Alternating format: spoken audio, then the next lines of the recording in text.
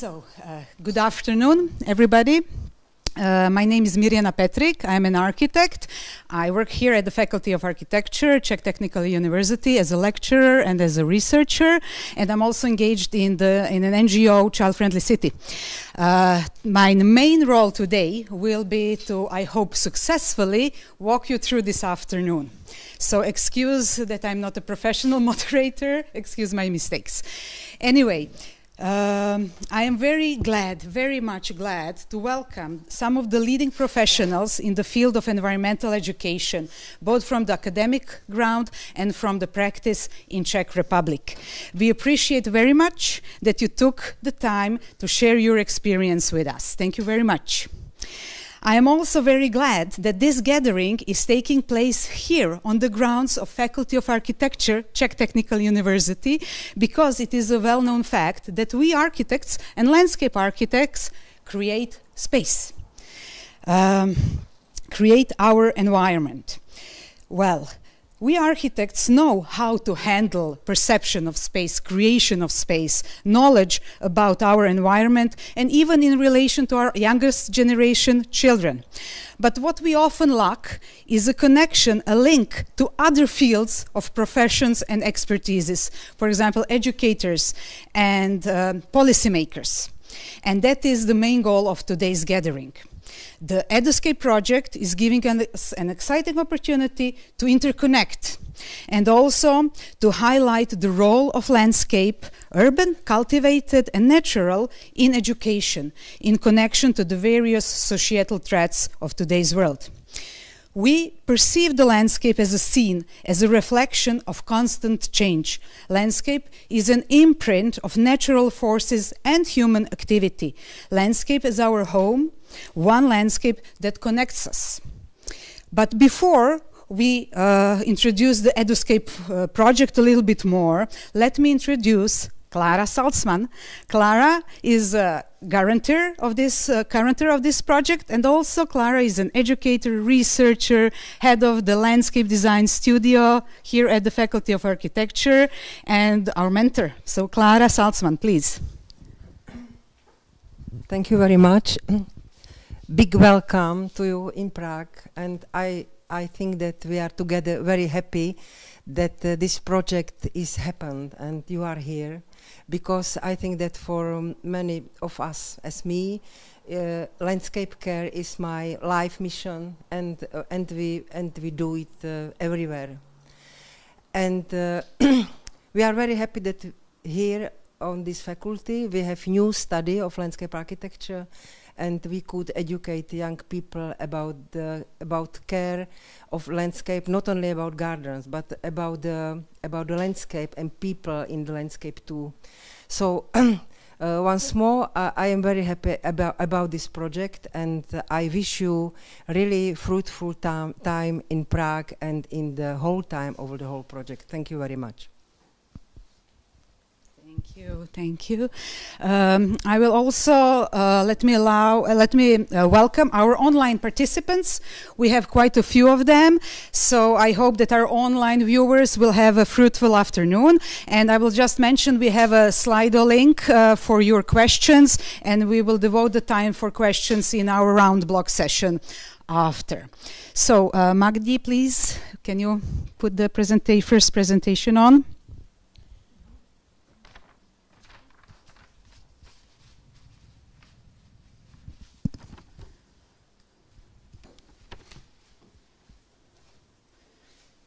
Do you see? Yeah. Perfect. Okay, so let me go back to the technical term environment for a little bit. In Czech language, environment is translated as životní prostředí, which literally means the space we live in, living space.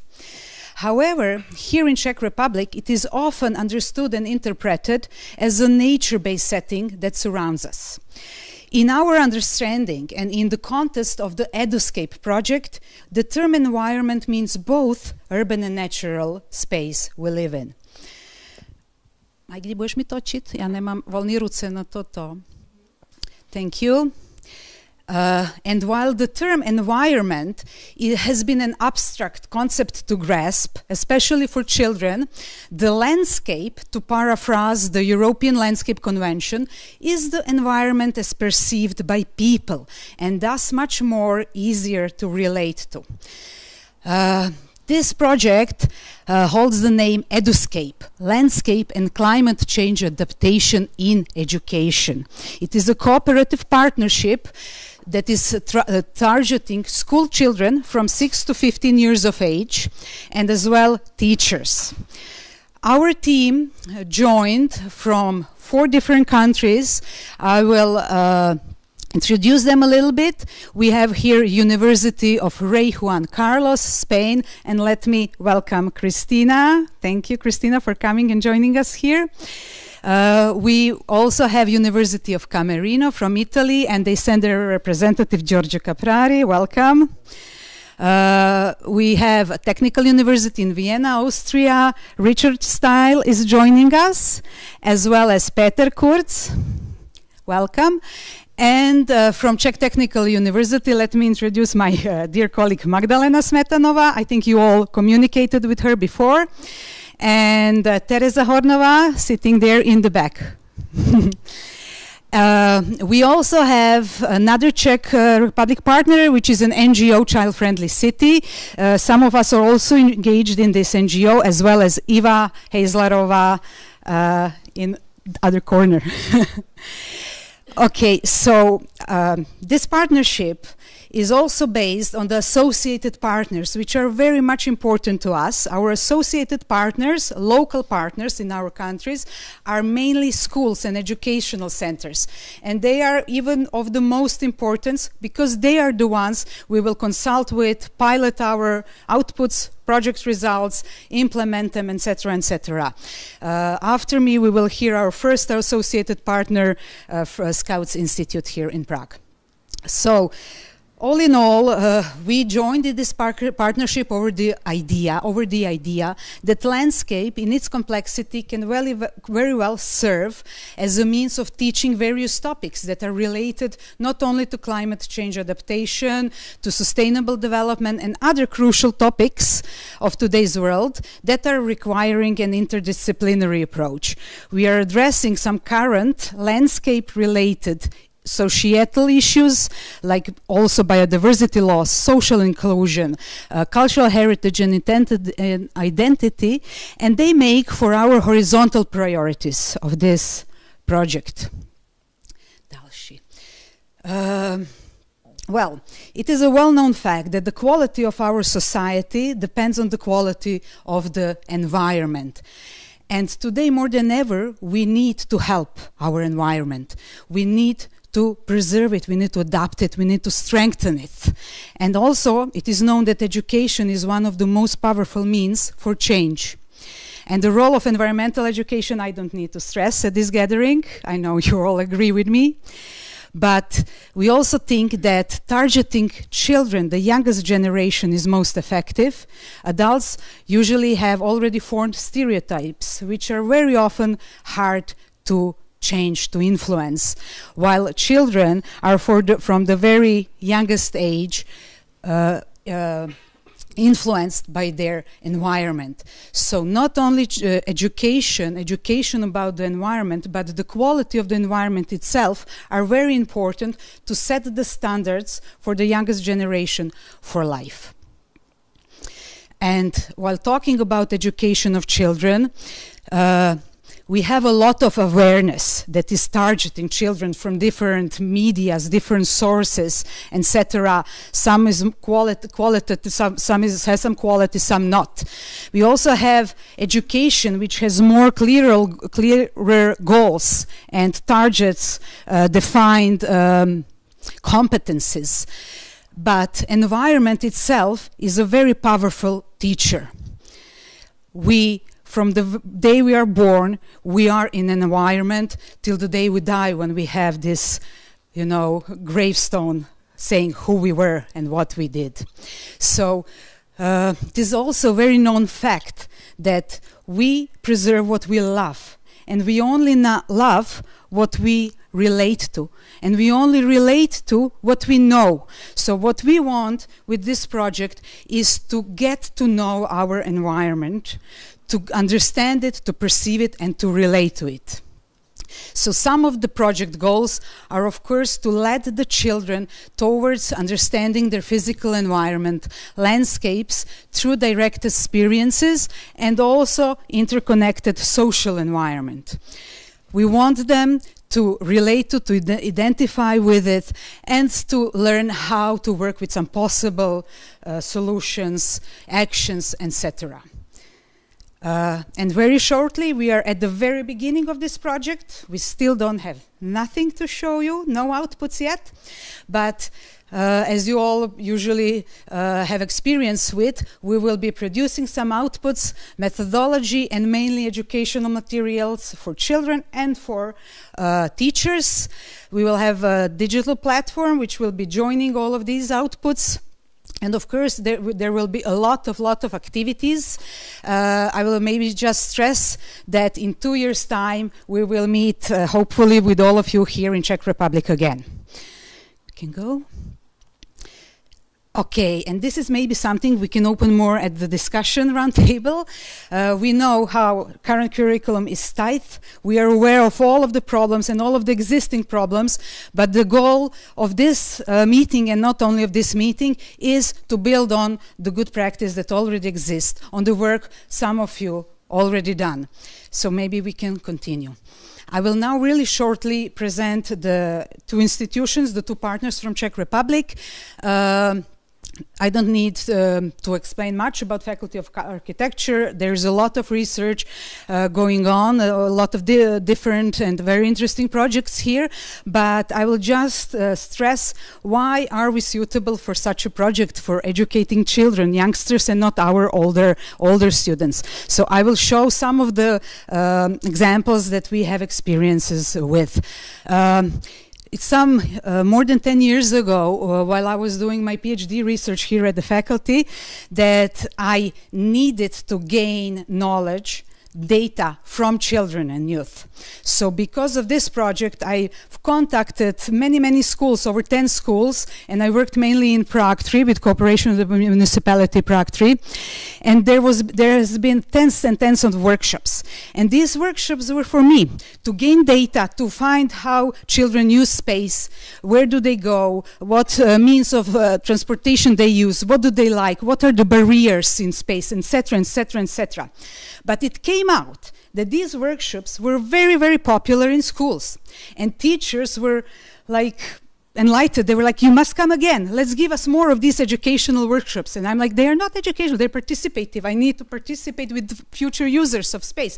And there was a need for similar workshops. So we developed a series of architectural workshops here at the faculty, where we invite different schools to come here and go through a short course of architecture for little architects and urban planners. It stopped before COVID, and I hope we will continue with this. We can go to the next slide. We also incorporate architectural workshops with children into our curricula with the big students, where students are working with primary school children together and learning from each other. Students as architects and children as users of space, and it's a very good and fruitful cooperation for the education itself. We also, with my colleague Magda and Teresa there, wanted to kind of spread a little bit more about architecture, about built space, and into the public, because it's our opinion that we architects are kind of, close to ourselves. We a little bit overslept the 90s movement of ecology, of environmental education. And we also organized these big conferences 3 years one after another. In 2017, we were devoting the conference to education about architecture. In 2018, we were dealing with the child in a city, city as a space for play, as play is means of children being. And the last one, 2019, was devoted to the participation of children and youth in the planning process. There is a memorandum. Okay, everything is on web somewhere, and I maybe would like also to mention a work from our PhD colleague Markéta Hosingerova, who is targeting teachers with her magazine, which is really nicely presented. And our other partner, the NGO Child Friendly City, Město přátelské k dětem. I will maybe introduce. Můžeš další? Yeah, I will maybe introduce firstly what a child-friendly city is, because it is not well known in maybe some different fields. We are basing our activities on the Convention of the Rights of the Child, on Habitat Agenda, of course on Sustainable Goals, and also we are linked to the International Child-Friendly City Initiative. Basically, we believe that if needs of one of the most vulnerable groups, which children are taken into account in the public space, the needs of other social groups, like elders, for example, or people with disabilities, will also be met, meaning that child-friendly is all friendly. And in our understanding, and based on our experience, we say that a child-friendly city is a city where you see children on streets, unsupervised. Like a salmon in water, you know the water is fresh and healthy. When you see children on streets, it's a good city. It's a city that's livable. And of course, we mean that children need independence of movement without the supervision of parents, independence in spending their time in the city. They need a lot of affordances, opportunities for quality play, for activities, for socializing, and of course contact with nature, because we are focusing on cities and that is an issue. Okay, so what do? We basically link professionals. Our main partner here is the faculty and different other professionals with decision makers, usually city municipalities, with children and youth through participation. And what do? Is basically three fields. We are dealing with strategical planning. We are providing analytical studies where we gather lots of data about some space, about some city, about some neighborhoods. We provide strategies and recommendations how to develop your city in order to be a livable city that is friendly for all, including children and youth. We are also doing some community projects, community planning, space design for smaller spaces like school gardens, etc. We also sometimes organize some events and festivals. And of course, there is this third field of our focus, which is education, mainly workshops for children and youth. Vrať mi to, já jsem si něco překlikla. Thank you. And because we don't have time, I will just present the last one, education, and only the last series of workshops we are concentrating on during the last 3 years. It is called My Neighborhood and Climate Change, Green, Blue, Grey. With the support of the Prague city, we were able to spread during the last 3 years this series of workshops again in some 10 or maybe already 12 schools in Prague. They are educational workshops that are adapted especially for first level, second level of schools, and also to the curriculum they are going through, but also to children cognitive, mental and physical abilities. Mainly we are focusing on solutions. On understanding the possibilities of climate change adaptation measures. We don't want to educate future architects and landscape architects, but through the solutions as typical solutions for pavement, for street, how to plant a tree, how to work with vertical garden, etc., these measures will be something that will help children, again, to look at their environment with new fresh eyes, because what we also architects are very good at is analyzing space, gaining data from space, from our environment, defying problems, finding solutions, and actually realizing those solutions. So that is somehow we work with children, and usually we are very surprised how very inspirational they are, how they have really nice, reactions to these solutions, and that is what is giving us strength to continue. The goal is not only for them to, because children are future investors, future users of space, ideally active users and future voters, so our goal is to really raise this awareness about sustainable city. So that is all. Thank you, Magda. And I now, last slide, I also want to stress now that we have our partners here from Austria, Italy, and Spain, but we left them as the last three presenters at the presentation block, but mainly because we agreed that you will also present a little bit about the educational system in your countries and what the situation regarding environmental education is there, and that is something that we want to connect to afterwards during the discussion table. So thank you for waiting, and now I would like to ask Scouts Institute, which is our associative partner, to be the first presenter, and Lenka Kachlik, I'm giving you the microphone, please.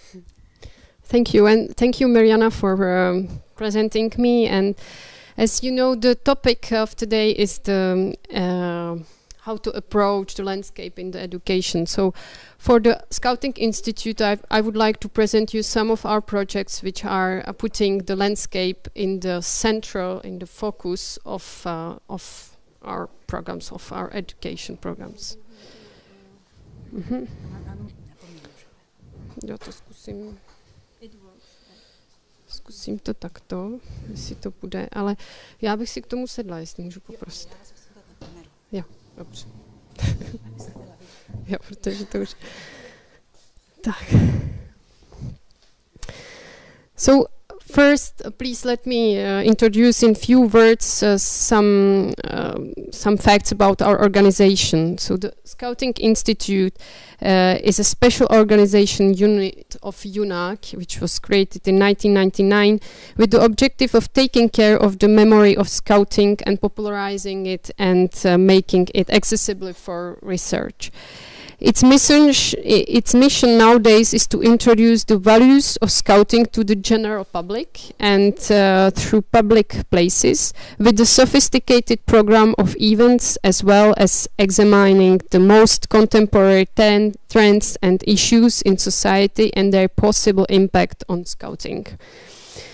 Its themes focuses, besides other things, on creating educational programs inspired by these trends and issues, such as the war in Ukraine or the climate change and species loss, and offering them to Scouts and other youth groups in the age of 8 to 20 years. The Scouting Institute is based in the center of Prague, but it also relies on the detached Scouting Institute cells, mainly based on volunteer teams, which operate in 8 other cities in the Czech Republic.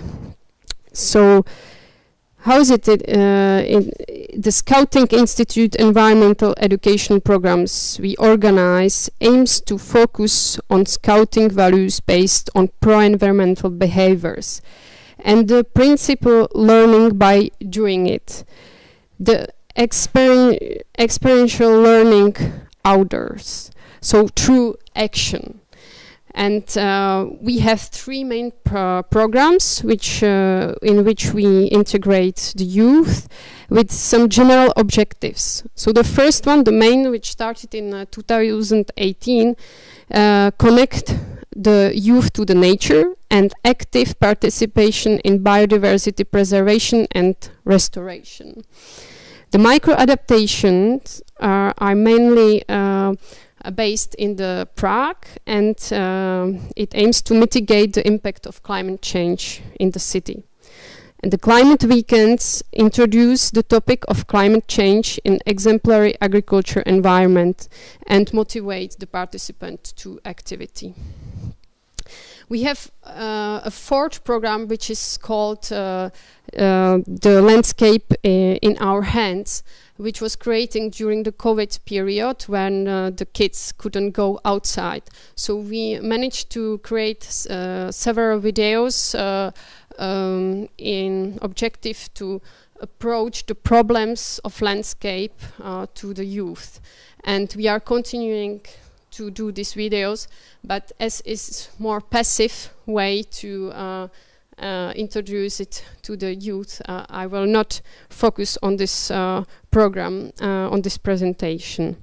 So all three programs are linked with our method, how we approach the participants.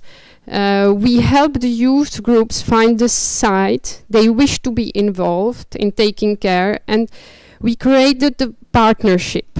We connect them with this area manager and also with an expert guide. That's the common for all three. We always need some professional, some guide, some consultant who know his field and helps participants understand what their activities are for and what values they are creating or protecting or preserving. In patronages, for example, he or she goes into the field with the troop and continuously consults the chosen management. And with the site manager or the owner, he guarantees the suitability of the planned interventions and the quality of their execution with his or her presence. Cooperation with the site manager or owner enables the project to be implemented in accordance with the management plans and conservation objectives of the site. So the partnership is not only in the nature conservation, and it's a very old idea. We only try to make it sustainable through our programs in the context of the new era. Besides, our team consults our program strategy with an expert board whose members are high-level positioned in the environmental public service or in the academic sphere. So once the partnership is set up, the scout or school group may face the problem and plan their action. So in patronages, the solution is actively is an activity which prevents or stops the decline of species richness and threatened habitats. For example, it can be moving meadows, cutting hay, disturbing the soil surface. Activities that a scout troop or school group can easily do with an expert guide or professional. In climate weekends, we aim to provide a living experience to understand the richness and diversity of the landscape through a relationship with the farmer and the participation in farm work. And in microadaptation, we bring the youth in a new regard on complexity of climate mitigation project setup. Usually it is a long way to realize concrete and not so complex solution. So we change the mindset of the youngs and we show them that it's not so easy to do something and that it's necessary to overcome many barriers, such as the owner or the director of the school, the finance, or consult with the community, or also the question of the time and time management. So that's for us the locus of control. We try to give a feeling to the youth that they can help and change the world in a good way through this experience. Let's take an example of one scout troop who joined the patronages project with the guide from the National Conservation Agency and took over the patronage of the Kolovrat Pond in the littoral zone of the western shore of the pond. There is a rich population of the critical endangered middle Sanju, and which is, however, suppressed by the growing grey reed. Scouts made several trips to the site in 2021 and regularly cutting and raking the reeds and removing the cut material. At the same time, they prepared other sites suitable for dewberry growth by disturbing the soil surface with axes and trampling.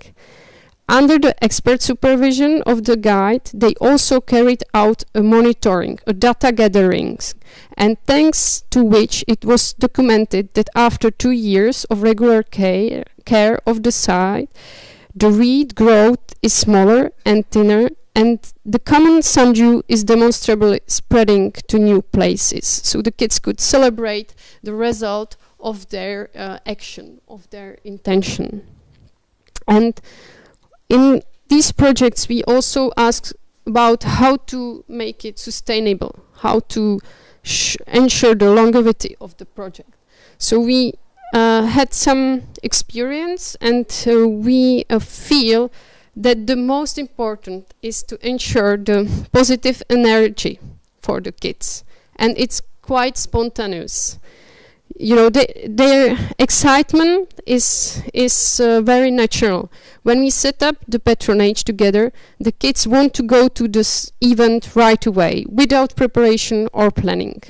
However, the group should prepare with the guide, plan and organize care, and take an action at least twice a year, in spring and autumn at least. But there are groups that have their own site and willingly spend much more time in there. So the most important is the games and games and games, and the activities that also ensure the longevity, because the kids need to have the fun. So even if you have a lecture, you need to put some fun activity, so you still keep their presentation and mental presentation. We know that we learn best by doing it and having fun, so our projects try to make a combination of both. And to keep a good information level and motivation of involved troops and their leaders, we have created some supporting programs. Total 10 real-world learning lectures took place, and also several meetings, and some special training for the school expert guide were organized. Thank you, Lenka. Last words, please. Okay, sorry. So very briefly, this is just a view on the places where we have our projects running, and some interesting point about evaluation of our programs. Is the most important thing is the communication and connecting the people, to spend much time on gathering together the participants and give them some good support. And our ambition, which is related also to you, is to cooperate through some partnership wider and make network in order to share, exchange ideas, some similar practices. And I think the most important is evaluation of programs, because for now we only know some evaluation from the adult participants, or the teacher give us some feedbacks about how it was, how the children did experience. But we need more focus on the new capacity and new or environment-oriented behavior, which is creating by these programs. We don't know what is the real effect. We didn't evaluate the kids, so we evaluation will be one of the topics during the round table discussion, so definitely we'll have space for evaluation. That is something that is very much important. Thank you, Lenka, very much. Thank you. I will now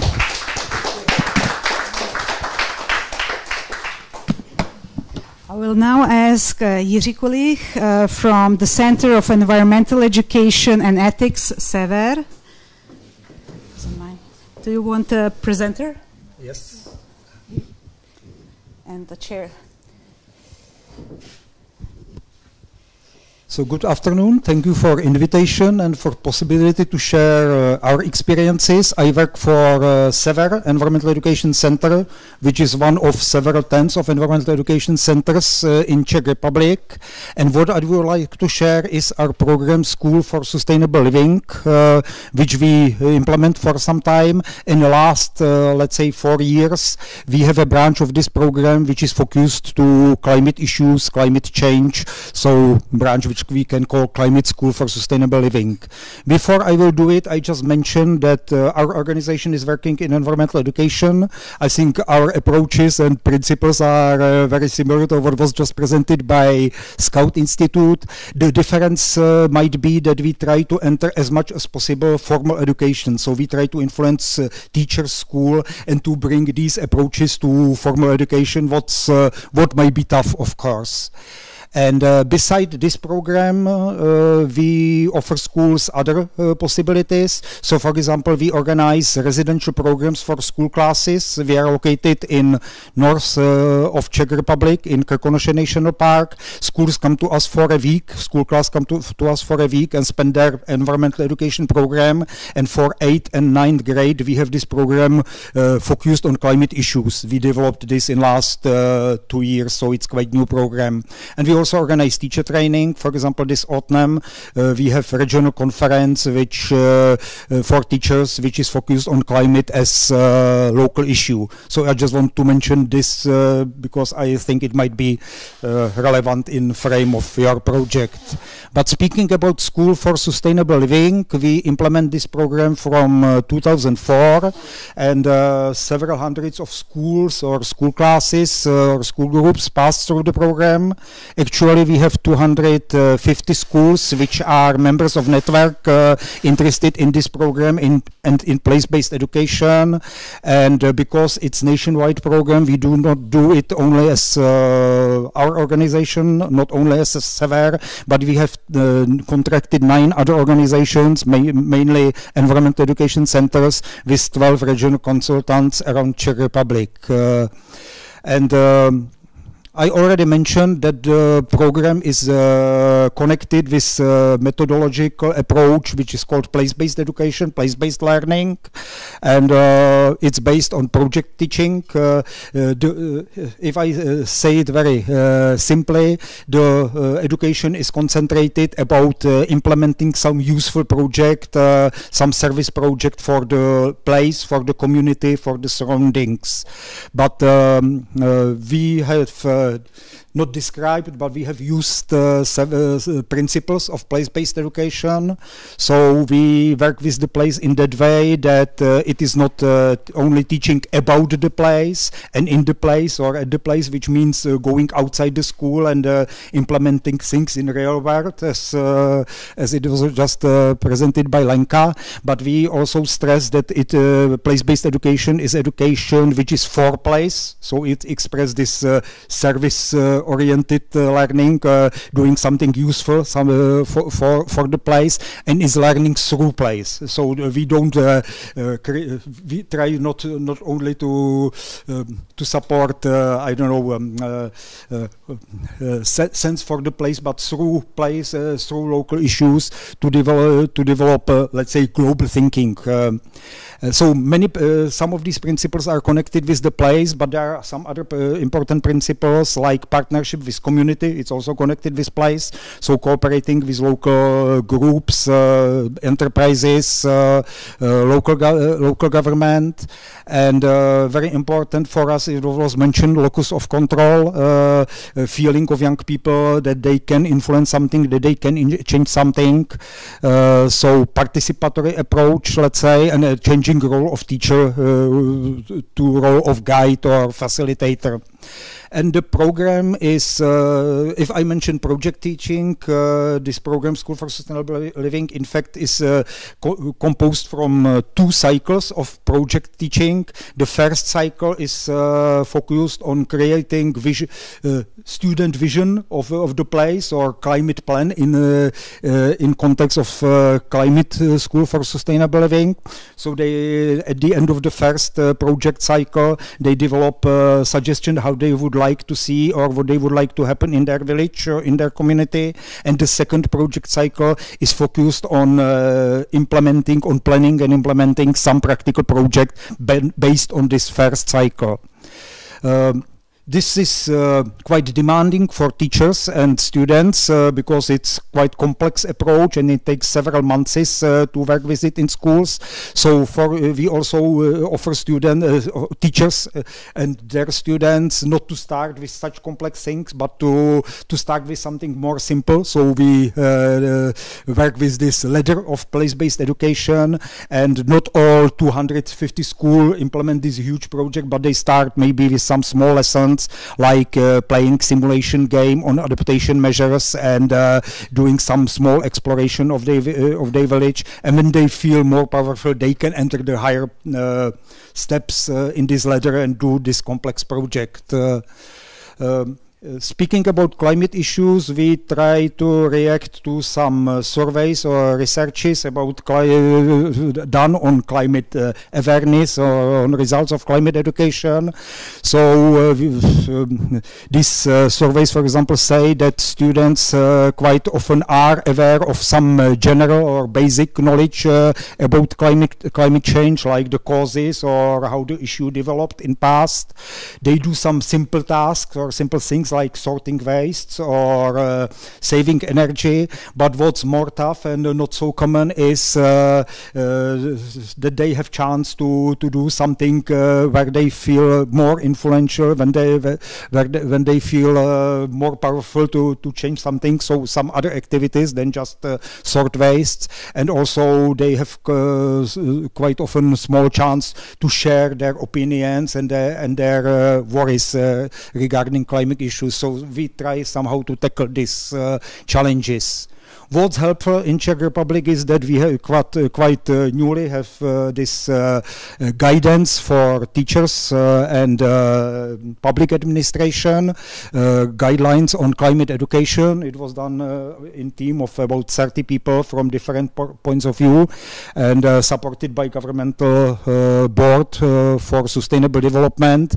And this is just one part or one example from this guidance, which express the 4, let's say, leading principles for climate education, and they are quite close to us because they advise to frame climate education not as something far and distant, not only to speak about polar bears and rising oceans, but something what's happening now and next door, so be close and tangible. And it also stresses some other aspects like this active involvement or participation of the students. So it's other thing which frame what we feel or what we try to do in the program. Of course, we have some aims of the program. It was already mentioned. The main aim probably is to enable students to have feeling of real influence on climate change. It's tough and it has some barriers and obstacles, of course, but there are also some other aims on the level of school and community, and of course on the level of climate issues itself. And just in last few minutes, going to a bit more detail to this, to the steps of this methodology, to these 2 cycles. So we have, as you could notice, and this in this picture of labyrinth, we have described for the methodology 7 steps of this program, School for Sustainable Living. And the first step of the program is motivation of students. This part is pretty much focused on perception of the place and themselves. So it works a lot with emotions, with emotional maps, with some techniques of dreaming. Then the next step is exploring and thinking about the climate issues. So, for example, working with mental maps. but also we developed some tools we use in the program. One tool we developed is simulation game called Living in Climateville, if I translate it from Czech. And it's simulation game which introduces the local impacts of climate change to, let's say, typical Czech village or typical Czech community, and some possibilities of different adaptation measures and possibility to compare their costs and their benefits of these adaptation measures. And linked with this simulation game is that the students go after the game to the surroundings and explore the real issues and the real adaptation measures or needed adaptation measures in their real village. We have this game not only in Czech, but we have also English translation.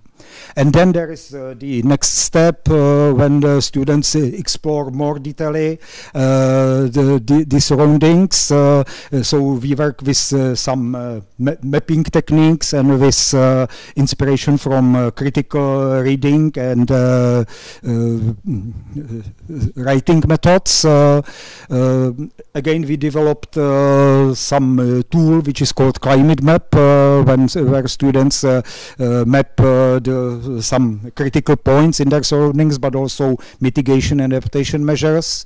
And based on this, they finally come in this first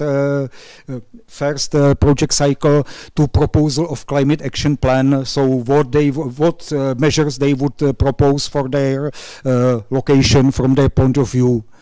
And then there is the second round of project second project cycle, when they choose from these project ideas they developed one which they will try to implement. So they make some analysis of feasibility and of impact of possible measures, and then they choose something what they feel powerful to achieve. And of course they implement it, so quite often of course it's something around planting trees and green places, but it might be also digging of small ponds or making reservoir for rainwater and so on. Sometimes not only adaptation measures but also mitigation measures, and of course they celebrate, and last but not least they evaluate, and if possible we would like to see to continue in the next project cycle. Thank you for attention.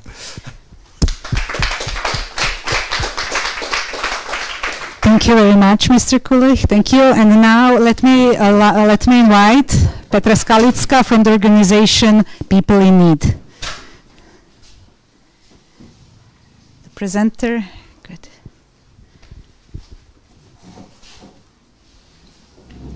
Can I ask you to switch it? Můžu vás poprosit překlikávat na to pak vždycky. Jo. Good afternoon. Thank you very much for inviting me. And at the beginning, I would like to say that our approach is very similar, maybe almost the same as approach of SEVER and Scouts. So let me introduce you our project Active Citizens Protecting Climate, which is a comprehensible educational project which focuses on tackling climate change. My name is Petra Skalicka, and I have been working in People in Need organization, and I would like to ask you for the next slide. So you see quotation: we must not just talk about what we can do, but we do what we can. So I think that this quote very well summarized that we need to transform words into action. And young people, they know it, but the question is how to do it. Please, next one. In our organization, we have decided to link two things. One is the Active Citizens program, and the second one is online climate change course.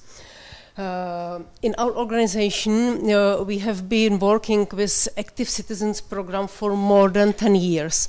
This program was created by British Council, and it was created for young people.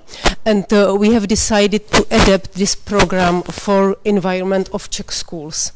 And several years ago, we have decided to prepare an online course for teachers focused on climate change. And why linking of these two? Because we believe that effective climate education is based on project learning and on activity of students. And now I would like to introduce you how we work in this program. So please, next one. As you could see, we have two main target groups: teachers and students or pupils, and secondary target group could be also community. And we focus especially on teachers because we try to provide them methodological support, how to activate students or how to empower them to be active citizens and to change the world around them. And what is very important for us that we try to focus on self-efficacy of young people, of students, and on their abilities and developing their competencies, how they can become active and how they can change something in their surrounding and how they can change world.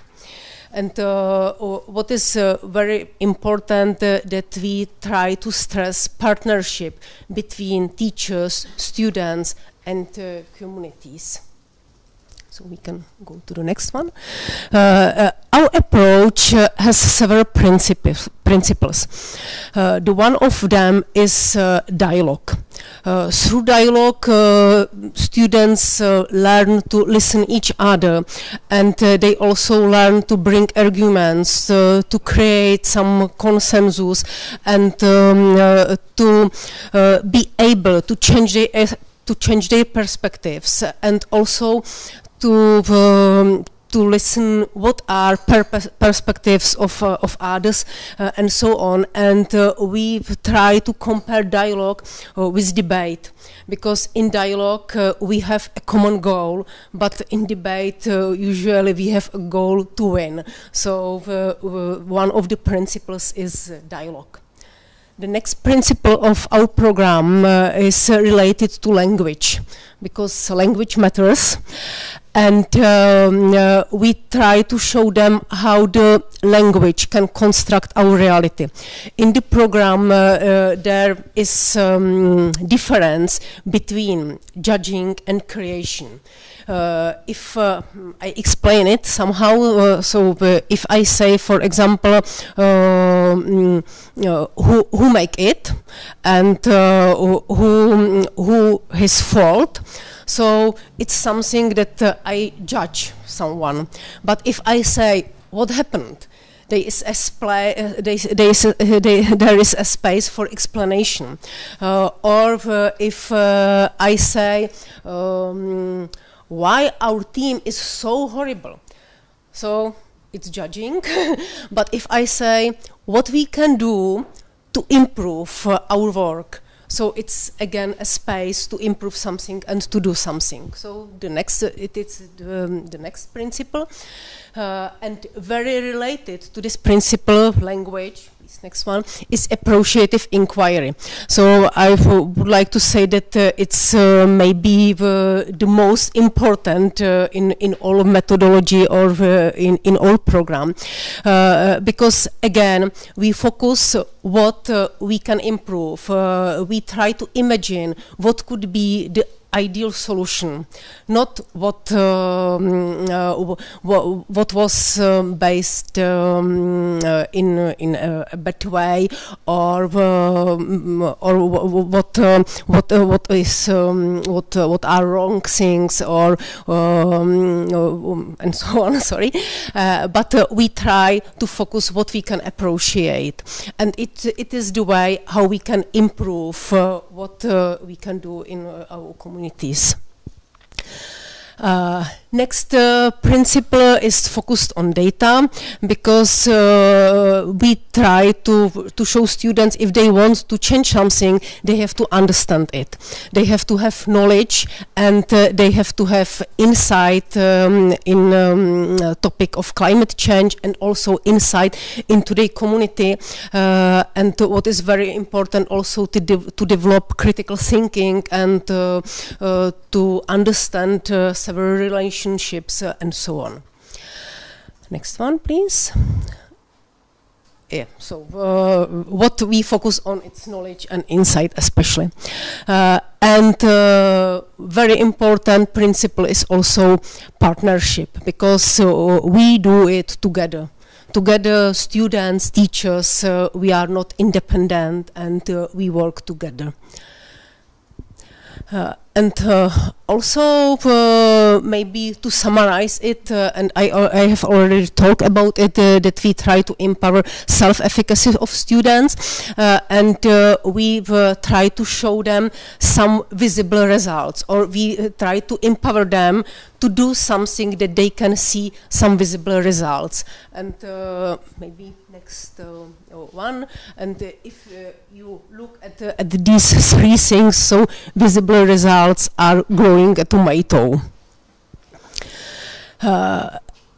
So I have introduced you the principles of the project, and now the phases how we work in the project or in the program of active citizens. The program has 5 phases.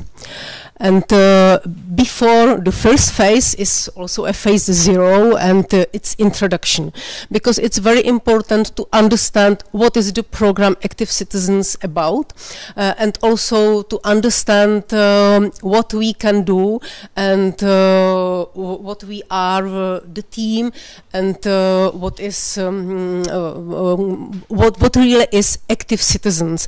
And it is one example of activities that for example, students think what are just 4 words that characterize active citizens. And first they think about it individually, and at the end they think a group, what is an active citizens for them. The first phase, very important for students, is focused on identity. Sometimes teachers think, why to focus on identity? We want to work, we want to change something, we want to do some action. But at the end, they really appreciate that they started from their own identity. Because in this phase, they discover what are their values, what are their opinions, what are the experiences that they have, but also what are experiences, values and opinions of others, and what they are as a group. So the first phase is about identity. And you can see that during the lockdown period we had to continue, we had to work, and we tried also to work in online environment. And it is one example that we had some statements, some claims, and students and teachers, they had to decide if this statement is acceptable for them, if it is not acceptable for them, and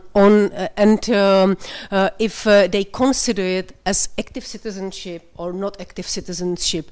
And you can see how they answered, and after that they discussed it and they shared their values and their opinions.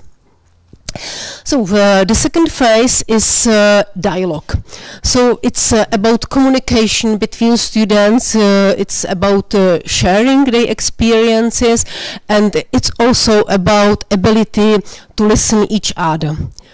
Maybe we can move, and you can see some questions that they discuss during this activity, and again they learn how to lead an effective dialogue. The third phase is focused on community. So at the beginning is identity, it's I am, then it's dialogue, and the third phase it's we are, we as a community, and they try to understand some relationships in the community, and also again it's connected not only with community, with people, with landscape surrounding and so on, but it's connected also to the topic climate change, how they understand it, and where they see some connections and so on. And what is the same as in several approach, they do mapping of the community, they do some survey, and they create mental maps.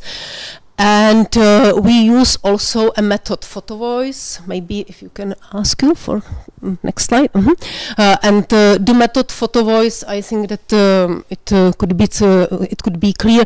They make some pictures and they process the pictures, and after that they discuss about it, what interests them in the community and what they want to change, where they see a space for change. Next one, please. After that is already project planning, so they learn project cycle management, they formulate their vision, goals, action plan, task managing, and so on.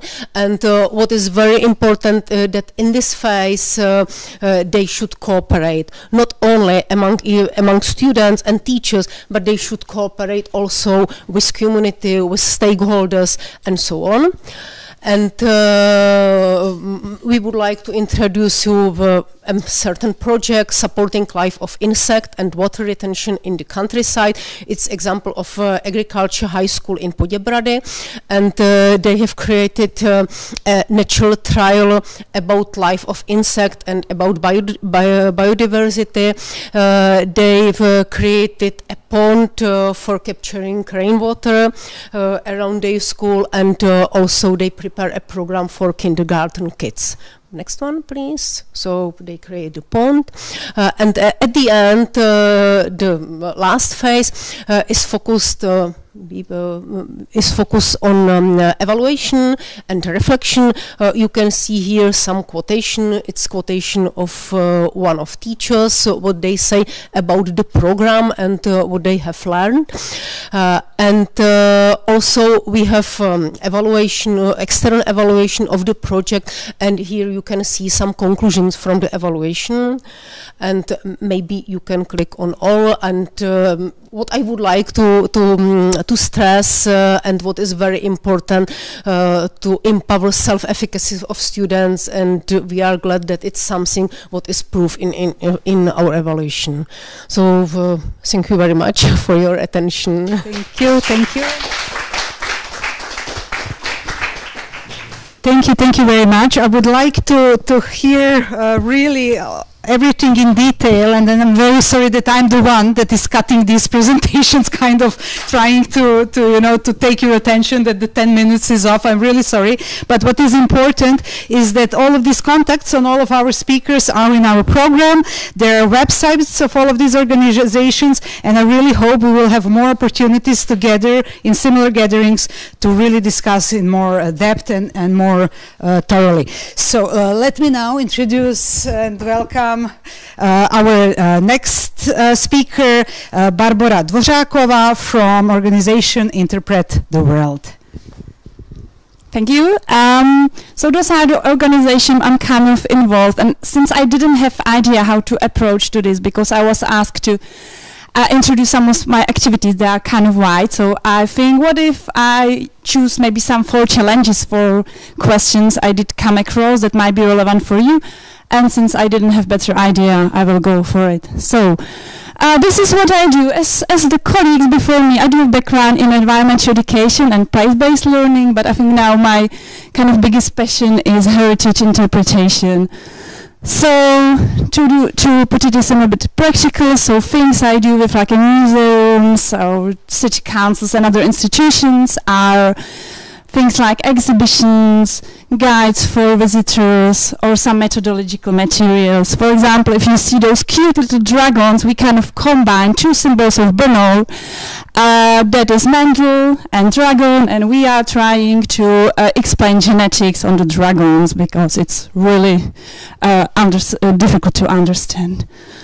So the first challenge I do come up, and it's really connected with the landscape and with basically our relations to landscape, because interpretation aims to connect people and landscape. So we do have lots of different kind of trails, natural trails. I think we are kind of empire. We have like panel everywhere. Those of you who can't speak Czech, don't worry, because I think you wouldn't be able to understand some of it. Because some of them are not really relevant for people or explaining the place, and you have like a big panels explaining nothing relevant. So I don't really like it, but also it's kind of my job. So what I do is trying to find different approaches using interpretive planning. So this is example from Rosica when we try to communicate the team about how landscape changed and how it was in the past and how it is now.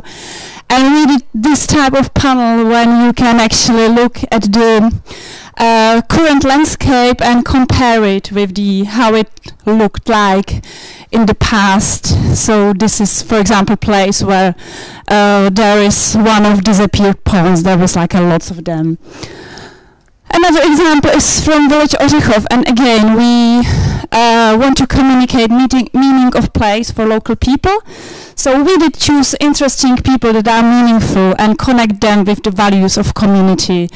And we also cooperate with architect Rada Schmidt. So one of the places is like an old orchard when we are we do have like a little thought-provoking text and something like a natural nature picture, basically explaining the meaning of place in a visual way.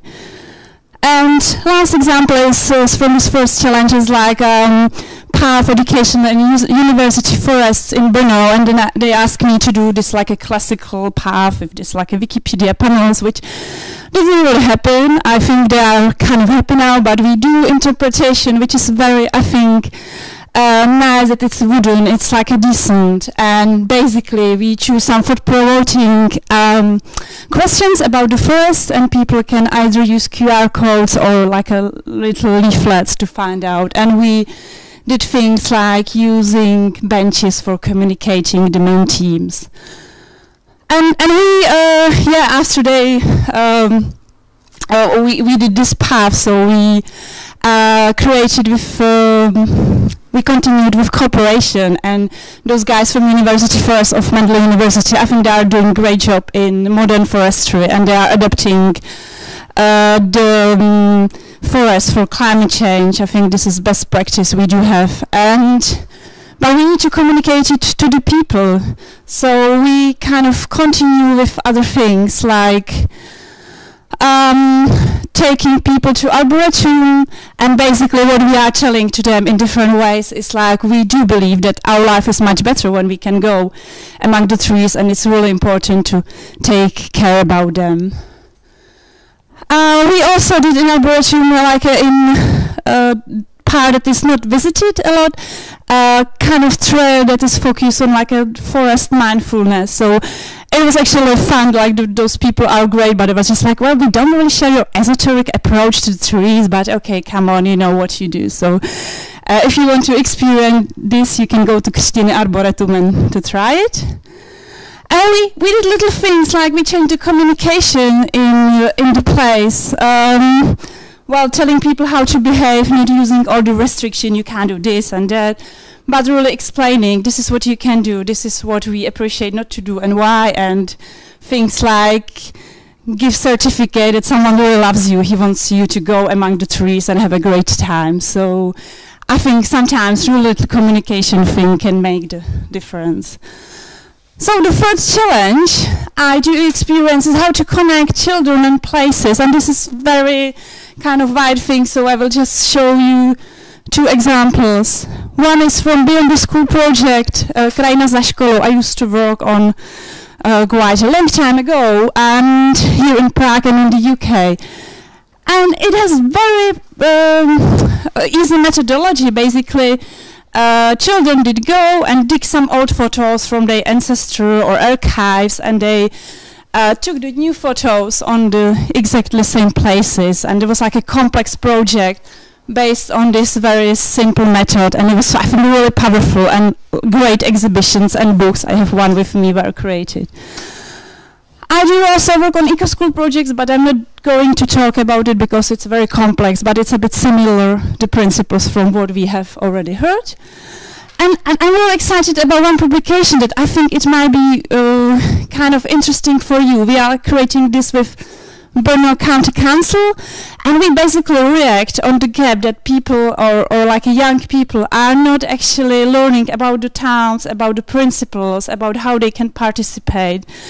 So the Call of the Town will be kind of publication, creative diary, basically promoting Sense the Place and offering things like comics and different activities that young people can do to explore the town. So I think we are going to have this in September, so we will be then happy to provide it.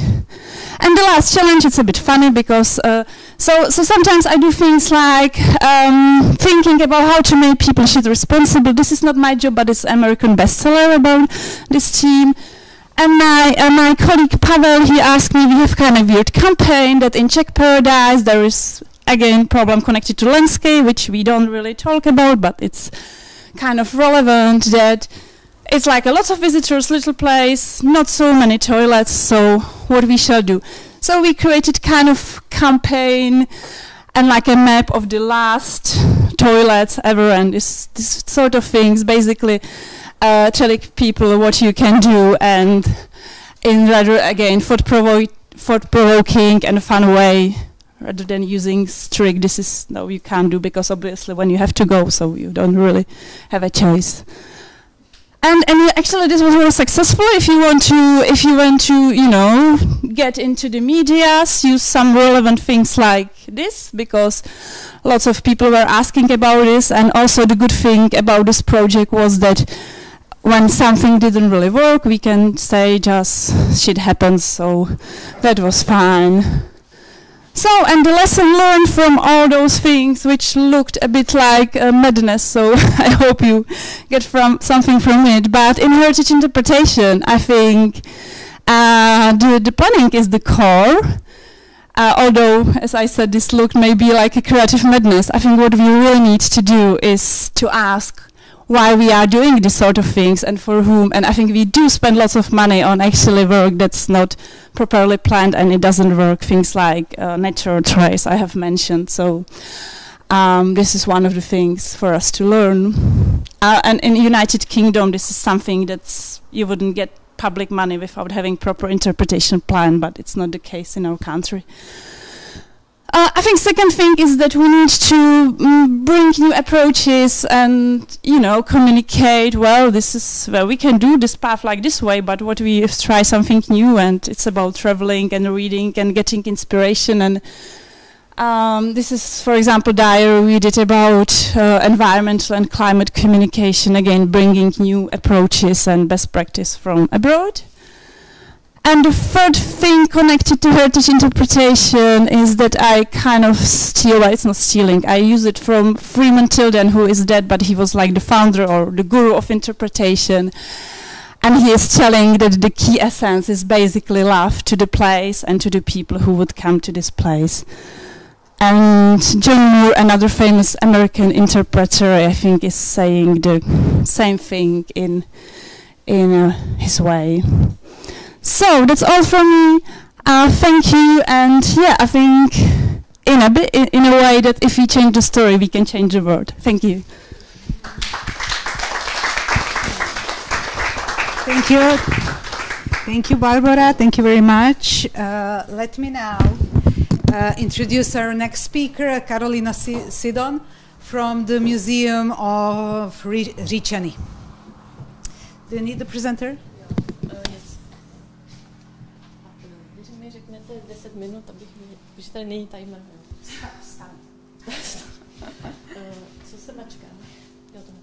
So, hello, my name is Karolina Sidon, and I'm from Museum Řičany. Today I would like to present for you our new I don't have it here on my first slide. So the textbook of the district Řičany.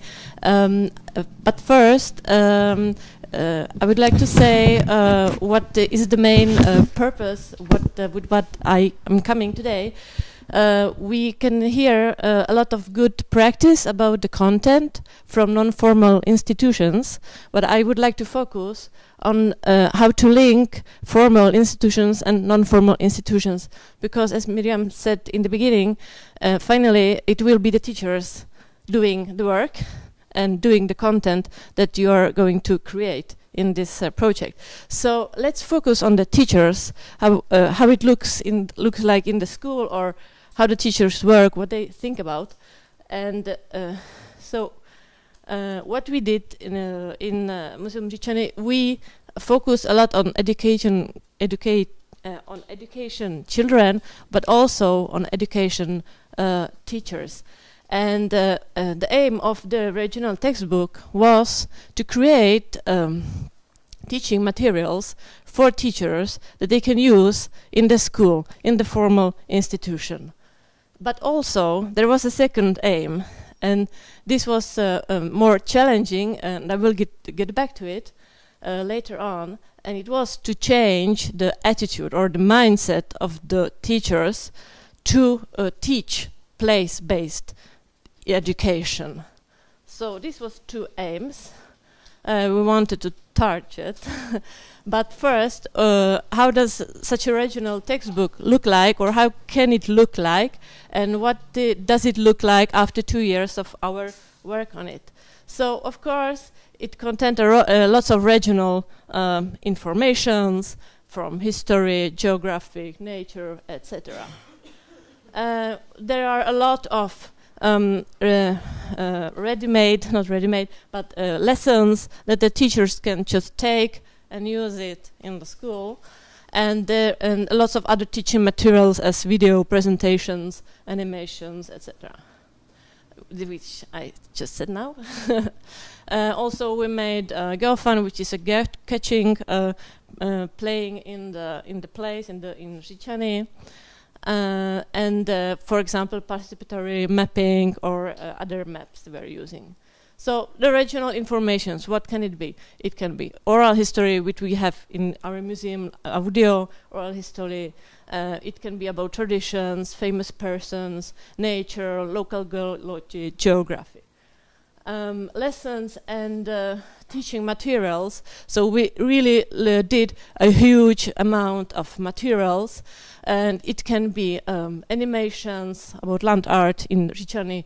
We did a visualization of the Řičany castle, so it is a reconstruction of the castle in Řičany.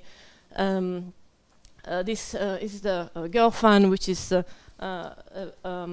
catching game about the Middle Age in Řičany, or for example an atlas of local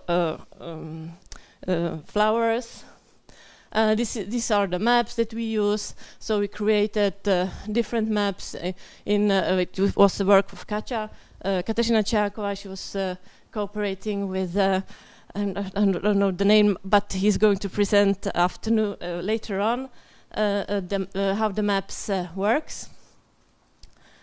And then also, because I said the second aim was to change the way of teaching, so the regional textbooks includes also methods and teaching strategies. So, for example, hands-on learning, role play, inquiry-based science education, outdoor education, cooperative learning, participation, like the strategies to get children involved in what to do something for what we heard here. And these are just some few examples, because I don't want to present all the textbook. There are really lots of lessons, lots of materials. But for example, how to approach the content of landscape or the issue about landscape. So, for example, in school, we can do land art with children, but not just doing land art like playing with the natural materials to do a painting, but to think about the space, like in the land art. So this is the kids, they create their personal space just for them in nature for this moment. Or for example, wait a second, land, I think it's landscape changing. So this is when we go out with the children, with the students, to speak with local farmers about his family history. So it is not only about the landscape, but also about the history in the landscape. For example, seed bombs is getting the children to think about what grows in their neighborhood, what do they do on their way home from school. So these are just few examples, but as I said in the beginning, I would like to focus on the challenges of implementing place-based education into formal institution. So it is, I would like to say some challenges about the process of implementing new method, new didactic or new content into school. So it is about the teachers. One challenge is cooperation between teachers, not between me, like the non-formal educator, and the teacher, this also, but cooperation between teachers, because this is not always usual, and it needs a lot of time for the teachers to communicate about the cooperation, and so. Then, interdisciplinarity, because place-based education is not mathematics, geographic, history. It is all together. So, but the school is not interdisciplinary. The school is made mathematics, geographic. So this is a very big challenge. How to make this happen, the interdisciplinarity, which is in the place-based education. The motivation of the teachers. Why should I do the place-based education? Because for me, it's more complicated, I have to cooperate with another teacher, or I have to study new teaching materials, and so why? Then the new methods and pedagogy. For some teacher, it is an inspiration to get to know a new method or to try a new method. But for a lot of teachers, it is a challenge to learn a new method and to practice it. Then the teaching materials. Teachers are overwhelmed with teaching materials. So how do they choose the right teaching materials? Or how do they use them? So to answer these challenges, I want to present just a few good practices we have in our museum. We do workshops and support towards the teachers. So on the workshops, it is either about the new method, or it is just a workshop about to create the space and time for the teachers to speak together about their teaching, to reflect their teaching method. They need the support for this. Then long-term relationships. This is something we really see in our museum, because it's a long time that we support teachers, and we see that when we have long-term relationships with the teachers, it is very personal. We know that we meet them on the street, so this is a really, really good motivation for them to change their teaching when they have this support. Networking, of course, this is a very known good practice when people feel that they are in a community and that there is somebody else doing also this very hard work or hard place-based education. So this is a good support for me when I see I'm not alone. Aims and purposes. This is something we get back to very often. To verbalize the aims of my teacher work. Why am I doing this? Why do I take the children here and there? And of course I know about it, but when I get in hard times, or when I'm stressed, or I don't believe in it. So then it's good again to get back to the aims and purposes of place-based education. Why are we doing this? A prepared lesson plans. So it is. We can see that when we have this teacher, this I forget all the time the the word for it, the textbook. So the regional textbook. So we can see that when there is a prepared lesson just for 1 hour, so this is something the teacher can take and use it. So this is a very good practice. And it's an everyday agenda. So support teachers is something we do every day. We in museum, we are every day in contact with teachers, either through doing programs, or putting on Facebook something, or meeting somebody on the street. It's really everyday agenda. And the last one is to support teacher leaders or some influencer to really use the time we have to support teachers, not to support every teacher in the school, but to find the teacher that is the leader, or that can support his colleagues then. And yeah, so that's it. Thank you for your attention.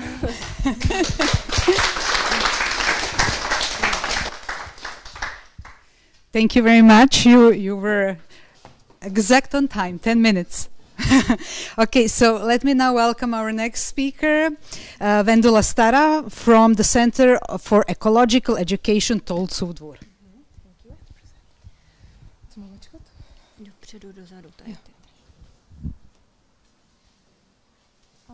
Good afternoon. My name is Vendula Stara, and I came from Center of Environmental Education, Tolcův Dvůr, and I studied landscape engineering, but I escaped, and I became a lecturer of practical environmental education. So from my point of view, all what was said before are very complex things. You know, the wall is already built up.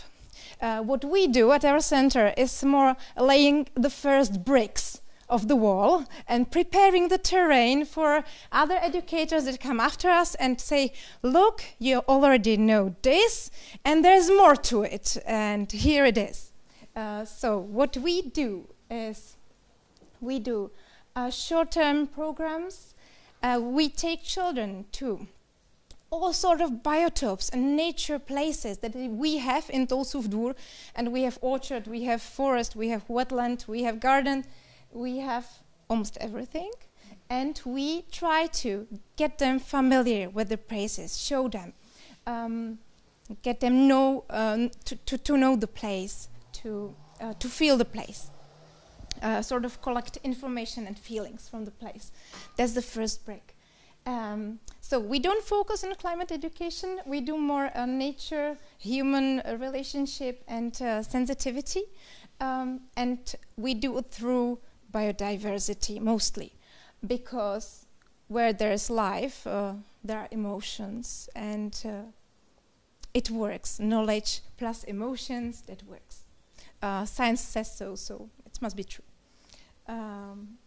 And I would like to share with you some basic principles and methods we use for outdoor education, and that we find effective for getting to know the place, collecting this basic information. These are some design principles for educators set up by David Sobel. This educator is focused on place-based education, that was also already told about, and he observed children and he came up with these principles. So we borrow these principles, we use them, and when you want to make the program enjoyable for children, you can't be mistaken using some of these principles. Besides these principles, we also use some more framing methods, and our favorite one, the best, is flow learning by Joseph Cornell. you can see him. He was at the corner. This environmentalist was also observing, but he was observing people visiting nature areas, national parks, etc. And he noticed that people are passing through the environment without really noticing what beauties are around them, what is surrounding them. And he decided to change it, and he came up with this 4-phase model, learning model, that enables the participant to really perceive the environment and opens the senses, and you really experience the place. Just before I came here, I led a flow learning program for first graders about frogs. Like this, it seems there's no knowledge in it, but there is. I had a program about frogs, and after the program you could ask whatever about frogs and the children would know it. They got to know what are the dangers for frogs in urbanized environment, why they have the camouflage they have, what they do to avoid being eaten, what neighbors do they have in their pond, almost everything. The first phase is to make the participant excited and curious what comes next. In the second phase, you open the senses, you focus attention on something in the environment, and then there's the main phase, the third one, the direct experience, something really, something true. And in the fourth phase, you sort of reflect what they experienced, compare it to previous experience, and share the inspiration. So that's flow learning of Joseph Cornell.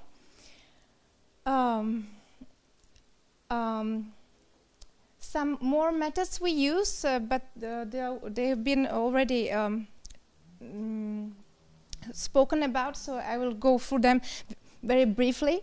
What we find also very effective with outdoor education is inquiry-based learning. That's more science-based and knowledge-based, but it doesn't mean there are no emotions. There are, because the children or the participants build a positive relationship to the subject of the inquiry, so we can also use it in this sense. And what I find stands above all the methods is a place-based education.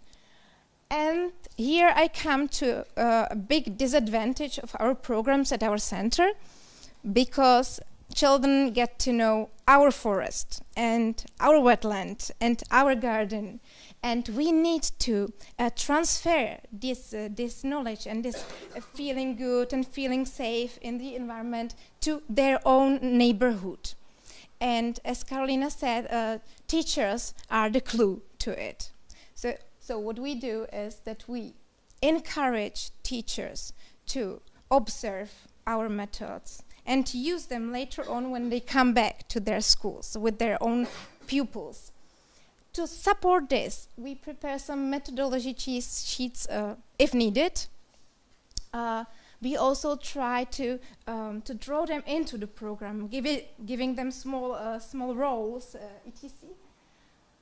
To prolong the effect of the program, we prepare worksheets after that the teacher can just take and use when he comes back to school.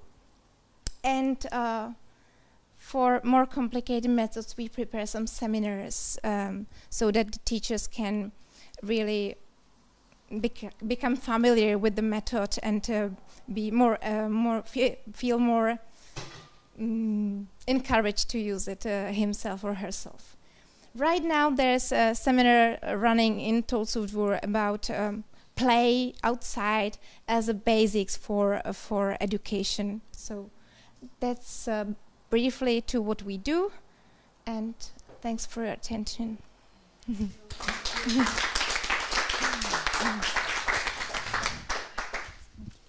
Thank you very much. And I already see Jan Vališka from the Association of Local Food Initiatives. Jan Vališka, do you need a presenter? Yes, please.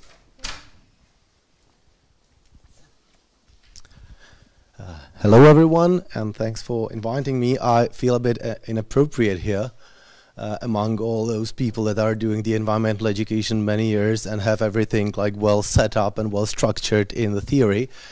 So I would talk about our small experience. We're a small association of, so to say, farmers, gardeners, researchers, and academics that are dealing with the issue of food sovereignty and sustainable farming, basically. And we are trying to bring this to the education as well. And what we do in our association is that we are trying to support the relation of humans to their land that they live in and that feeds them. And the feeding is the core that we want to put into the education, because we are quite confident that what feeds us is very important, because it builds our bodies, but it builds our landscape. So the way our farming is formed and how we do our farming, it's the way how we form ourselves, basically, our society, ourselves as individuals, ourselves as a part of society, and ourselves as a part of the landscape.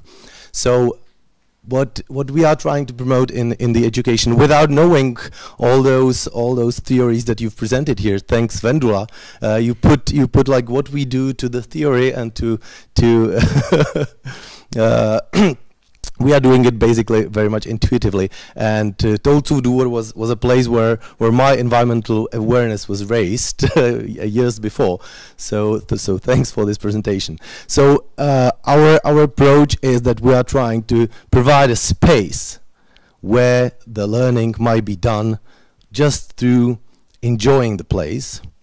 We want to create a place where the kids, or not only kids, humans in general, might be not only bewildered by the beauty of the nature, not only bewildered by its wilderness, not only afraid of how it's pissed off the whole situation, but we want to provide a place where they can feel that they can be part of it, part of the solution, feel the compassion. So our work what we do is long term. So we're partly running a forest kindergarten in the garden, in the community market garden where the food is produced, and the kids are becoming part of the production. They take care for their piece of land on a long-term way. So it's not one single environmental program where they come and leave and they learn something, they have emotion, but it's gone. So here we are trying to build this long-term connection through growing food and to the soil as well. I selected this image on purpose because also the nuisance, the feeling of discomfort is very important, a very important emotion. Like usually the pictures of educational programs are bright and shiny and everything is nice. I feel that this is the most important part that you experience, like the hassle. That's what farming is about, that you have to go outside and maybe cook or plow or do whatever. Also when the weather is not bright and shiny, but when it's raining and it's tough. And this is what the kids are experiencing in our place. And this brings this connection of to the place where they live, basically. But anyway, we are doing also short-term environmental programs. We are trying to bring them out of schools to the places where the real world is happening. So we have around 10 sites across the Prague, orchards, beekeepers' places, community gardens, urban farms, where the kids ideally locally close to their school might experience like this relation to the soil through food production and through food consumption maybe. So our approach is again to bring the kids to the places where the life is basically happening, and they can like touch it ideally on a long term. We are now building a program that the kids are building their own fields in their schools and take care for it on a long term basis, and that brings this compassion and this feeling of connectivity. As I say, we do it in the gardens, in the orchards, or in the fields. In last 2 years, we have been cultivating city of Prague piece of field at Jinonice, and the nearby Waldorf school has been taking care for a piece of land, and they were growing their own wheat, processing it to their own bread in the end. So the connection of sowing something and getting the loaf was there. Of course, it's very complicated for the teachers, like running something that's taking longer than one class. But it brings this long-termness and the connection. Nonetheless, we're not focused only on school kids, and we have grown to the adults. Last year, we've started a farm school program, which is a 3-year long hands-on practical training for new organic or whatever natural close farmers.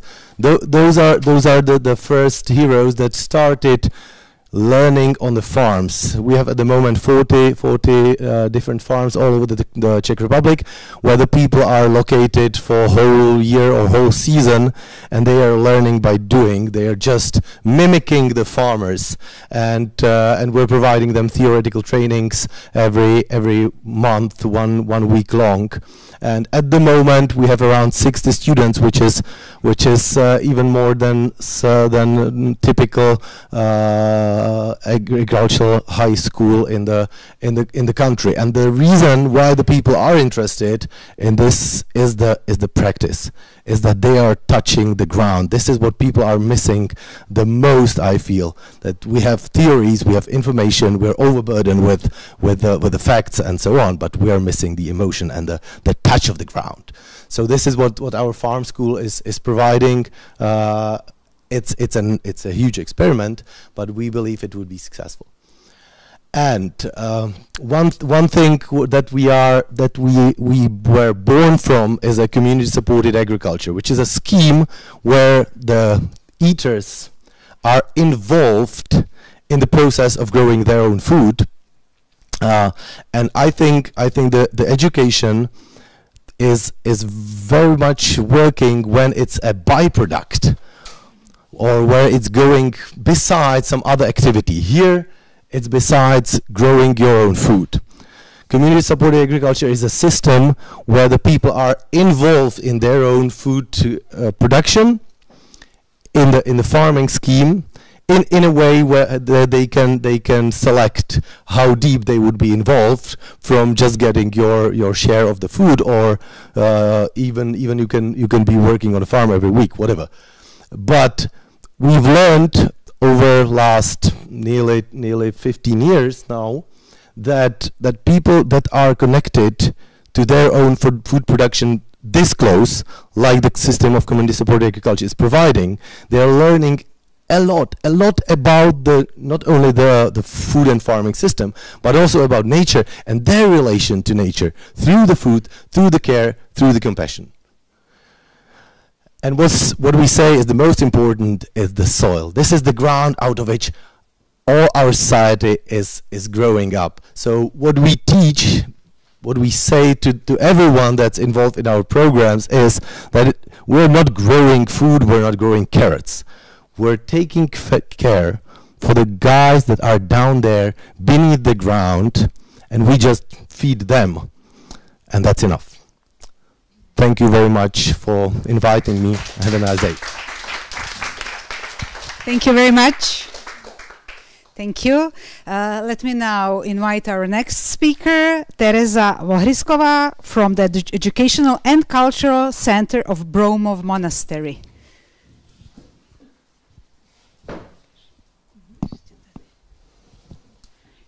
Here, the floor is yours. Můžeme taky my? Jo, tak Lepší? No, možná jo. So I have to start my Is it working? I have to start my presentation by saying that I am not really from Vzdělávací a kulturní centrum Klášter Bromov. I'm not from the Educational and Cultural Center Klášter Bromov.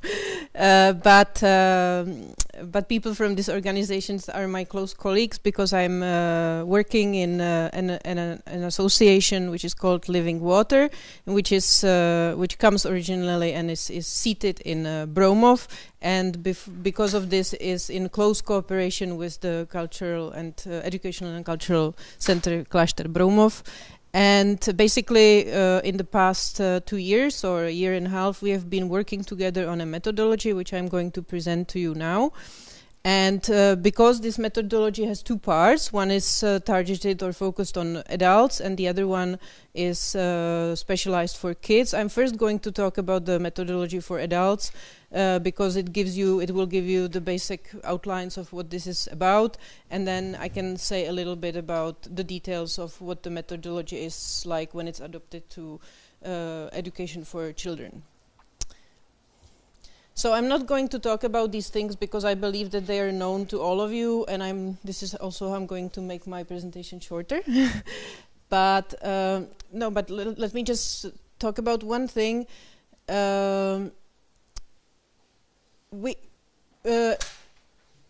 There is this big talk about whether there is a climate skepticism in Czech Republic or not. Basically, the surveys show that about 67% of people experience environmental sorrow, and so this means that people are realizing that their environment is changing and that they're feeling the effects of the climate change. This, especially in our case, is the story of droughts and floods, which are becoming more and more prominent, more and more obvious, and people are subject to their effects. But the problem is that they don't have a simple way in which they can participate in the process of mitigation and adaptation. There is not a simple tool which people who are hit the most by these, who are affected the most by these changes, can take their role in the solution. Can go on. So basically, what we're facing in the Czech Republic is a combination of climate change, which is also being exacerbated or worsened by the historical and current conditions of the Czech landscape. Primarily, there is the legacy of the systematic drainage of the land, which had its role at the time, but now is worsening the climate change. There is also the problem of erosion and flushing of topsoil. We have a lot of narrowed and deepened streams, and we have the problem which actually relates to present, which is the compaction of soil due to big agricultural machines. So basically, I'm going to talk about landscape, and I'm primarily going to talk about adaptation. So the question is, how can we involve as many people as possible in the solution? Because basically what we need for this is we need to create a meaningful form of participation. We need to accelerate the adaptation process, of course the mitigation process primarily, but we will have to deal, and we have to deal with adaptation already, we know that. And also what we need for this as a third ingredient is that it has to be a local tool. It has to be a local tool which will help us to initiate the process. So this is why we created the Living Landscape. The slogan for our project is Together Against Drought. What this methodology has, it basically has two parts. One is the technical part, which is a step-by-step approach of how to map and design near nature adaptation measures in the landscape. This technical approach in itself is not revolutionary in any way. It basically has the traditional and well-tested solutions that we know about nature-based solutions for better water retention and cooling effect and so on.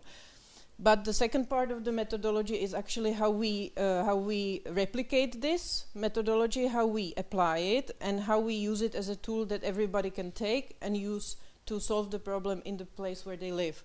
So to achieve this, we have 3 elements again. There is this coherent and logical know-how, which has this step-by-step approach that we are able to teach and pass on to other people. The other is that we have the system of systematic education and support, which means that people can take our training, and after the training they become part of a community where they receive a long-term support to actually be able to go on with their projects. And the third thing that we need, and we are realizing this more and more throughout our work, because this has been going on basically for 3 years, this project that we have, is that we also need to create strong and capable local communities. So if we train someone, it's not enough. There are not so many. There are people who are the so-called lone wolves who take the tools that we give them and they basically do the whole stuff and they present us with the result. But most people actually need to create a local network that can make the project happen with them. So just a quick overview of the methodology. We always deal with the whole river basin, the catchment area, which is of the 4th grade. So we usually deal with areas about 10 to 20 kilometers square. We create a complex solution, which means we revitalize the streams. We try to deal with the erosion. We map and use the drainage systems, so this is kind of specific for our method, that we really take the care to physically drain the mappage systems, the drainage systems, and work with them in our designs. And also what is important, that we don't stay with the streams, we actually go into the landscape. So we also propose solutions for agricultural lands, which is very controversial, let's say, and everybody says that this is impossible to do. Because of course, the farmers will tell us that this is not possible. Yes, that's the case for now, but the thing is that the common agricultural policy is moving towards more sustainable ways of agriculture, so this is something that we need to work with. And also a big part of our work is this lobby, where we're trying to incorporate these ideas that we have into the legal and financial mechanisms. This is just a quick look of how the study works. This is an area in Bromov, actually, Heřmánkovice. So you can see that these are proposals and results of the mapping that is physically done in the landscape. And yes, you can go on. Yes, so this is basically the catchment area, and you can see that the solution is really complex. It goes into the whole area of the catchment and doesn't just deal with the streams, and basically tries to do a lot of small changes, a lot of small interventions in the landscape to support the water retention, improve the cooling effect of greenery in the landscape, and give back the water its original space, the amount of space it had. So now comes the interesting part about how we deal with people. So landscape management and the usage of land is usually considered to be a matter of professionals, either farmers or the landscape engineers, architects, people who, the representatives of the municipality, but basically the people who are using the landscape, they are the normal people, right? So what we're doing is this kind of weird breaking a taboo, and we're telling people that they can actually learn to be the designers of the landscape. So we give them this really intense 4-day crash course on how to understand the landscape and how to use available and free GIS applications, which is primarily an application for the mobile, with which they can go into the landscape and map. And there's this this GIS program that they work with later. So basically we're turning people into landscape designers, which of course is causing horror in the professional community, you know. But the thing is that we're not saying that these people are actually going to create the final project according to which the things will be then designed in the landscape. The problem is that what we need to do is, if someone is suffering from drought in their environment, it's not enough if he just goes to the municipality and says, you know, I mind that my well is disappearing and so on. if he brings a study, if he brings a feasibility study where he can say, look, this is where the drainage system is, that's taking the water away from the landscape, this is where the erosion is, this is where the pools used to be, and I'm reintroducing them into the design. He actually has something, or she has actually something that can start the debate on the local level, and this is really a huge difference. So if you have concrete data, if you have a concrete proposal, you can start the debate, and this is the important point. So people go through our training, they become part of the network of local coordinators. We have meetings, further training, support, individual group support, online Zooms, consultations, whatever these people need to go on with their project. So that's the system of the long-term support and education and support. And we also help them to create their local communities. So whoever they can also bring into the project, especially as mappers, you know, because we can really create this half-day course in mapping where you just take the map, the application, the Q-field application, and you just go out and you start mapping. Ježiš Maria. Oh my God, I didn't. Okay, so this is just the map of all the local coordinators. You can pass this. More. Okay, so I'm just going to say really briefly that now we are adopting, the Educational and Cultural Center Klášter Broumov is now adopting, has been adopting this methodology to use for kids. There are two variations for this. One is the project With Children Against Drought, the EEA project, and there's the Erasmus Plus project, the New Generation Against Drought. This one is for older children, this is for children of grades 1 to 5, and this is bringing the comprehensive methodology of how to explain to people, to kids, how to feel as part of their environment, but it's also an adaptation of this methodology I have just been presenting to the needs and possibilities of kids, but this also means that really we are also putting the kids in the position of designers. So we are trying to make them feel that the power of how they can change their environment by using these simple apps, by understanding how the water runs in the landscape, what are the physics of this, and there is a whole bunch of experimental and adventurous activities outside which are part of this project. And I think we have to stop because that would be too long. Thank you. Thank you very much. And now we have our last speaker of the first presentations block. Let me invite Alice Končinska from the Konjiklec Eco Center.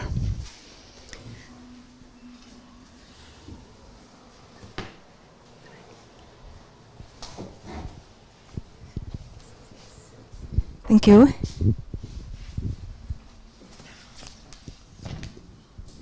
Okay. So hello, good afternoon. I'm the last one in this block, so I hope you are not too tired. I will.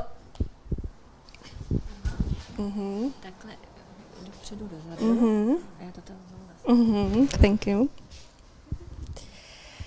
I will introduce you to two educational projects on the adaptation of cities to climate change. I can skip this slide because Vendula Stara has already explained these methods, so it's good.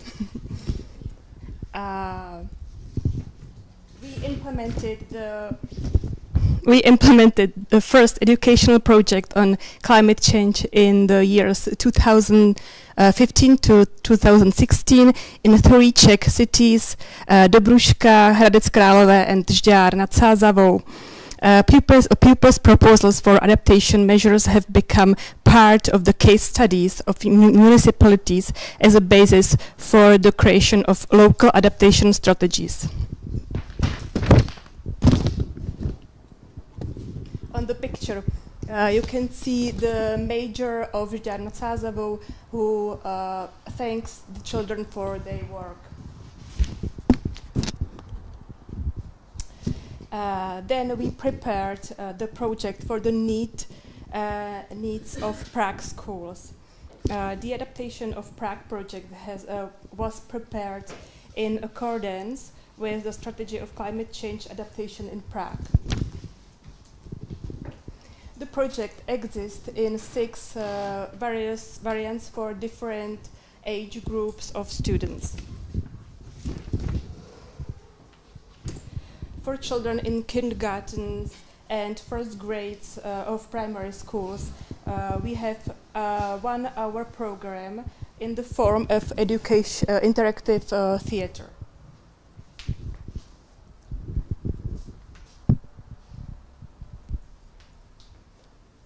Is it possible?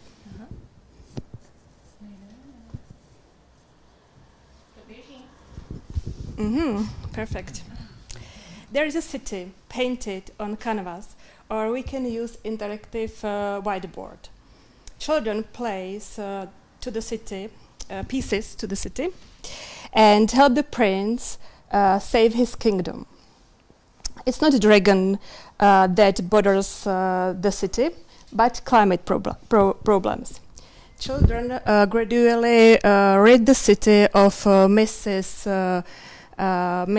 Drought, Mrs. Heat, and Mr. Flood.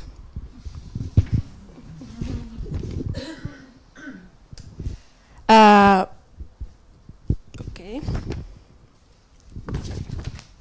We have a 4-lesson program for the 2nd and 3rd classes of elementary schools. First, we remember with children their own experiences with extreme weather, its impacts and various limitations. Another video.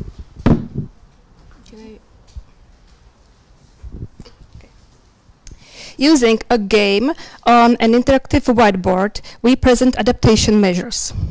Children place them in the countryside and the city and fight against specific extreme weather.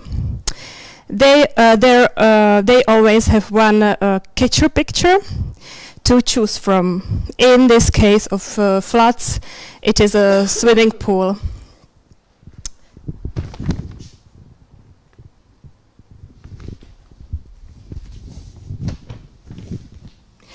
Then the students go for a walk around the school, look for existing measures and propose their own. For example, the pupils of Dolakova Elementary School proposed the following measures: a pond in a park, grass pavement for the car park, a green facade for houses, a green roof for shops and single-story buildings, trees for a large paved area in front of the shop, and lighter colors for houses. Oh, sorry. Maybe nothing there.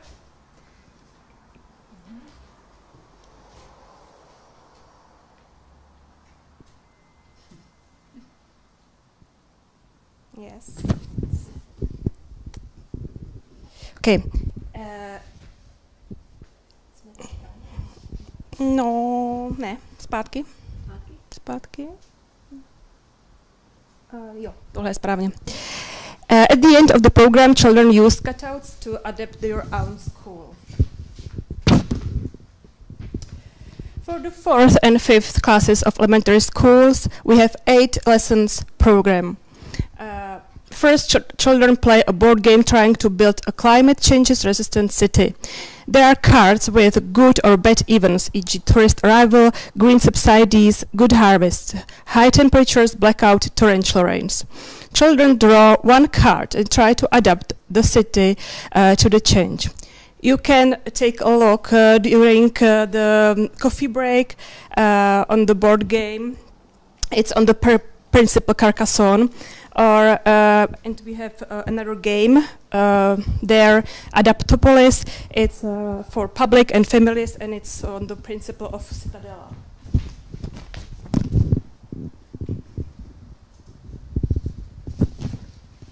Okay.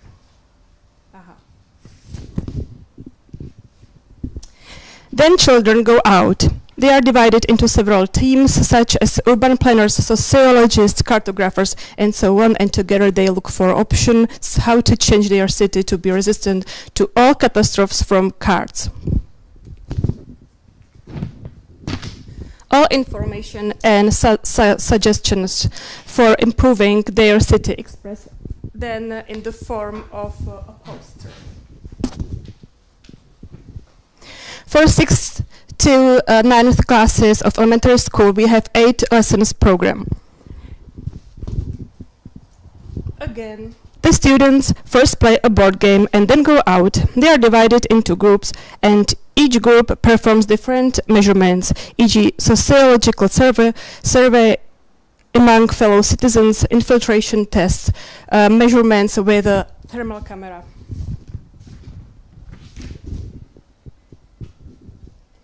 They process the obtained data and information into a power presentations. Pupils then present their posters and PowerPoint presentations at a local adaptation forum to officials, citizens, professionals, and other pupils.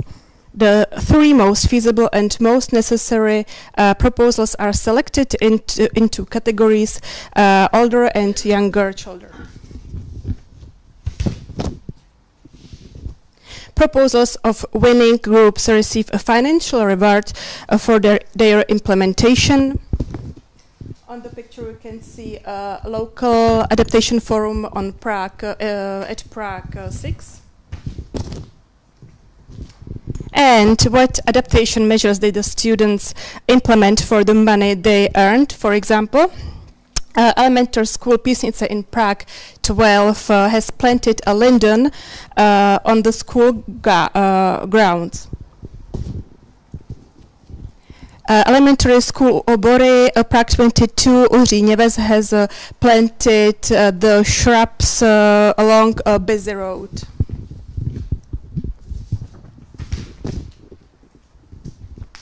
Elementary school mezi školami Prague 5 Stodulky has elevated flower bed. We prefer blue-green measures, but sometimes it's necessary to realize the gray measure like drinking fountain. We try to show the importance not only of mitigation but also of adaptation through this project, and we show the children how to do it. Not only citizens, non-profits, companies, and the city's political leaderships, but especially children must be aware of this, because they are the ones who will make decisions in the near future. Thank you for your attention.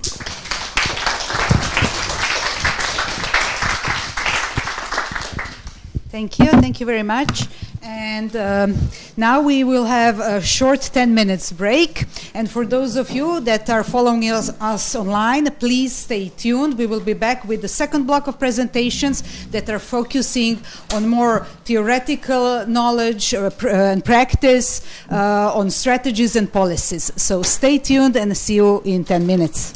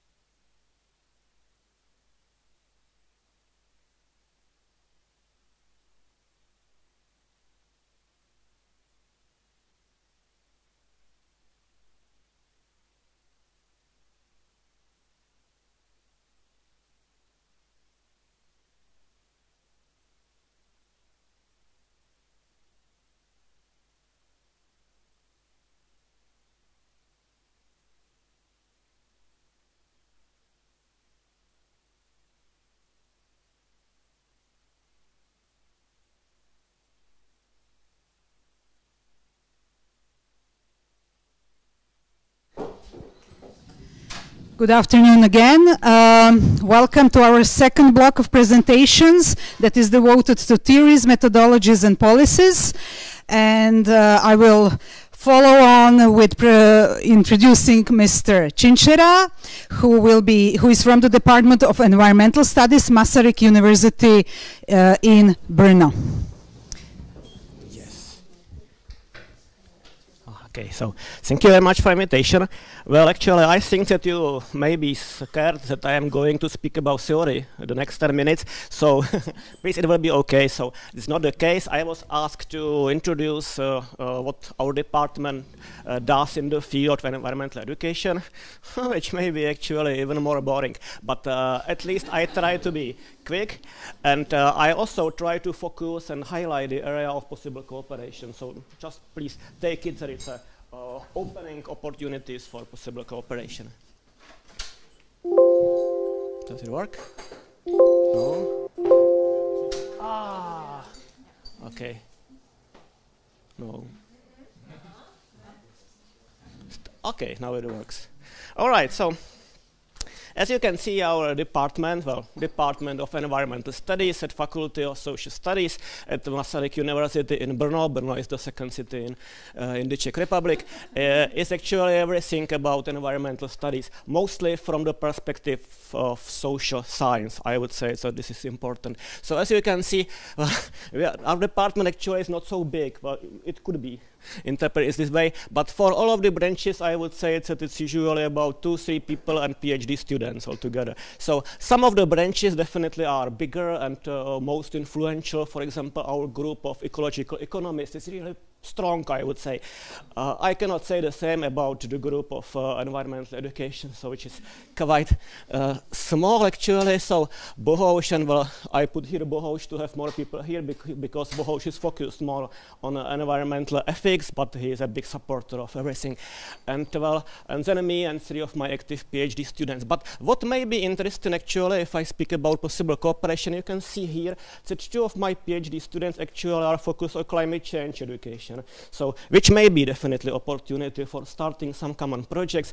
If you are interested in, let's say, some climate change education research, we may be able to cooperate on designing instruments for measuring this, and so, etc. So, what we do in this small group, actually, it's about these 5 things. So, first, and maybe second, we try to focus networking and cooperation.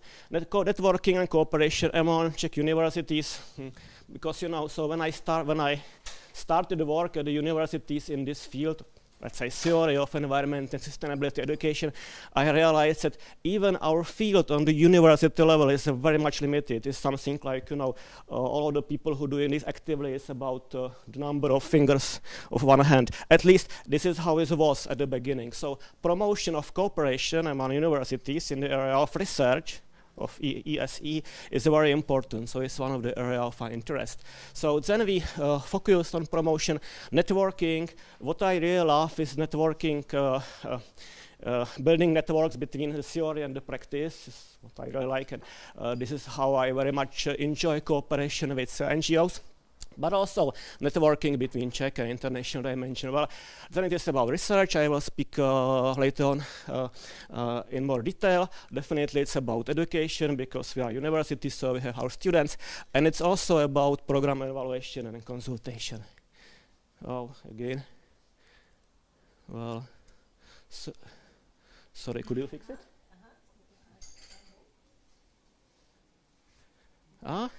Good.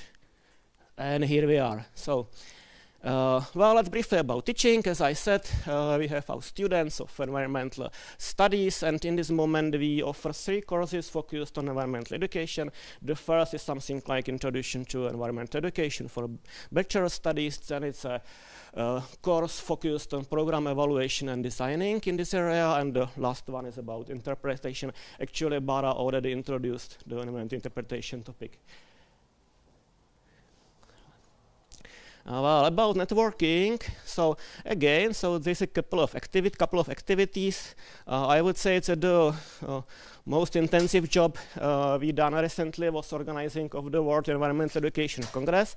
A lot of you participated in this, but we also do some other events like small conferences focused on cooperation among Czech universities. In the area of ESE, we were active in some international networks and also Czech networks, of course.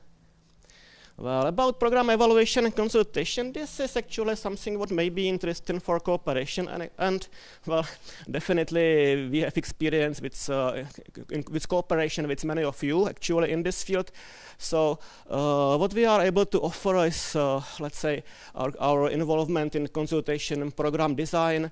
We help with designing a few environmental education programs focused on place-based education or inquiry-based learning. What actually we do quite frequently is evaluation research or program analysis and things like this.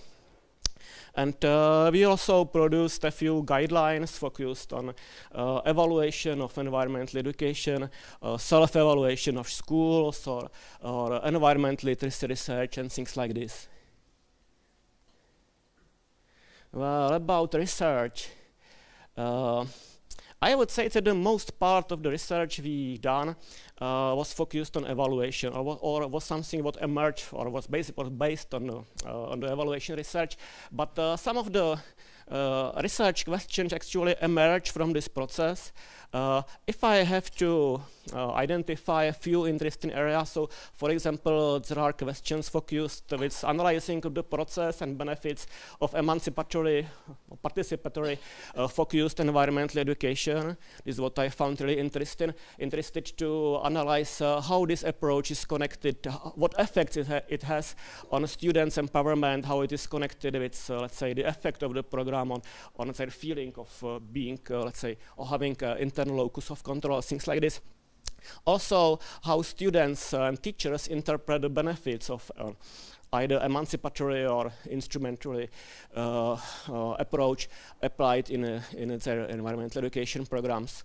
Another area of research was focused on environmental literacy of Czech students and factors that influence environmental literacy. So this was mostly about the interplay of various variables, how attitudes are connected with behavior, and what instructional strategies are important for having this effect. And the last area I can mention here is was focused on outdoor environmental education research. Here we analyze the let's say the effect of selected outdoor environmental education strategies of environmental values and behavior of students. And also, we also analyze how students and teachers reflect various applied instructional strategies, like various ways of framing the program or various ways of, let's say, distribution of power in the program. Okay, so current projects, something what is still fresh. Well, the first I already mentioned, and the second one actually I already mentioned too. So this project focused on outdoor environmental education is actually ending in this month. I also mentioned the project focused on environmental literacy. It was quite a big one, and just now we are in the process of, let's say, analyzing the final results and publishing the papers. We are also focused on international cooperation in the area of let's say, designing new international master programs focused on environmental education with our partners from Germany, Austria, and Sweden. Well, and evaluation research is something what we do all the time. So there was introduced a place-based education. So it was, for example, a cooperation on evaluation a few place-based education programs or things like this. And I promised to be quick actually, and I was, because this is my last slide here. So it's about our outputs, just a short summary for making a picture of what we published in the last time. So I think that's all. How fast I was? 5 minutes? Thank you very much. That was perfect. It reminded me of pilot talk, pilot of the airplanes. That in 3 minutes we're going to be Prague. The weather is blah, blah, blah. You are very fluent in English. It was very nice. Dear colleagues, I'm Jana Dlouhá from... Our next speaker is Mrs. Jana Dlouhá. Jana Dlouhá couldn't be with us in person, but she was so kind that she sent us her presentation ahead. She recorded it, and we will play it now. She is online, so can contact us via the Slido. And please, now let's give some space to Jana Dlouhá. And Jana Dlouhá is from the Environment Center from Charles University in Prague. Dear colleagues, I'm Jana Dlouhá from Charles University Environment Center, and I will briefly say a few words about creativity in education. This is a presentation that was delivered for World Environmental Education Council, and I will use it now because I have not prepared originally my presentation in English. We as a societies really need change to sustainability, but our educational systems are not designed to bring about this change. To better work with transformational concepts, we combined two models. One model is based on sustainability competences, and the other is based on creativity. And these concepts are very much important: action competence, ESD competences, and creative habits of mind. And we want to guide students and pupils towards change.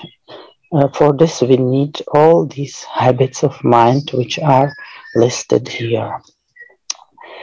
In the project Schools of Future, which was conveyed by Society in Creativity in Education and our Charles University Environment Center, were engaged pupils, teachers, artists, and consultants.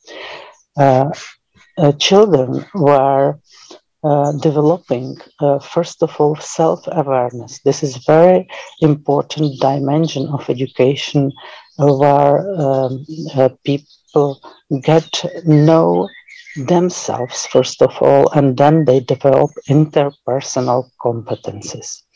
They were working with arts very creatively and explored their inner feelings and thoughts. But also they developed a relationship with environment. For this relationship, it is important to work with senses, sensorial perception.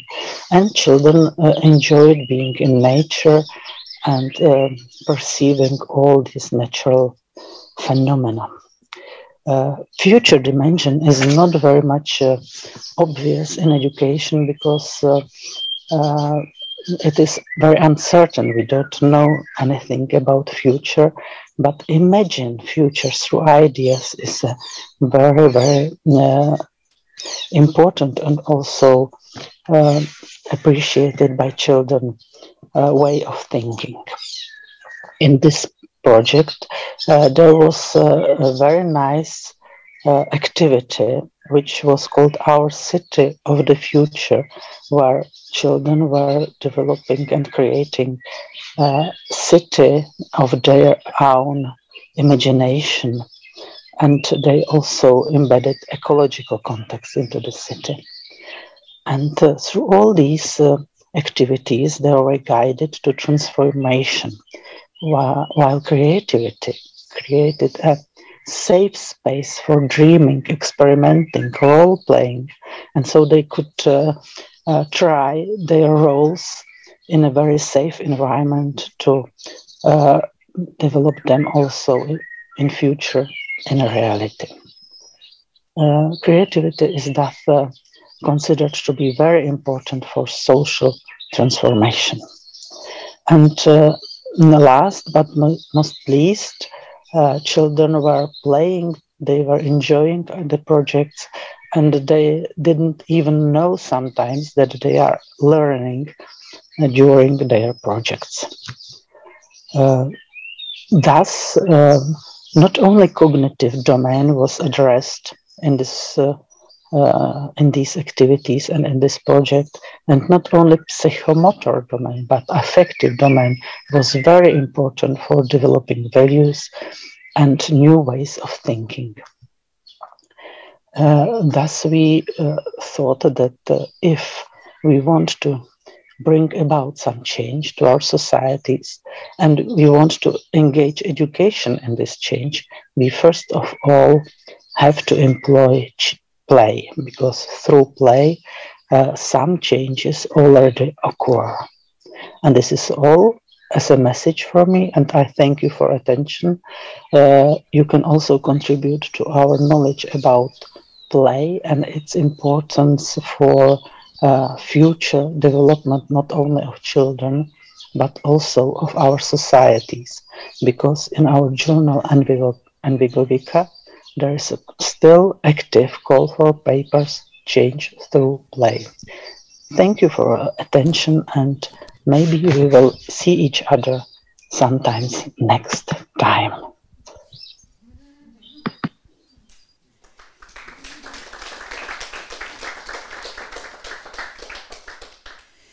Thank you to Mrs. Louha. Thank you very much. And now let me invite our next speaker, Mr. Karel Nepraš from the Department of Pre-Primary and Primary Education, Purkyně University, Ústí nad Labem.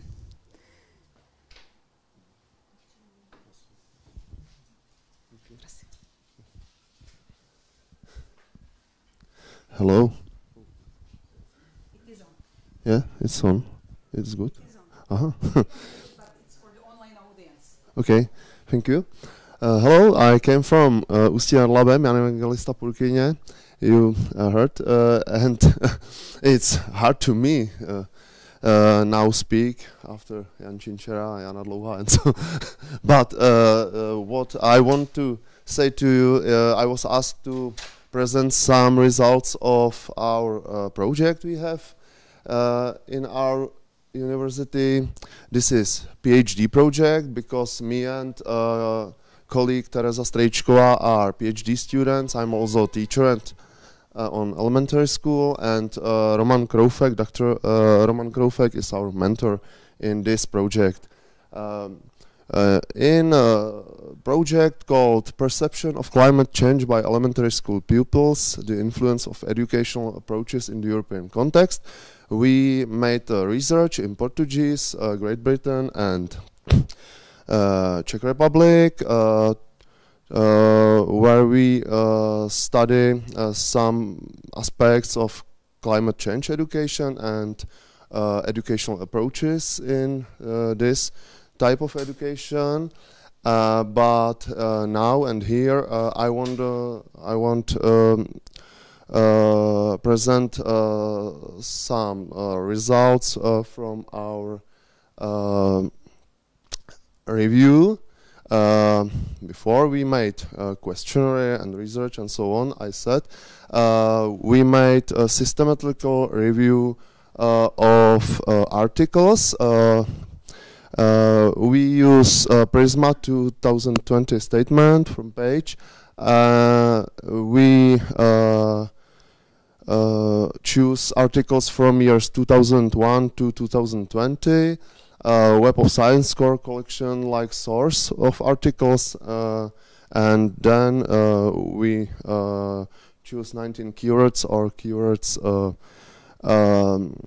combinations, and with using algorithm of Prisma statement, we made analysis of the articles. So from the first great numbers, after deleting duplicate and unrelated articles, after abstract analysis and after full text analysis, we choose 87 articles we have analyzed. And I will show a small part of our outputs, findings we have from these analyzed articles. So it's just a look to the problematic of climate change education. I didn't say it, maybe at ISTSET 1 and ISTSET 2 levels it was our interest, our level of interest in schools. Here in the first graph you can see a number of analyzed publication by year of publication. The important thing I guess is that more than half of articles included in the analysis were published in last years, in last there's mistakes, sorry, last three mistakes of last 3 years of our analysis. You can see the growing up of this this topic. Maybe I wasn't clear.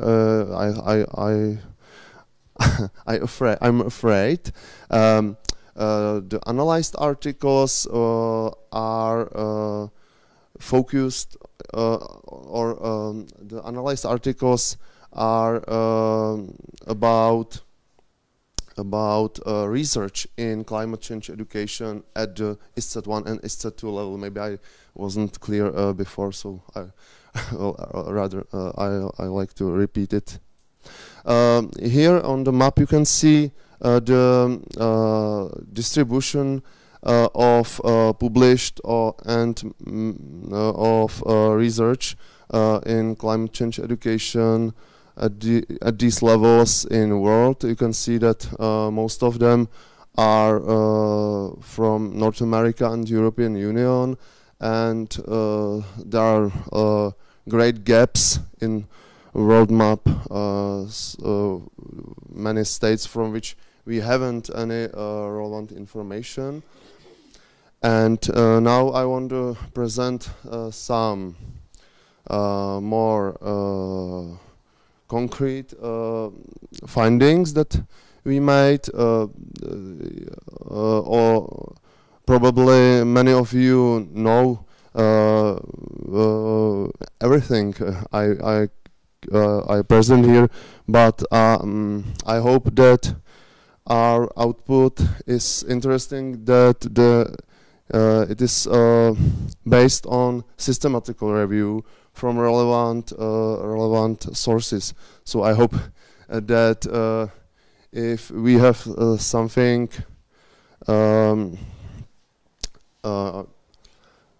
if we have something take to the study, this is very relevant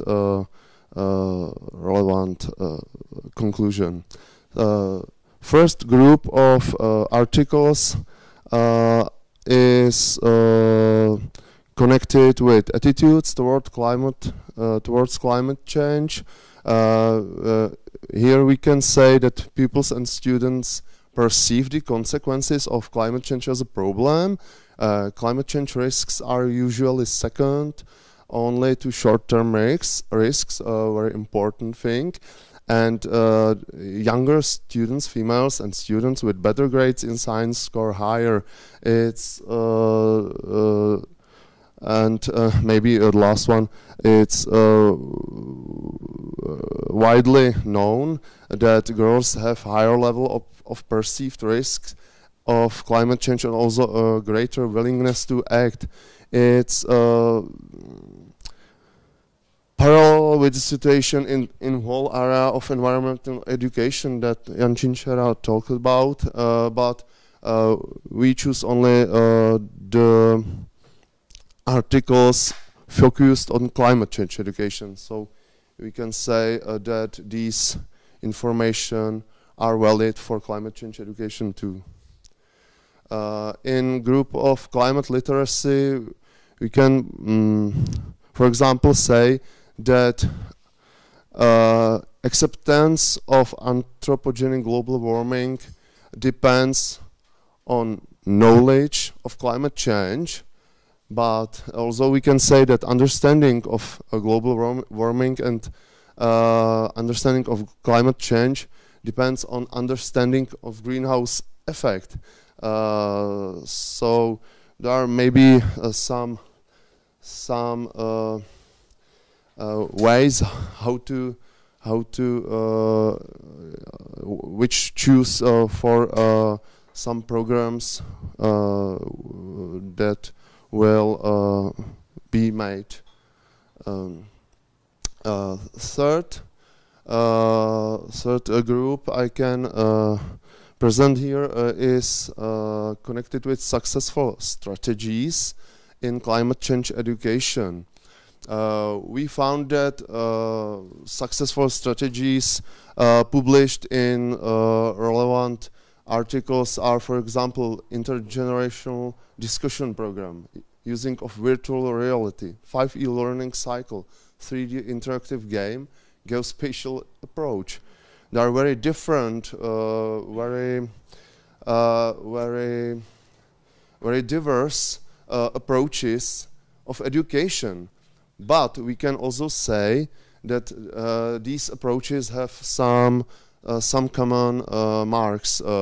Especially, there are medium and long-term programs, and the used teaching strategies are those that involve thoughtful preparation, incorporate an exploratory and experiential approach, have elements of constructivism and interdisciplinarity, and are conducted democratically in and out of school. I hope that our systematic review is only a very small part of our knowledge, but we may something. and thank you for the time, and have a nice rest of the day. Thank you very much. And let me now introduce our next speaker, who is Jiří Pánek from the Department of Development and Environmental Studies, Palacký University, Olomouc. Please. Thank you.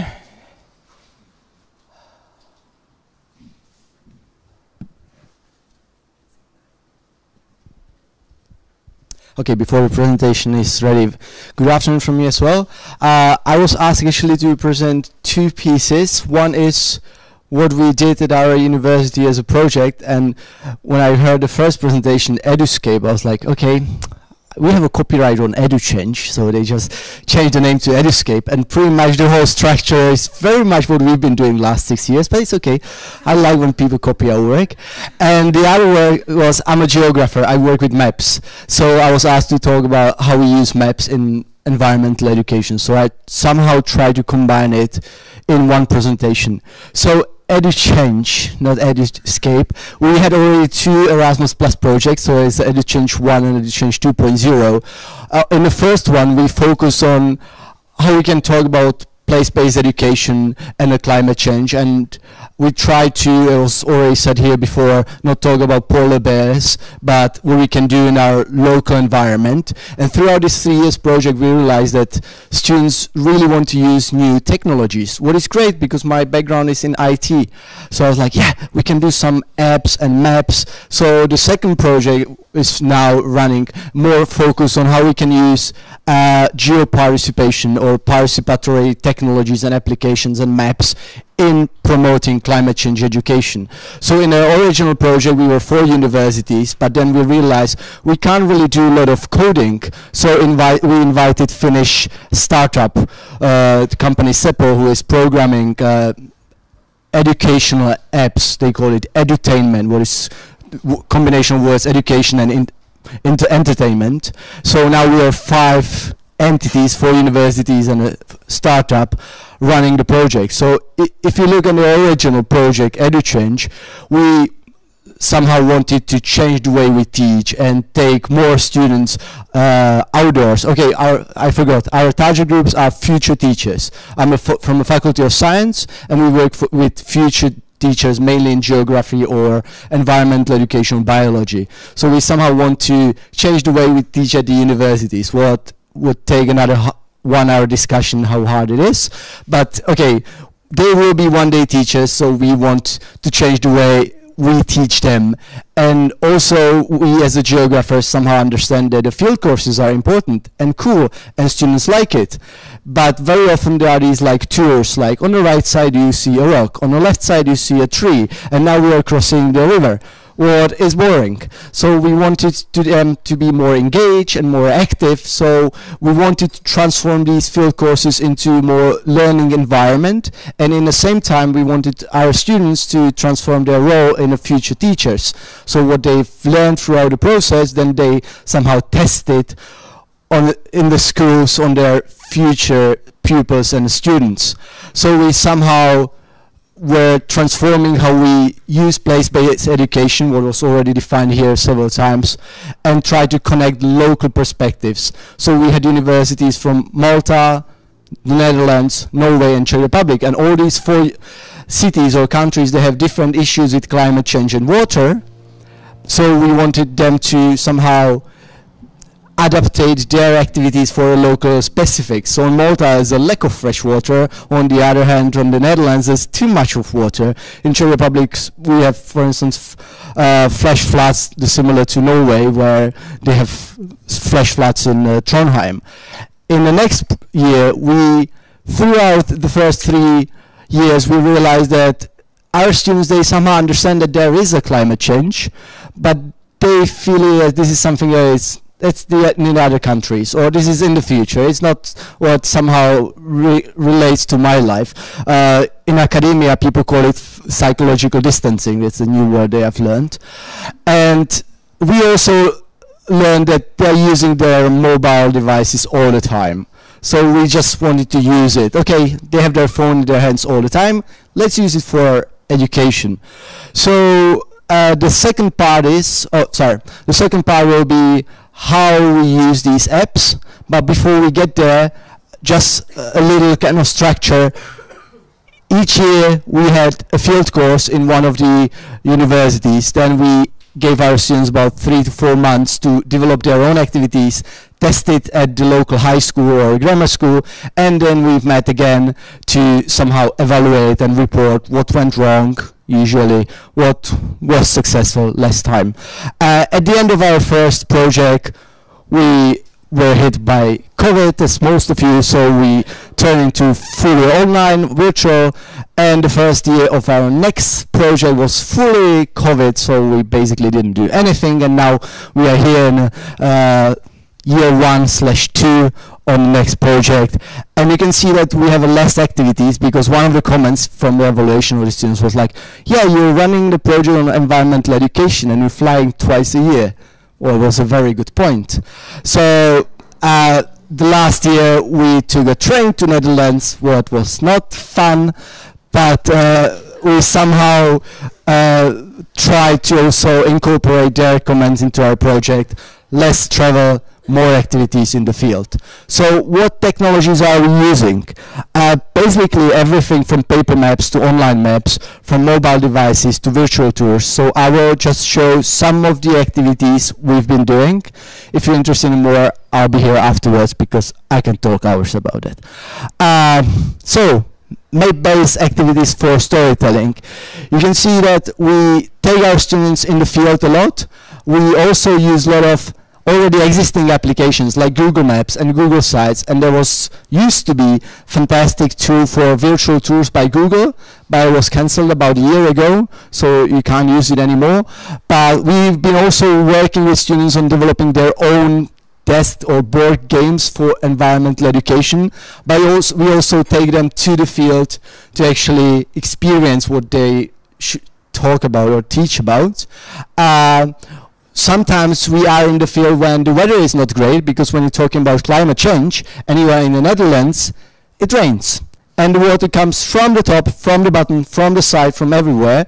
And this is part of the experiential learning that, as was said here somewhere, that students need to experience the not pleasant feeling when they are in the field. Yeah, that's the way it is. Also walking in the fields when it's raining and you're in the mud, that's part of our approach as well. But we've been also using some high tech, like virtual reality, like these large tables where you can project different scenarios. What will happen if the water will rise by 5 meters?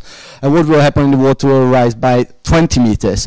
This is not the technology that we would develop. This is the technology at the municipality of Trondheim. It's in a public area, so public can come and play different scenarios. What would happen to my city if A? What will happen to my city if B?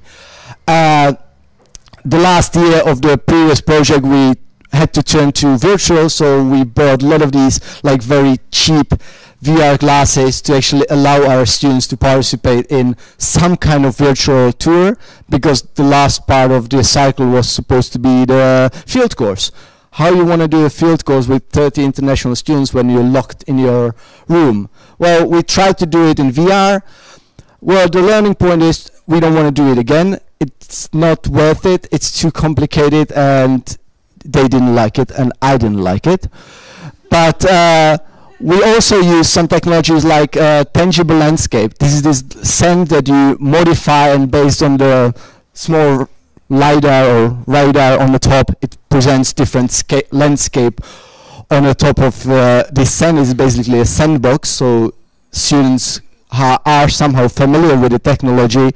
We have the similar smaller version of the Trondheim 3D map, also in all modes, with history of floods in the city. Our city has been flooded in the past 1,000 years several times. The latest very large floods were in 1997. So this is the map how in 1997 about 1/3 of the city was under the water. So we also have this kind of scenario learning. We've been using different map-based technologies to explain what will happen if. And so these are just few examples also from Trondheim. I still have 16 seconds. And we also use old school maps. So if you're in the field, you don't want to use modern technology, sometimes just draw a map to explain what is happening in the field. Or when you're in the office, you just use the VR. My watch says that I have last minute. So, going to VR and technologies, we've been also using some games that are already existing. This is Fish Banks, originally normal board game, then turned into computer game designed at MIT. Fantastic for overfishing kind of education.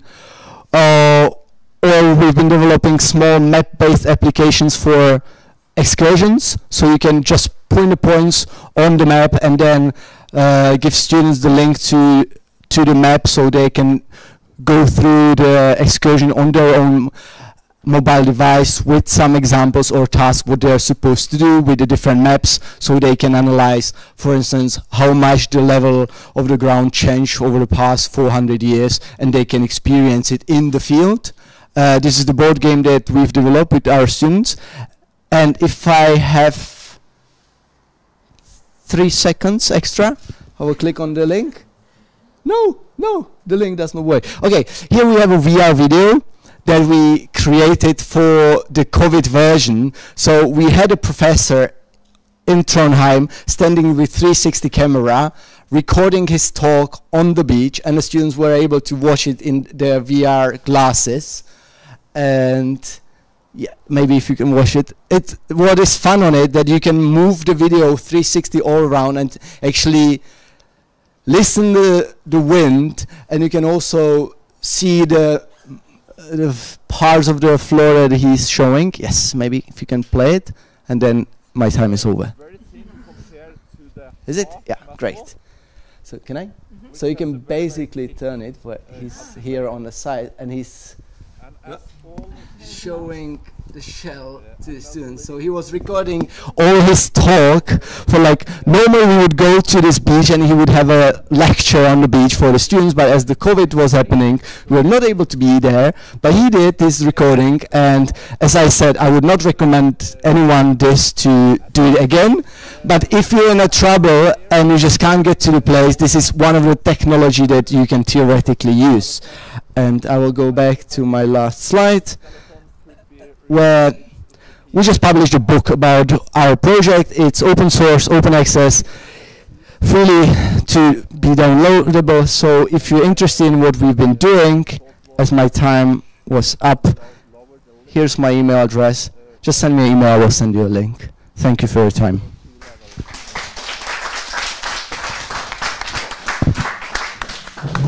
Thank you very much. Now, let me introduce our next speaker, who is Jakub Holec from the National Pedagogical Institute. Jakub will talk now, we will shift a little bit now, more to the educational formal side of the topic. So you will talk about climate education and curriculum renewal process in the Czech Republic. Actually, I saw the topic and I'm going to speak about cross-cutting concepts a little bit. So, hello everyone. My name is Jakub Holec. I am from National Institute for Education and I am a science teacher as well at elementary school on the edge of Prague. But today I'm going to speak about education policy. So my topic is cross-cutting concepts and curriculum renewal process in the Czech Republic. Thank you. So first of all, I'm going to speak about strategy for the education after 2030 a little bit. This is the main education or policy education document. It sets main objective or challenges, such as focusing education more on developing, truly developing key competencies and reducing inequalities in education. It sets also aim of the revision of the framework education program, FEP, which is mostly about innovating learning content in knowledge, skills, attitudes, and values, and it's focused also on developing some strategies which are useful for promoting active learning and teaching, such as inquiry-based education, place-based education, and so on. So here is a timetable for the framework education program revision. As you can see, we are starting now actually. So Ministry of Education is going to publish guidelines for revision of FEP, hopefully on mid-July. And in the National Institute of Education, we are establishing some working groups focused on key competencies, cross-cutting concepts, and learning areas as well. The next step is the developing first version of the new framework education program. It should be commented, there should be a comment procedure, then incorporating comments, and hopefully at the beginning of school year 2023 and 2024 the new curriculum will be published. So here are some main problems with cross-cutting concepts in the current curriculum. There is a high number of cross-cutting concepts, 6. This is the same number like key competencies. Of course, there are some learning areas, and for many teachers it can be a little bit stressful or confusing to deal with such requirements together. So there is a need to maybe reorganize the current cross-cutting concepts. There is also sometimes there is also duplication of learning content between cross-cutting concepts and learning areas or subjects. There is still a little bit unexplained relationship between educational areas and cross-cutting concepts. And finally, it's quite long time when the first version of current curriculum have been published. It's almost 20 years, and there is need for promoting some topics such as climate education, poverty, and so on in the curriculum, and promoting some learning strategies, as I mentioned before. Here is the draft version of guidelines for revision of the FEP. What changes should take place or should be made? The content, the learning content, should be innovated, not just knowledge content, but mainly the affective content and content focused on developing skills. The number of cross-cutting concepts should be reduced, but perhaps mainly reorganized is better word. There should be the learning content should be formed as learning outcomes, and this is a very important thing, that the selection of cross-cutting concept should be in line with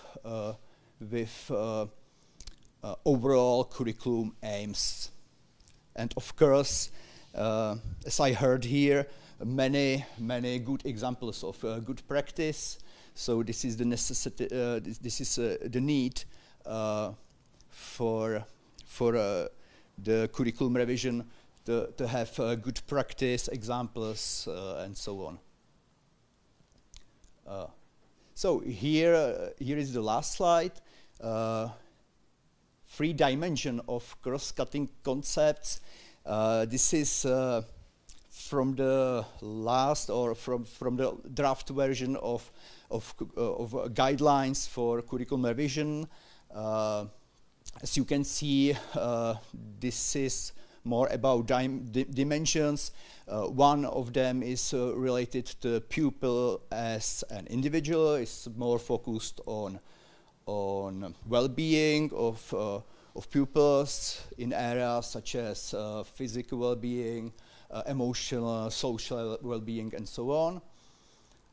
The other one is relation to societies, about cooperation among pupils, respect among pupils, and the third one is relation to the world, that is mainly about physical world, and it's focused on sustainability.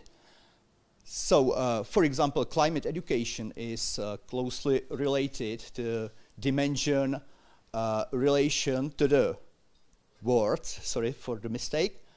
But it's actually cross-cutting issue for the all proposed concepts. For example, motivation to behave, engage in discussion within society, and so on. So here are some resources, and thank you for your attention.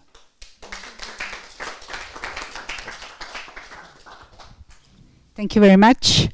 Our next speaker will be Mr. Josef Morkus from the Ministry of Regional Development.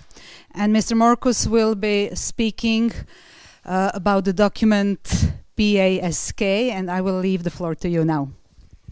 Okay, thank you very much. Thank you very much. First, I will need to explain what is PASK.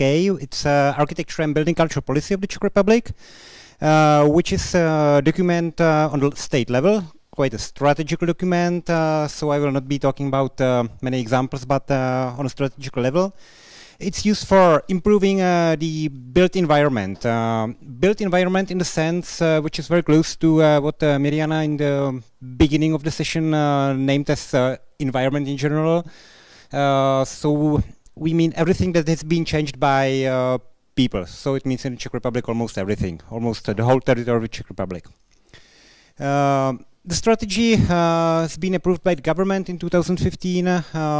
As many strategies, it comes from some analysis to vision.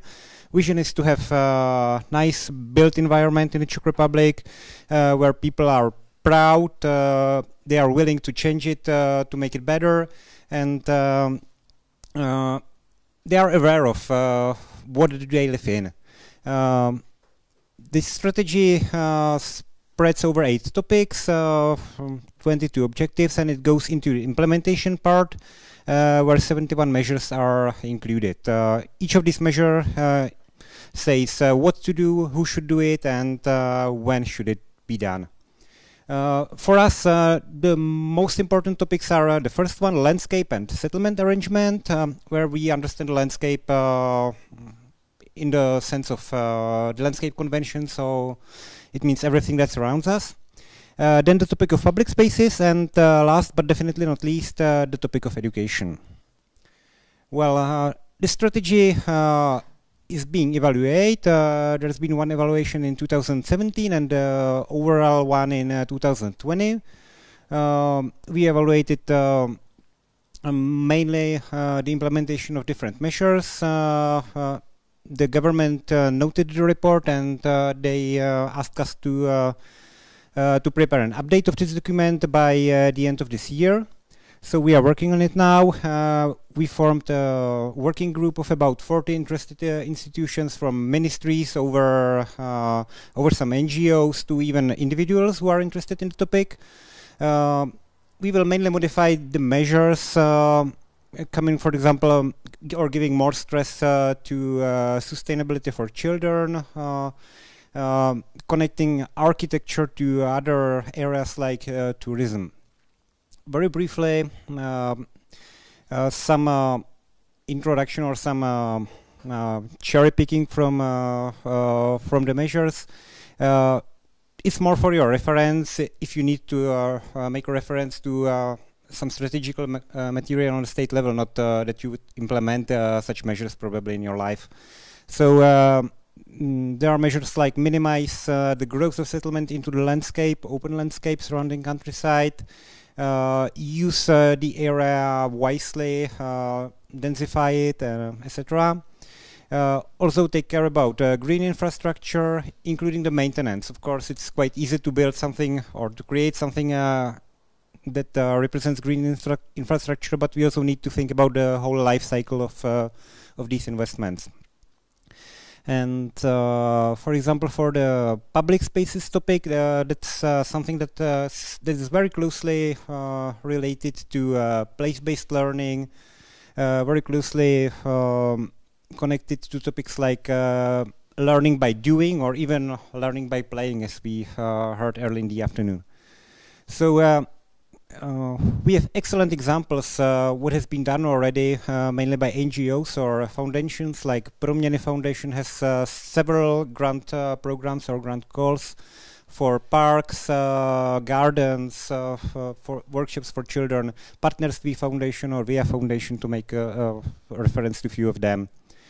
And the most important topic for us today, for example, revise the framework educational programs, that what has been discussed in the previous paper. There's also a measure to create a methodology or even some supportive documents for education of children. We don't want to educate, or we don't want to make hundreds or thousands of architects. We want to make the children realize that there is something they should take care about, and they should think about it, that it could be better and they could do something to make it better. There are some examples what has been already done by Architekti ve škole or Art School or even National Pedagogical Institute methodology for implementing this topic. And to make a reference to the next speaker, we think of measure compile a database of architects or non-profit organization that are interested in cooperation with teachers and make them together, make this database available to know to who you can speak if you are interested in such topics. Well, to finish my 6 or 7 minutes, I would like to invite you to a conference which is not really focused on education, but it's focused mainly on the built environment. It's part of the Czech presidency in the European Union. It will happen in October 11th and 12th. The topics will be Davos Declaration, if it says you something. It's about quality of built environment. New European Bauhaus, again the same topic. We will discuss the topic of state architects, what they can do for making the environment better. We'll have some examples of Czech, Finnish, and maybe Danish architecture policy. We will discuss topics of sustainability, housing, or restoration of territories after war. And we'll have a keynote speaker, hopefully Madam Eva Jiřičná, but still not fully 100%. So if you are interested, check the website of the Ministry of Regional Development, where you can find all the information about this document, its update. If you don't find anything, just write me an email. Thank you for your attention.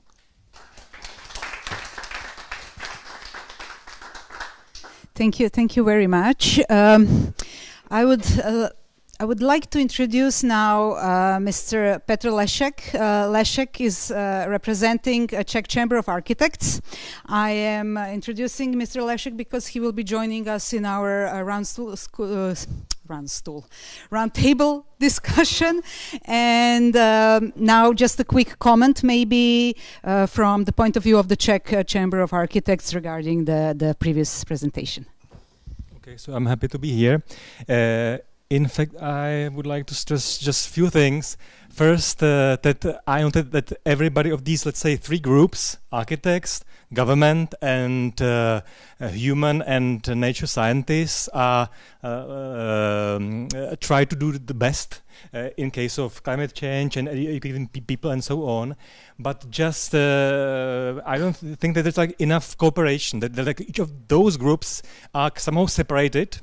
And there is no, during the last 30 years, let's say, some flow of information and cooperation between them. So I'm happy that Mirjana started something like this. I hope that will be the new era of cooperation with these groups. That's the first thing. And the second, well, in the end, the architects, or maybe mostly civil engineers, are those who draw the plans for changing the environment. So be aware of that even though you are writing something, so if the architects and civil engineers do not read them, so it will be for nothing. Thank you. Exactly. Thank you. Okay, so now we have the 3 last presentations that will be coming from our foreign partners. The first one is Giorgio Caprari from Unicem, Italy. And I'll just give you a word. Presenter? Yeah. Thank you very much. Which is the button? Forward. Okay. Okay, many thanks for the invitation. I'm Giorgio Caprari, a landscape architect and a PhD student in sustainable urban planning at the University of Camerino, SAD Unicam. The theme of the presentation is Landscape as a Discovery, Reflections and Projects for Environmental Sustainability in School Education.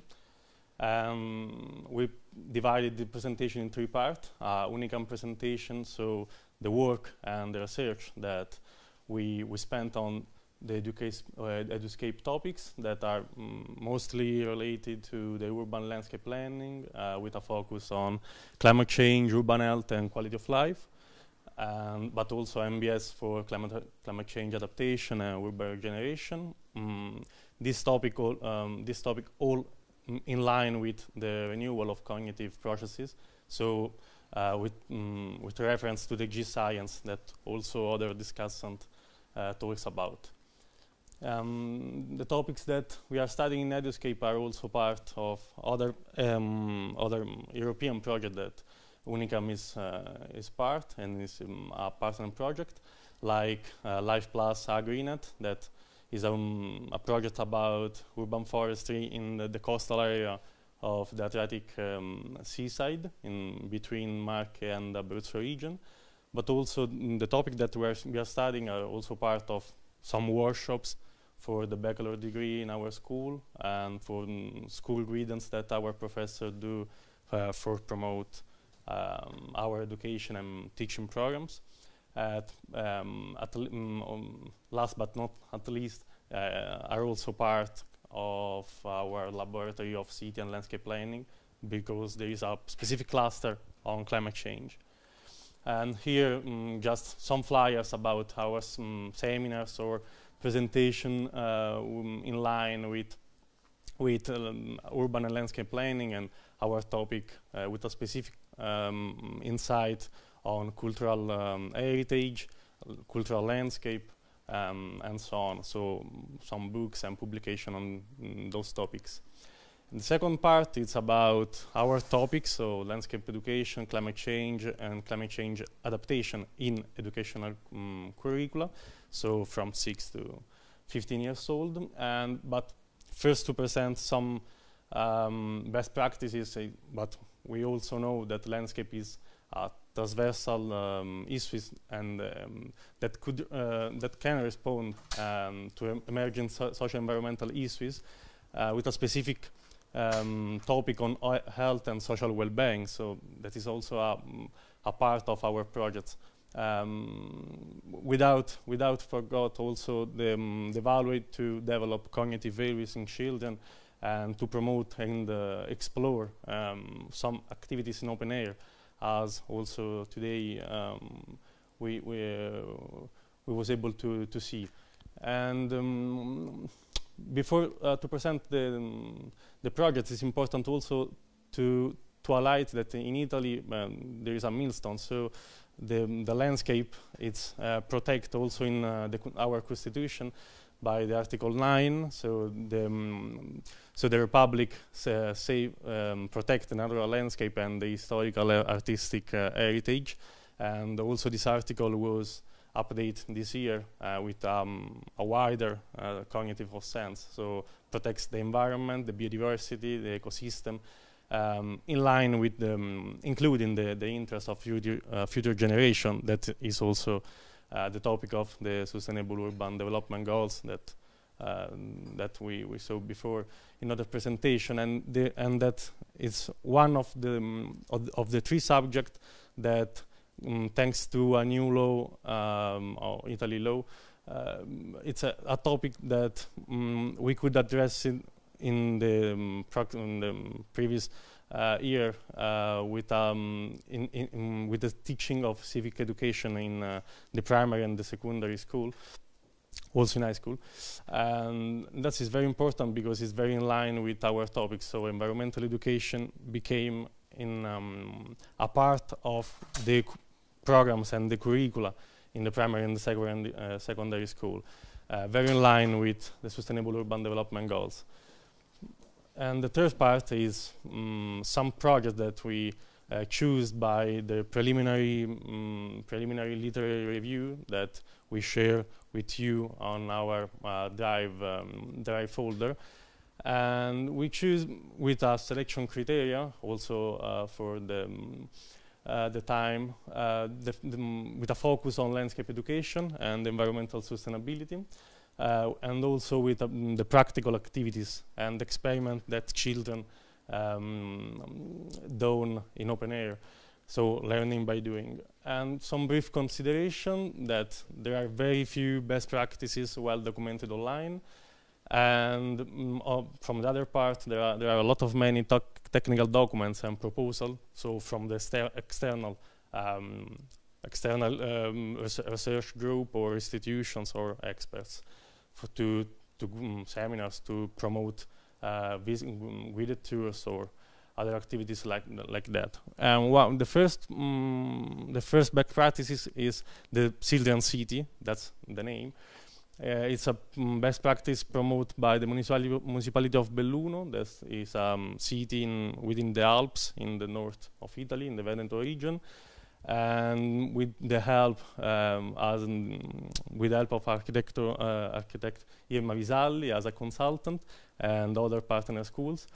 And the topic of this best practice that we choose is the landscape as seen by the children. So how they see their habitat, their context, and in which modality they can draw and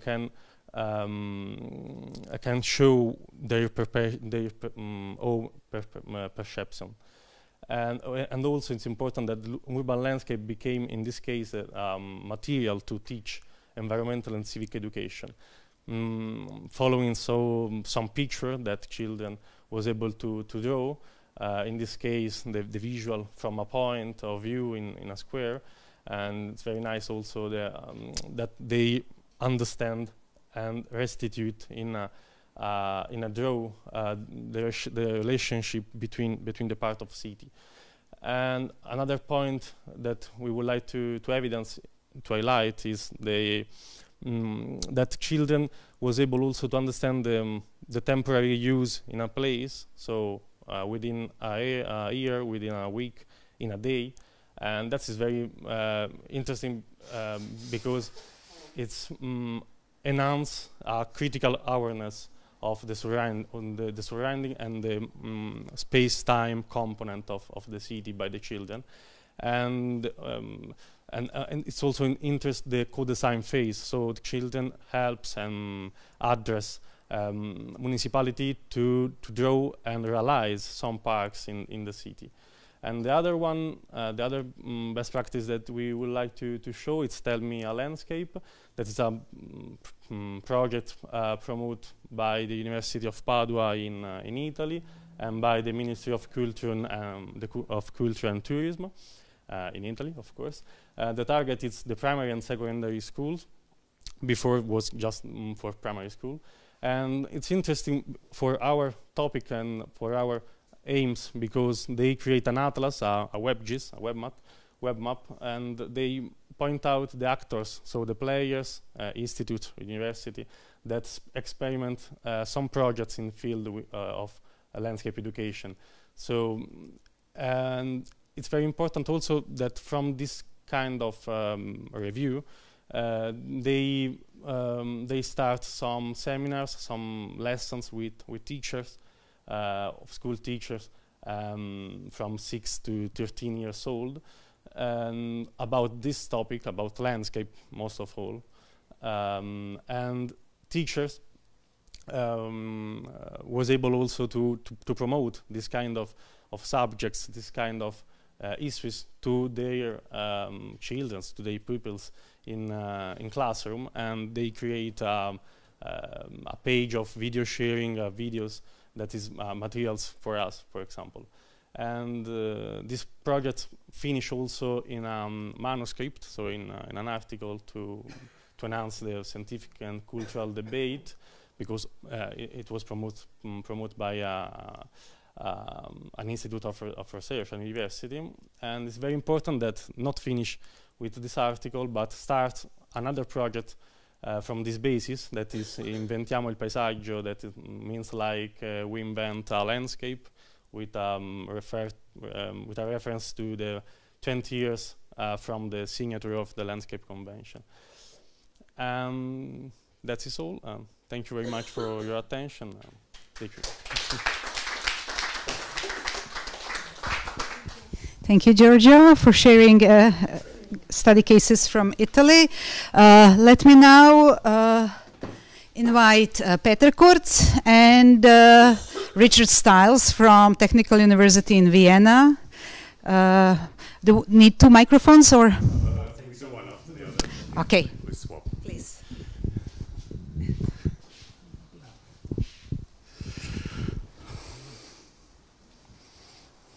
So, hello, welcome, it's great to be here.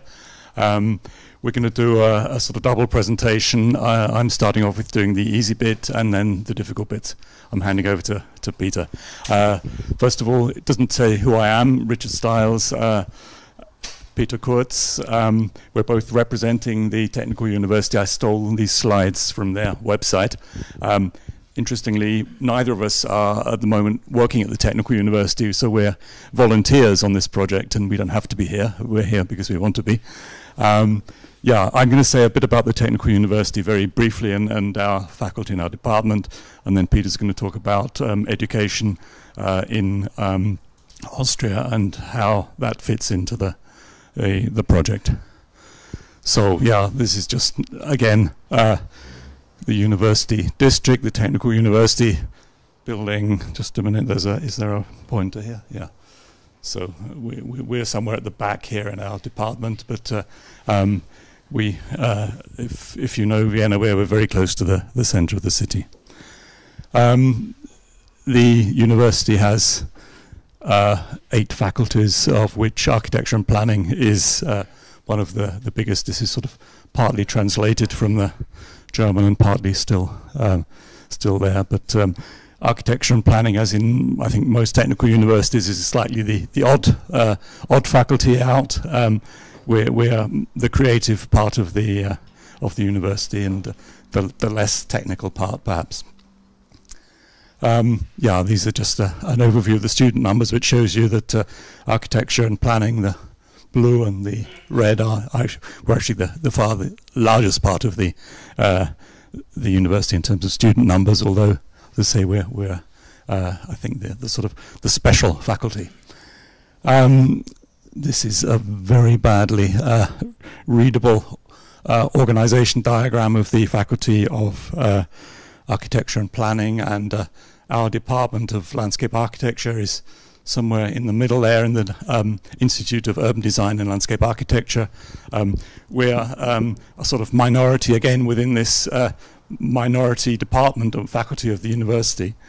We don't actually have a landscape architecture program as they do here in Prague, but we're teaching or trying to educate both architects and urban and regional planners in the importance of landscape. So we have this challenge. And as I say, we're a sort of bridge, as it were, between architecture and planning, and we teach in both these areas.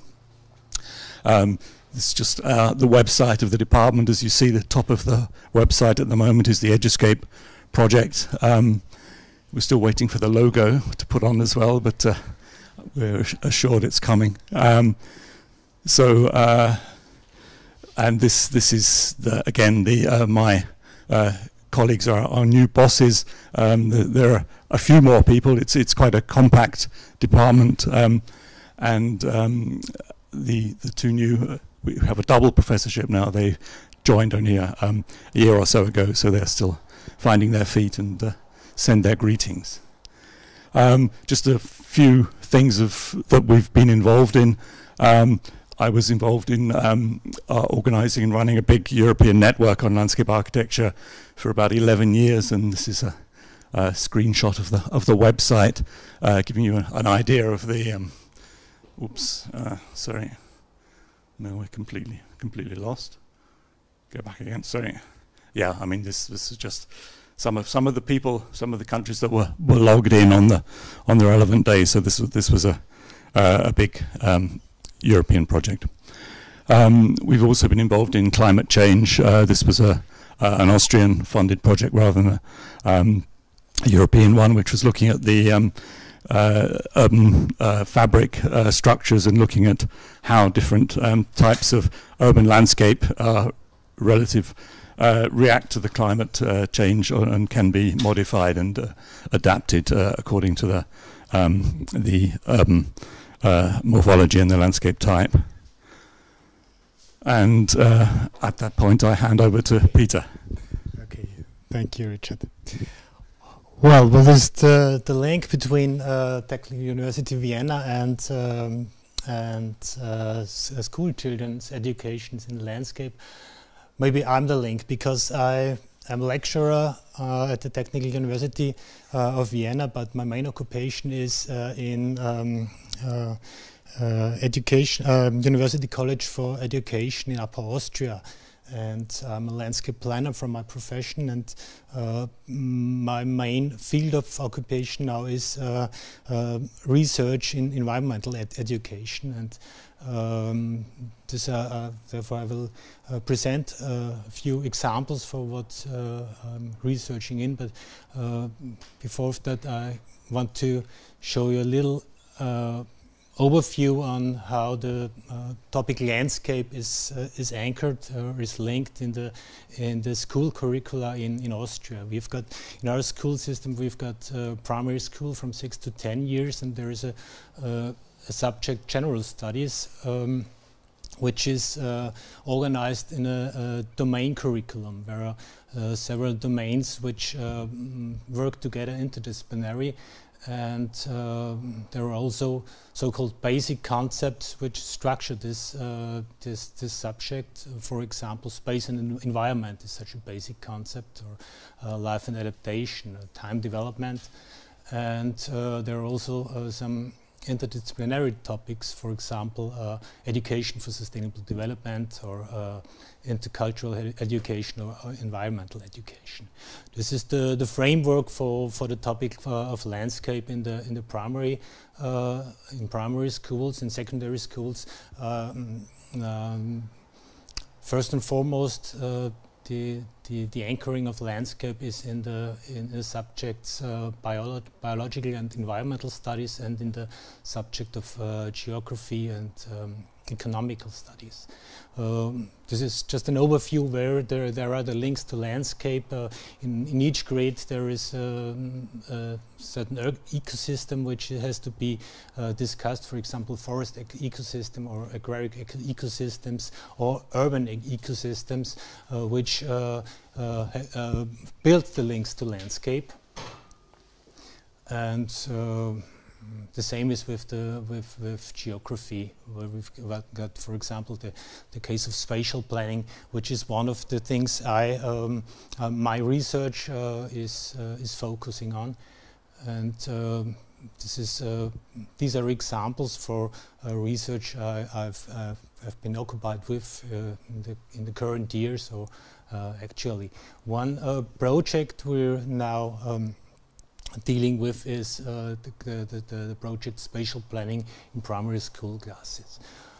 We develop teaching materials, teaching designs, and we test them, and we more or less follow an action research or a design-based research approach, where we test those designs and evaluate them and develop them further. And this project focuses on teaching materials and teaching designs on spatial planning for primary school classes. The project is in cooperation with the Styrian Environmental Agency, who provides the workshop settings, which we design with them together. And we've got here 8 workshops to different aspects of spatial planning, and as you can see, we test those workshops in schools, and we've got a mixed method design where we, on the one hand, we make video analysis of how children behave while they are doing those workshops, and we make interviews, group interviews, for example, and try to find out how and what the students or the pupils learn in this setting. This is a project for primary school. Another project we're actually working on is for primary and secondary schools, which is called Serious Games for Energy Transition, where we develop a so-called serious game. This is a mixed game, which is on the one hand analog, where the children form groups of urban planners. They act as urban planners, and they develop their city, in this case the city of Linz, with the intention to make it climate fit. And accompanying, they have got there is a digital part of the game where they have to solve certain problems which fit in this game, and looks like that. And you can see there is, for example, the carbometer, and every action in urban planning has an effect on the carbometer, and this can be positive or it can be negative. And if the carbometer is full, then the game is over. And then we analyze together what was happening in the game, and what was the parameters which made the carbometer full, for example. The goal is to create a livable, climate change adapted urban landscape. And another project which is just starting has another target group. It's for students, educational students, where we created it's a peer project. This is a cooperation project with Uganda in this case, and where we work out a setting for climate change education with cross-cultural perspective, where we designed scholars exchange, but also the target group teacher trainers. We design a framework master curriculum where we deal with the topic of climate change in a cross-cultural perspective. Things we do in Austria have an effect in Africa, and maybe vice versa, and to make this visible and make this discussable is the goal of this project, which is also accompanied by research and scholar exchange between partner institutions. And there are master student tandems, one from Austria, one from Uganda, who do their master thesis in teams and in cooperation and in exchange. And also a PhD thesis is worked out within this project. This is just starting this project, and we'll see what the experiences will be. Yes, thank you for your attention. Thank you very much. And now let me invite our last speaker. Our last speaker is Cristina Pozo Sanchez from the University Rey Juan Carlos in Spain. So I will give you the microphone. Thank you, Miriana. Hello, everyone. I'm another member of the project. I'm very happy to be here because we started this some years ago. We tried first in Spain and we didn't win it, and now we have it here, and I'm very glad that we are not the coordinators. This is what they told me in the university. It's better that they win it because maybe they don't have so many projects, and so you're not the coordinator. So very glad to be here. I'm going to show I'm going directly to the, well, our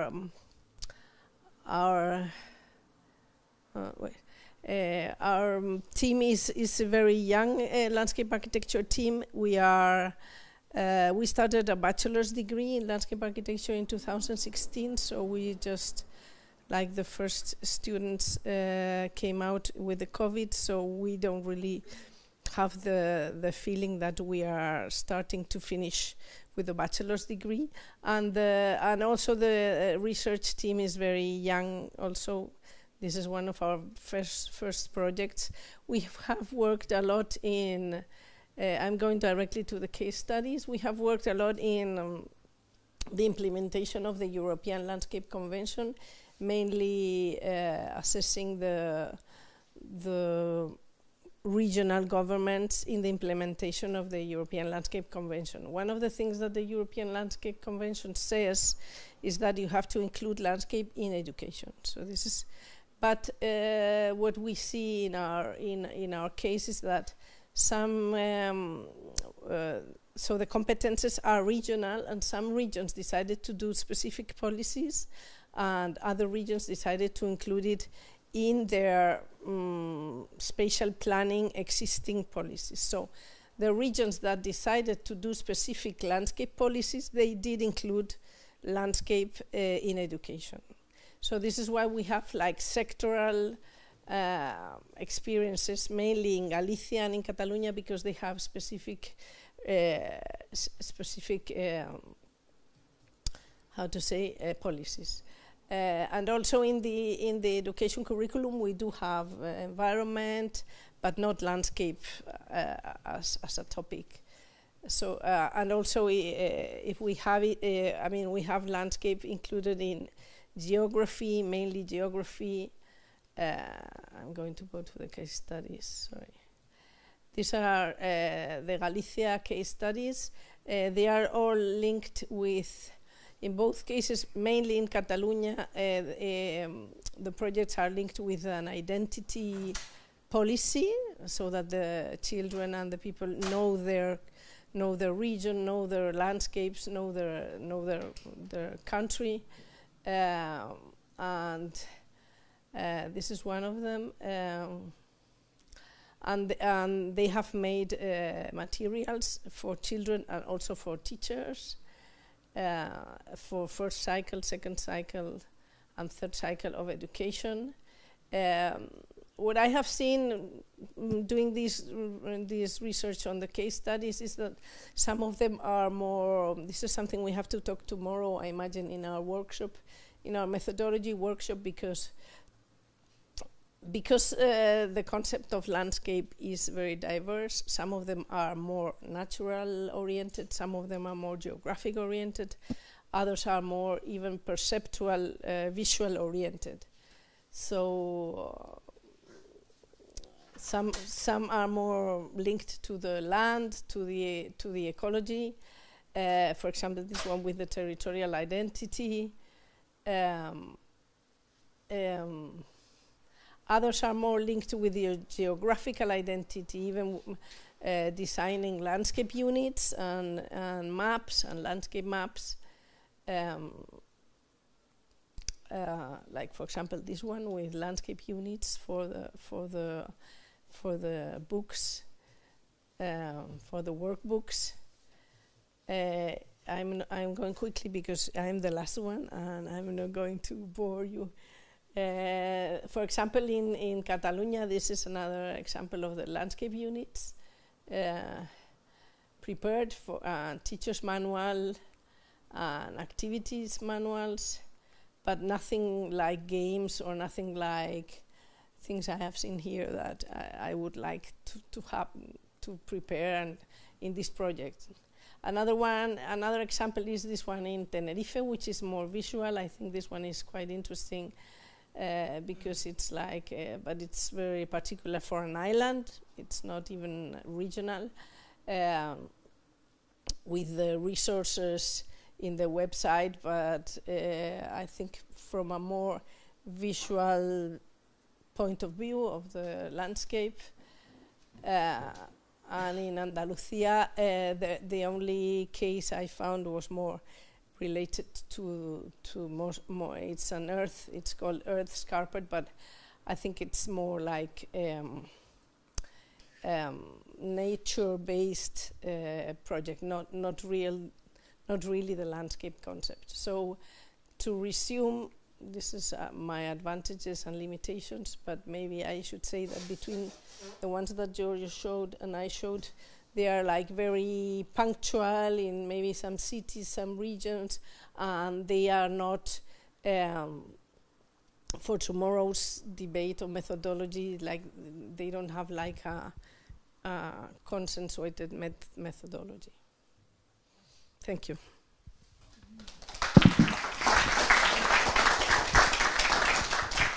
Thank you very much, Christina.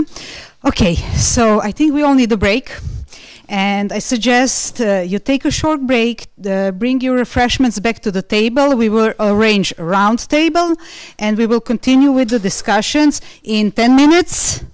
So please hit the break there. Thank you. Já poprosím jenom opravdu těch 10 minut, protože jak to bývá,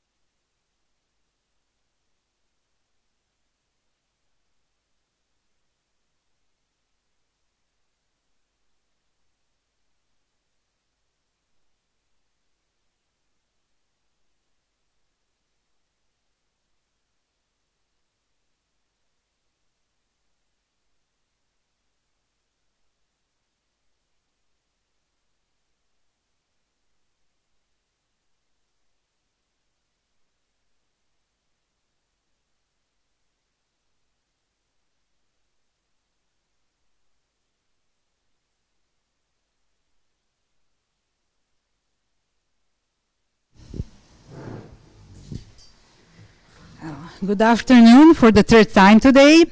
We are here back after our second break and last break for the last block, which would be a discussion in a round table. We all actually really do have a round table.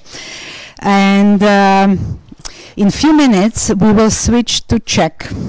That was the main requirement from the majority of participants. So we will be switching to Czech, and the online participants have this information written online. But I would maybe just like to conclude the session, which was given by our partners. I asked them to give us an insight into the situation of environmental education in your countries. And if you allow me now to give a short conclusion, what in our opinion is the current situation of environmental education here in Czech Republic, and I'm kindly asking all of you to add your suggestions, because we are not experts in this, but we, from our observations, just a few points. Environmental education. We still see a strong emphasis on ecology, nature protection and conservation, and the topics of sustainable lifestyle and climate adaptation was added after it was accepted by the mainstream society in recent years. What we even saw today, I think, is that environmental education materials are mainly produced by the NGOs and programs. And actually there is a huge boom nowadays due to the EU grants and even the local grants today, which is a positive thing. But I would like to raise a question about this NGO versus the formal education providers of the environmental education later. And also, I think that mainly NGOs are the ones who promote more innovating teaching methods and tools, and also they are the ones who organize learning seminars for teachers.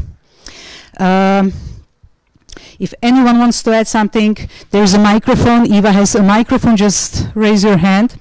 And regarding the actual school curricula, we see a big difference in the way of teaching and overall approach to pupils between state schools and more, let's say, alternative schools, or let's say between passive and active schools, although there are exceptions.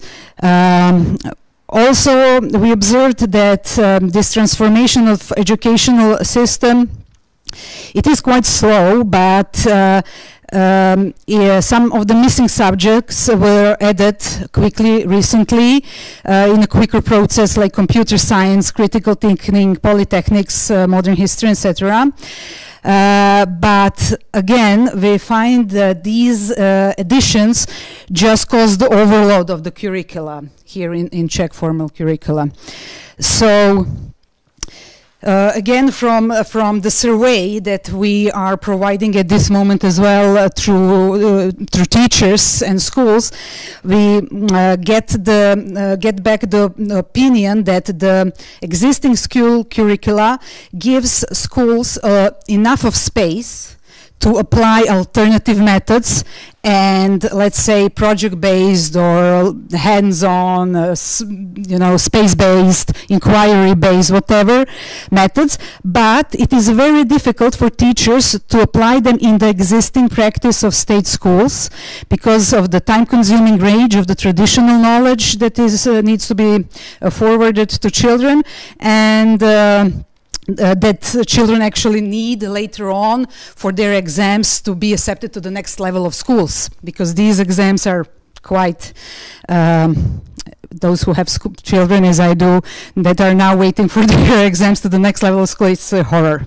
So that is something. And also when we do our workshops, when we go to schools and do our workshops, we go in 3 persons.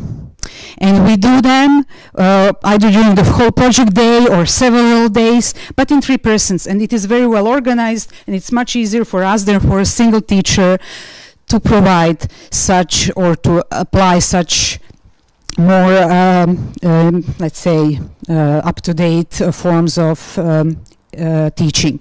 So again, we see a difference between how the possibilities of teachers on the first level of schools and the possibilities of teachers on the second level, because first level, again, there is one teacher that can organize the most of the curricula for the class and can easily adapt to, let's say, project teaching, while at the second level, unfortunately, pupils have many teachers for different subjects, and it is much more harder to organize this interdisciplinarity between those teachers, cooperation, etc., etc. So these are some of our observations.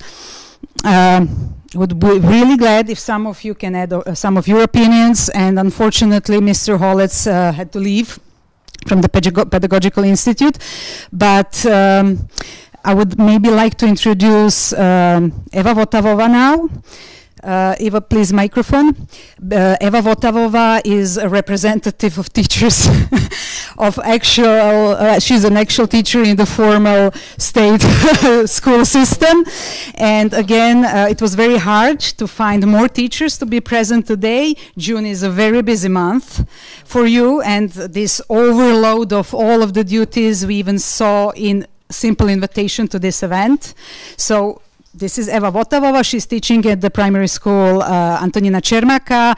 We cooperate with you a lot. So maybe if you want to comment on my conclusion, or speak English? Or if you want, you can switch to Czech. I just wanted to conclude the part about the environmental education. For me to speak in Czech, because because I am not used to speak to such an audience.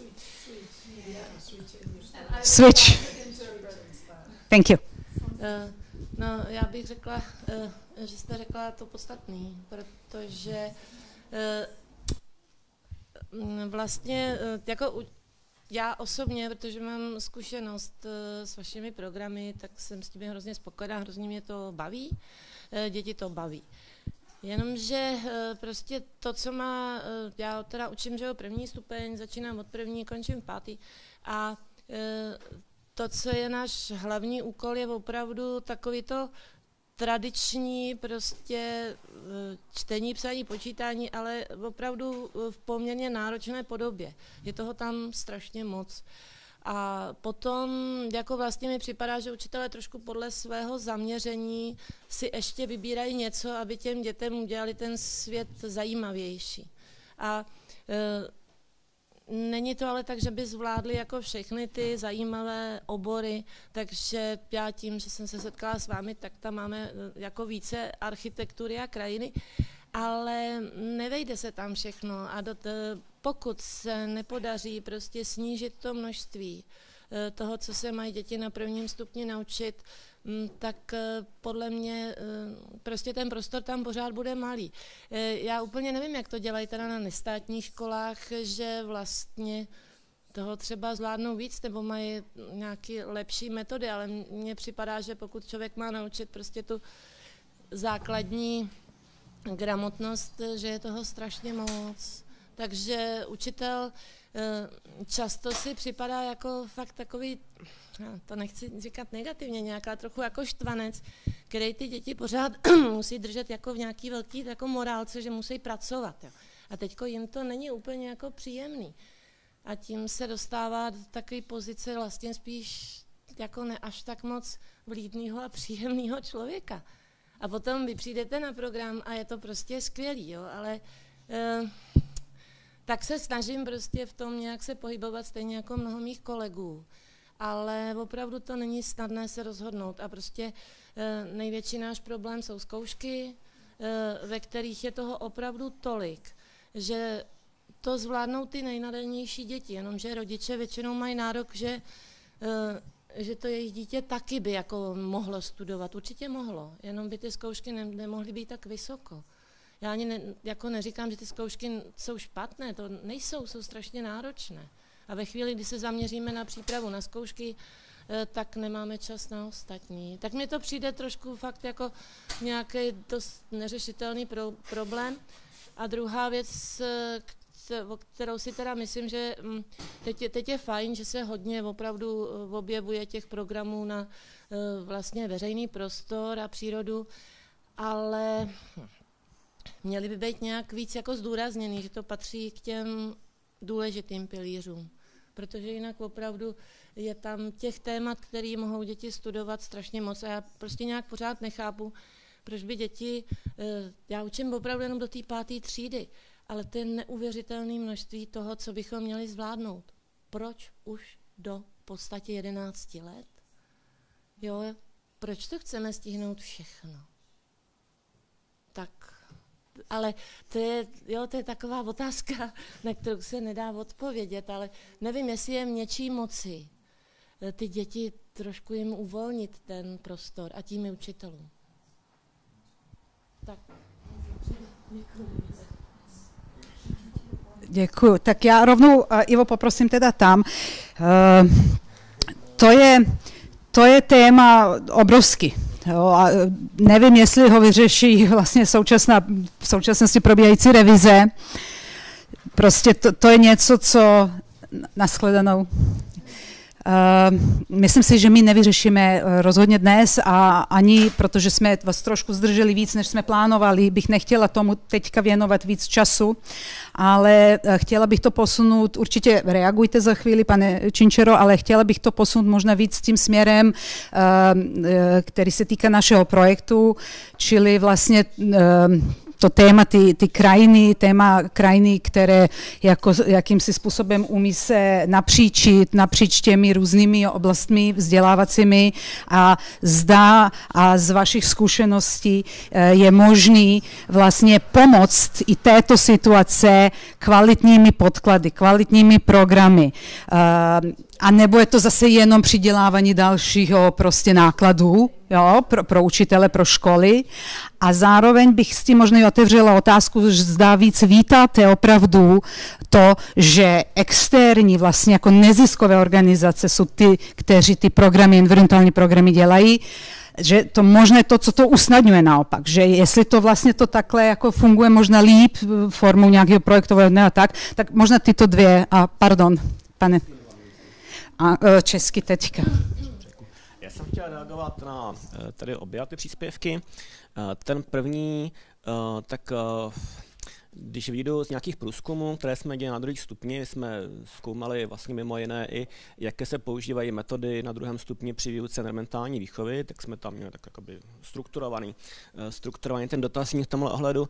Nám z toho vyšlo, že v některých oblastech ten problém tak jako není tak veliký, jo, že třeba není takový, je třeba vidět, že třeba mise, co tady dělalo čtení a kritického myšlení, tak zapustilo své kořeny a třeba těch škol, co používají nějaké diskuzní metody nebo nějaké metody analýzy textu, tak zase jako není tak málo jako v téhle oblasti, když to promítnu k environmentální výchově, nebo školy, které třeba pracují s nějakými příběhy nebo třeba s nějakými filmy, to se celkem objevuje taky, ale potom už začíná být problém tam, kde jsme se ptali na takové jakoby rozsáhlejší celky projektového charakteru. Typicky třeba, když jsme zjišťovali, jestli školy zapojují žáky do projektů, v kterých by zkoumali místní problémy životního prostředí, tak už najednou ten podíl škol na tom druhém stupni velmi prudce klesl.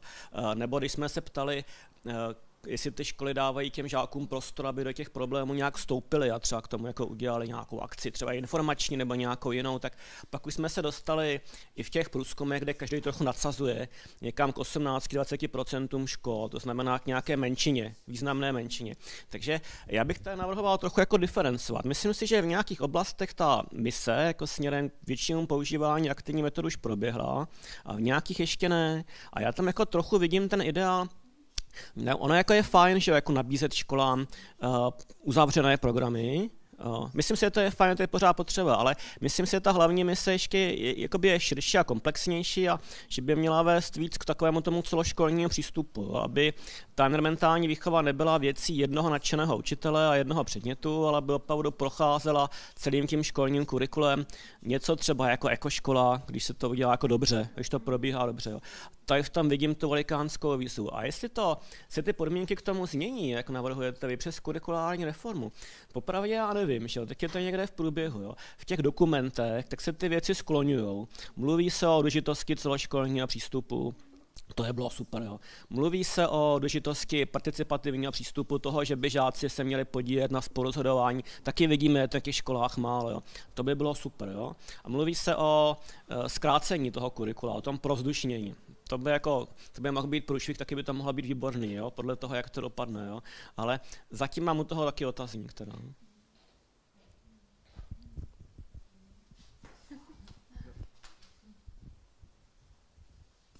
Já si řeknu svých pár věcí, co si chtěl ještě říct tomu, jo, jestli můžu. Já se vrátím možná k té krajině. Jo. 3 body. První bod je, že tuším, že vlastně v 90. letech se jakoby toho tématu životního prostředí vlastně chytili hodně ty ochranáři a udělali strašný kus práce a vybudovali tu síť EDO. Já nevím, jak moc funguje dneska, ale vím, že zpátky asi před 10 rokama jsem se vlastně bavil s někým, kdo byl to odpovědný na ministerstvu životního prostředí a vlastně byla i taková jako ochota se jakoby tak nějak s tím propojit, jo? Protože vlastně ve finále oni vzdělávají k lásce k přírodě, ale vlastně se to strašně jakoby specializuje na tu biologickou část, jo? Že to vlastně jde po těch broučkách a po té přírodě, což je správný, ale vlastně to pomíjí právě jakoby tu kulturní část, tu kulturní krajinu, to jako prostředí ve městech. Jo. Tak to jenom říkám, že existuje nějaký EDO, nevím v jakém je stavu a že je dobrý se s tím o tom bavit. Doplním to i tím, že jsme vlastně pomáhali v Olomouci právě Michalu Bartošovi, který tam má vlastně to jedno z těch ED, jakoby vede dlouhodobě. A on udělal, tady vám si klidně rozeberte, pošlu to takhle kolem, udělal jako program, ve kterém se vlastně snažil přiblížit tu přírodu, nebo vlastně ten vztah člověka k přírodě, dětem, zejména dětem, jako tam jezdí vlastně školy, jakoby na školy přírodě, tak pomocí nějakého zážitku ve smyslu jako výtvarného, jo? Že on nakonec vymyslel systém, že v tom areálu, kterému patří, nebo patří tomu vzdělávacímu středisku, tak vlastně se tam přizval výtvarníky a on říkal, že jako nechce tam mít ty cedule, nechce tam mít jakoby to povídání, jakoby to je skokán, dělejte děti tohle nebo tamhle to, ale vlastně jako skrzevá jako jakou citlivost, tak přizval vlastně výtvarníky a ty mu tam vytvořili v tom prostředí nějaký jako artefakty, nějaký jako zastavení, já tomu říkám galerie přírodě. A vlastně mi jako zajímavý, že to je nějaký jako přístup, jak učit jako citlivosti, vnímání těch dětí, která jim připadá strašně jako důležitá. Tak to je vlastně jako jeden koment. Druhý koment byl asi k tomu, že upozorním na to, že existují městský architekti a připadá mi, že i v těch jako menších obcích může být jakoby ten garant toho, nebo ten komunikátor třeba za tu vlastně obec s tou školou nebo s těmi školami, ten městský architekt. Já neříkám, že jsou všichni skvělí, spousta z nich jsou asi úplně strašný, ale minimálně to je nějaká jakoby existující síť, která spíš se jako zlepšuje, než zhoršuje. Takže si myslím, že to je jako může být dobrý jakoby ne koordinátor, ale prostě nějaký jakoby opěrný bod, a který pomůže konec konců i těm lidem z těch neziskovek, jo? A to zase říkám, ta komora dokáže jako propojit jak ty architekty v těch neziskovkách a třeba vlastně neříkám, že by je hodnotit, kdo je dobrý nebo špatný, ale minimálně jako nějak jim pomoct se skoordinovat a zároveň je propojovat třeba i s těmi městskými architektama, kteří by vlastně pomohli jakoby v tom lokálním prostředí jako s tou lokalizací a pomohli i těm školám, aby to přesně nebylo na těch učitelích. Tak to je všechno, jsem chtěl říct.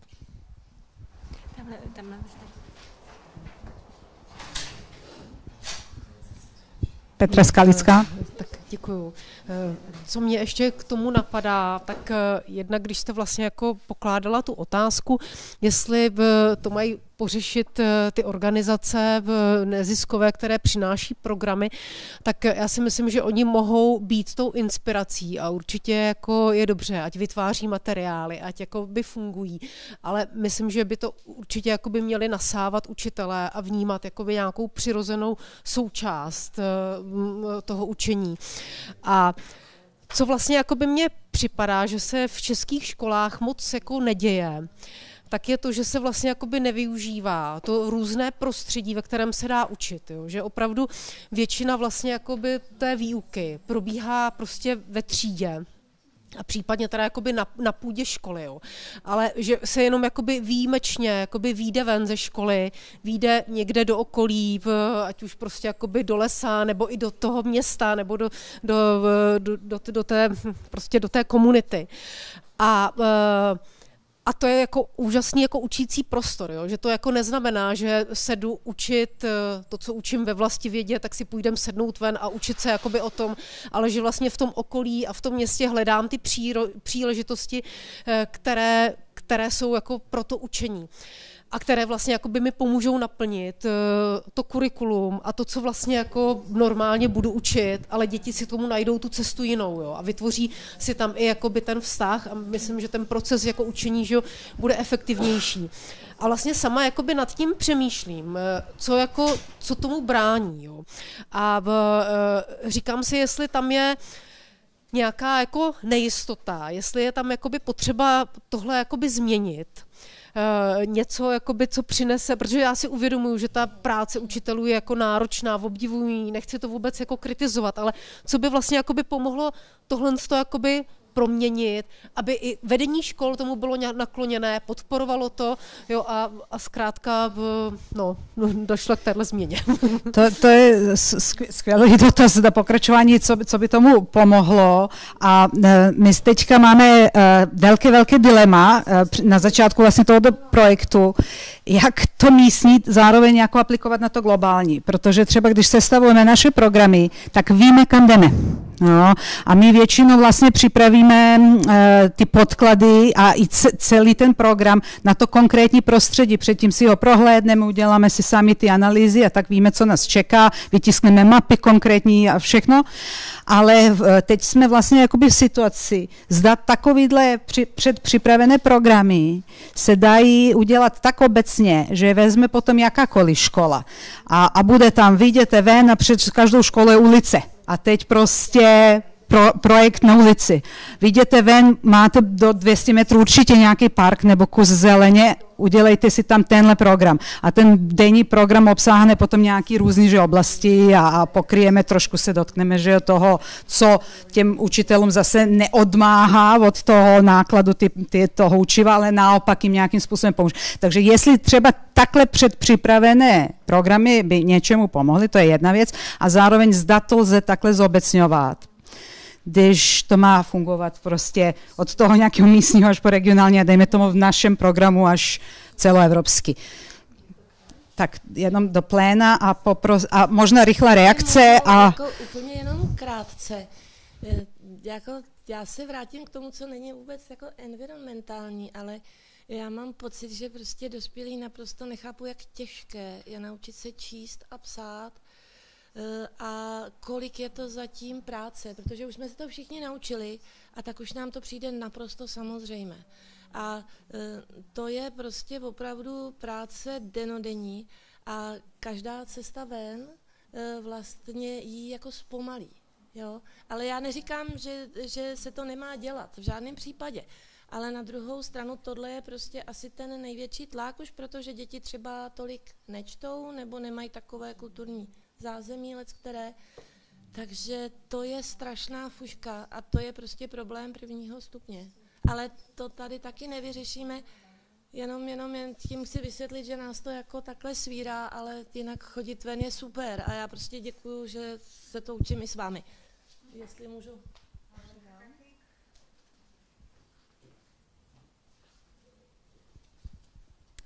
No, tady zaznělo vlastně neziskovky, ano, asi sem patří. Učitel se tak trochu cítí sám a vlastně má strašně málo času. A my jako v tom skautingu máme stejný problém. My ty oddíloví vedoucí máme zaneprázdněný, oni mají školu, mají svoje zkoušky a do toho musí ještě řešit program toho svého hnutí a ještě jakoby nějaký ten program o té ekovýchově, který je super, protože děti jsou nadšení a aktivní. Takže v tom bych jenom udělala paralelu, že asi máme k tomu co říct, ale mě v té environmentální výchově rezonuje jedno téma a to je odpovědnost. My se snažíme v těch dětech jako probudit nějakou odpovědnost vůči tomu prostředí, vůči krajině, vůči vlastně tady tomu transverzálnímu tématu. A zároveň ale ten učitel se cítí sám. Já si myslím, že je jako otázka zbudit tu odpovědnost jako v širší společnosti, v širším kruhu společnosti. Proč by měl ten učitel to dělat sám? Proč by nemohl přijít někdo, kdo je na to odborník, tak jak třeba my se snažíme propojovat ty odborníky, aby přišli ty lekce dělat a aby prostě suplovali to, co by tam ten učitel měl říct sám. To znamená vtáhnout do toho opravdu profesionály do toho tématu prostě klimatické změny a otevřít jim dveře do škol a udělat jim tam v tom prostor, jo? I s těma kurikulama, i se všem tím možným zázemím časovým. Tak to jenom mě to napadá, protože těch chytrých lidí je vlastně i mimo neziskovky jako Kvanta, jenom nevědí, že můžou. Bylo ještě taky otázka pedagogického minima. Kdo vlastně může učit? Že jo? To je taky další téma.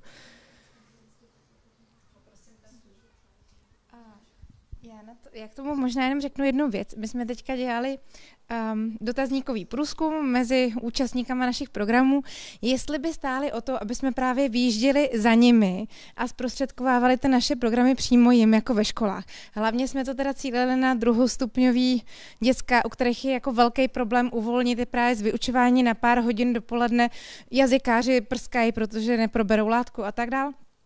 A vyšlo nám z toho, že oni chtějí jezdit k nám. No, tak to jenom jako doplňuju, že vlastně, a nevím, třeba se to týká prostě jenom našeho centra, protože se jim prostě u nás líbí a chtějí radši přijet k nám, než aby my jsme jezdili za nima, ale jenom to prostě říkám, že vlastně nám z toho vyšlo, že oni u nás jako přímo u nich ve školách moc nestojí, jo, oni radši přijedou k nám. A my potom se snažíme teda je vést k tomu, aby ty naše metody a naše přístupy teda využívali potom zpátky, když se vrátí, ale vlastně jako to, že bychom to dělali přímo s nima a přímo v tom jejich místě, což nás napadlo, to by bylo nejpřirozenější. Prostě přijít a zasvětit učitele do place-based education, přímo ho vytáhnout kolem, ukázat, co v tom okolí by šlo dělat, nastartovat tam nějaký projekty třeba, ale vlastně nám vyšlo, že o to nestojí. Jo, já jenom... My jsme v našich programech taky narazili na to, že učitelé občas se nedokážou představit dopředu, co vlastně my přineseme. A pak zpětně byli překvapení, co přesně, takže možná, když nevidí kolem své školy Tolcův dvůr, tak je nenapadne, že by se tam mohlo něco zajímavého objevit.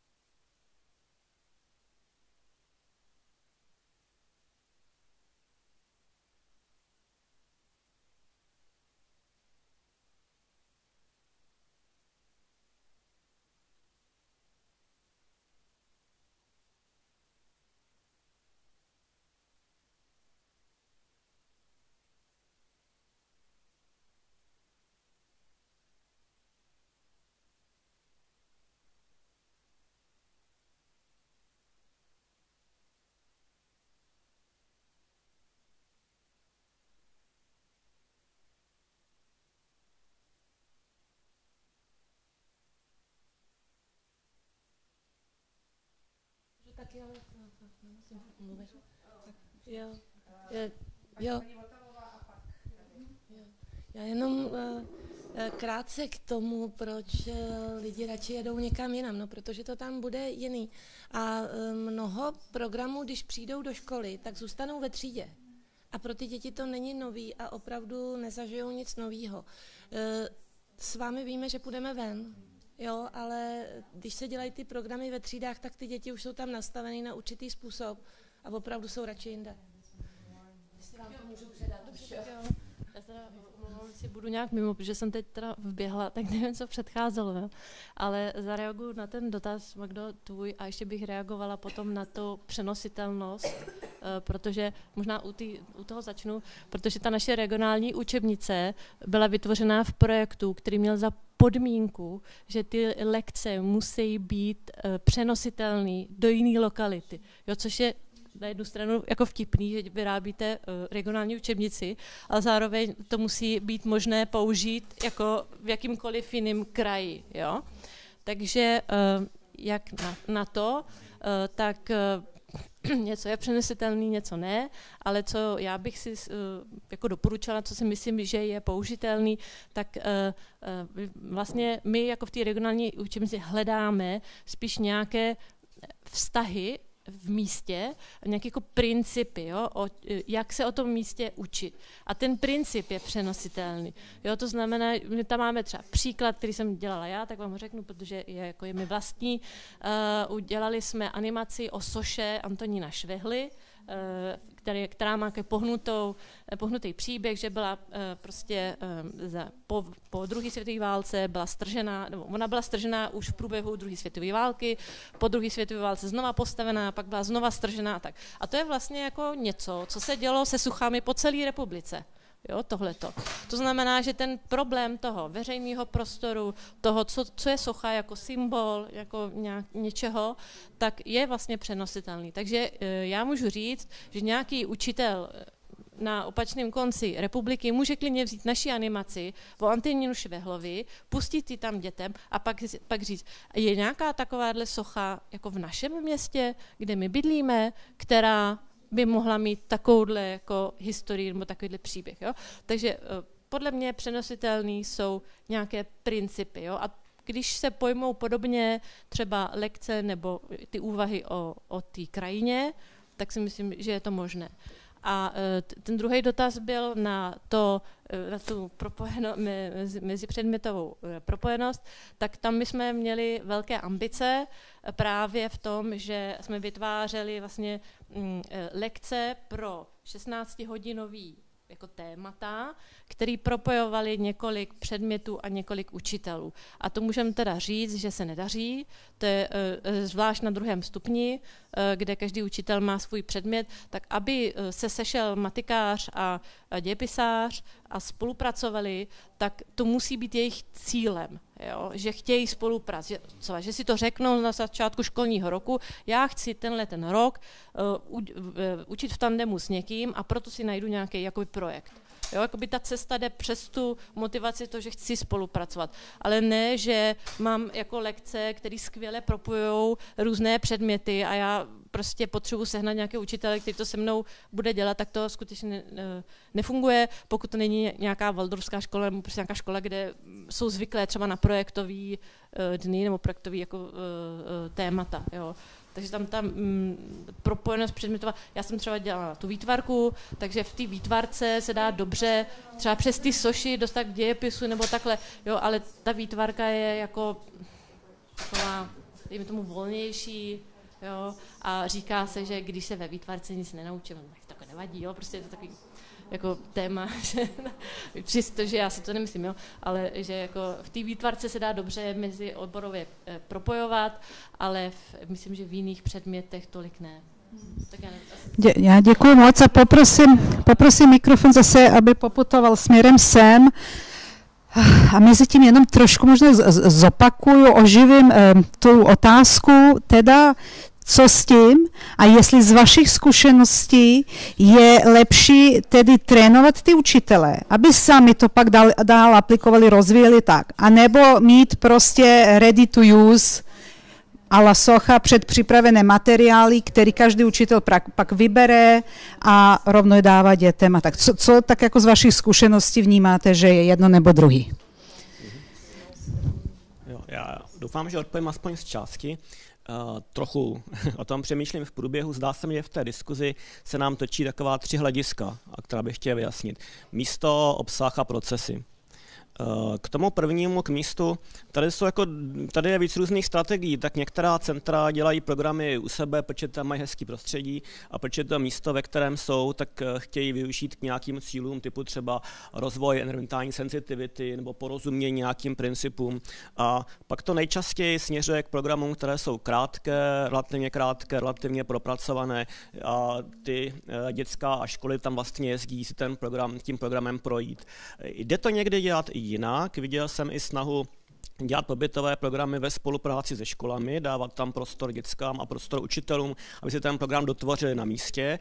Někteří autoři to i dost doporučují, ale není to rozšířené, ten přístup. Ta druhá strategie, druhá větev, ke které se myslím, směřujeme víc, tak je využití místa ve smyslu toho místa, kde je ta škola, kde ty děti žijou, kde je jakoby ta komunita.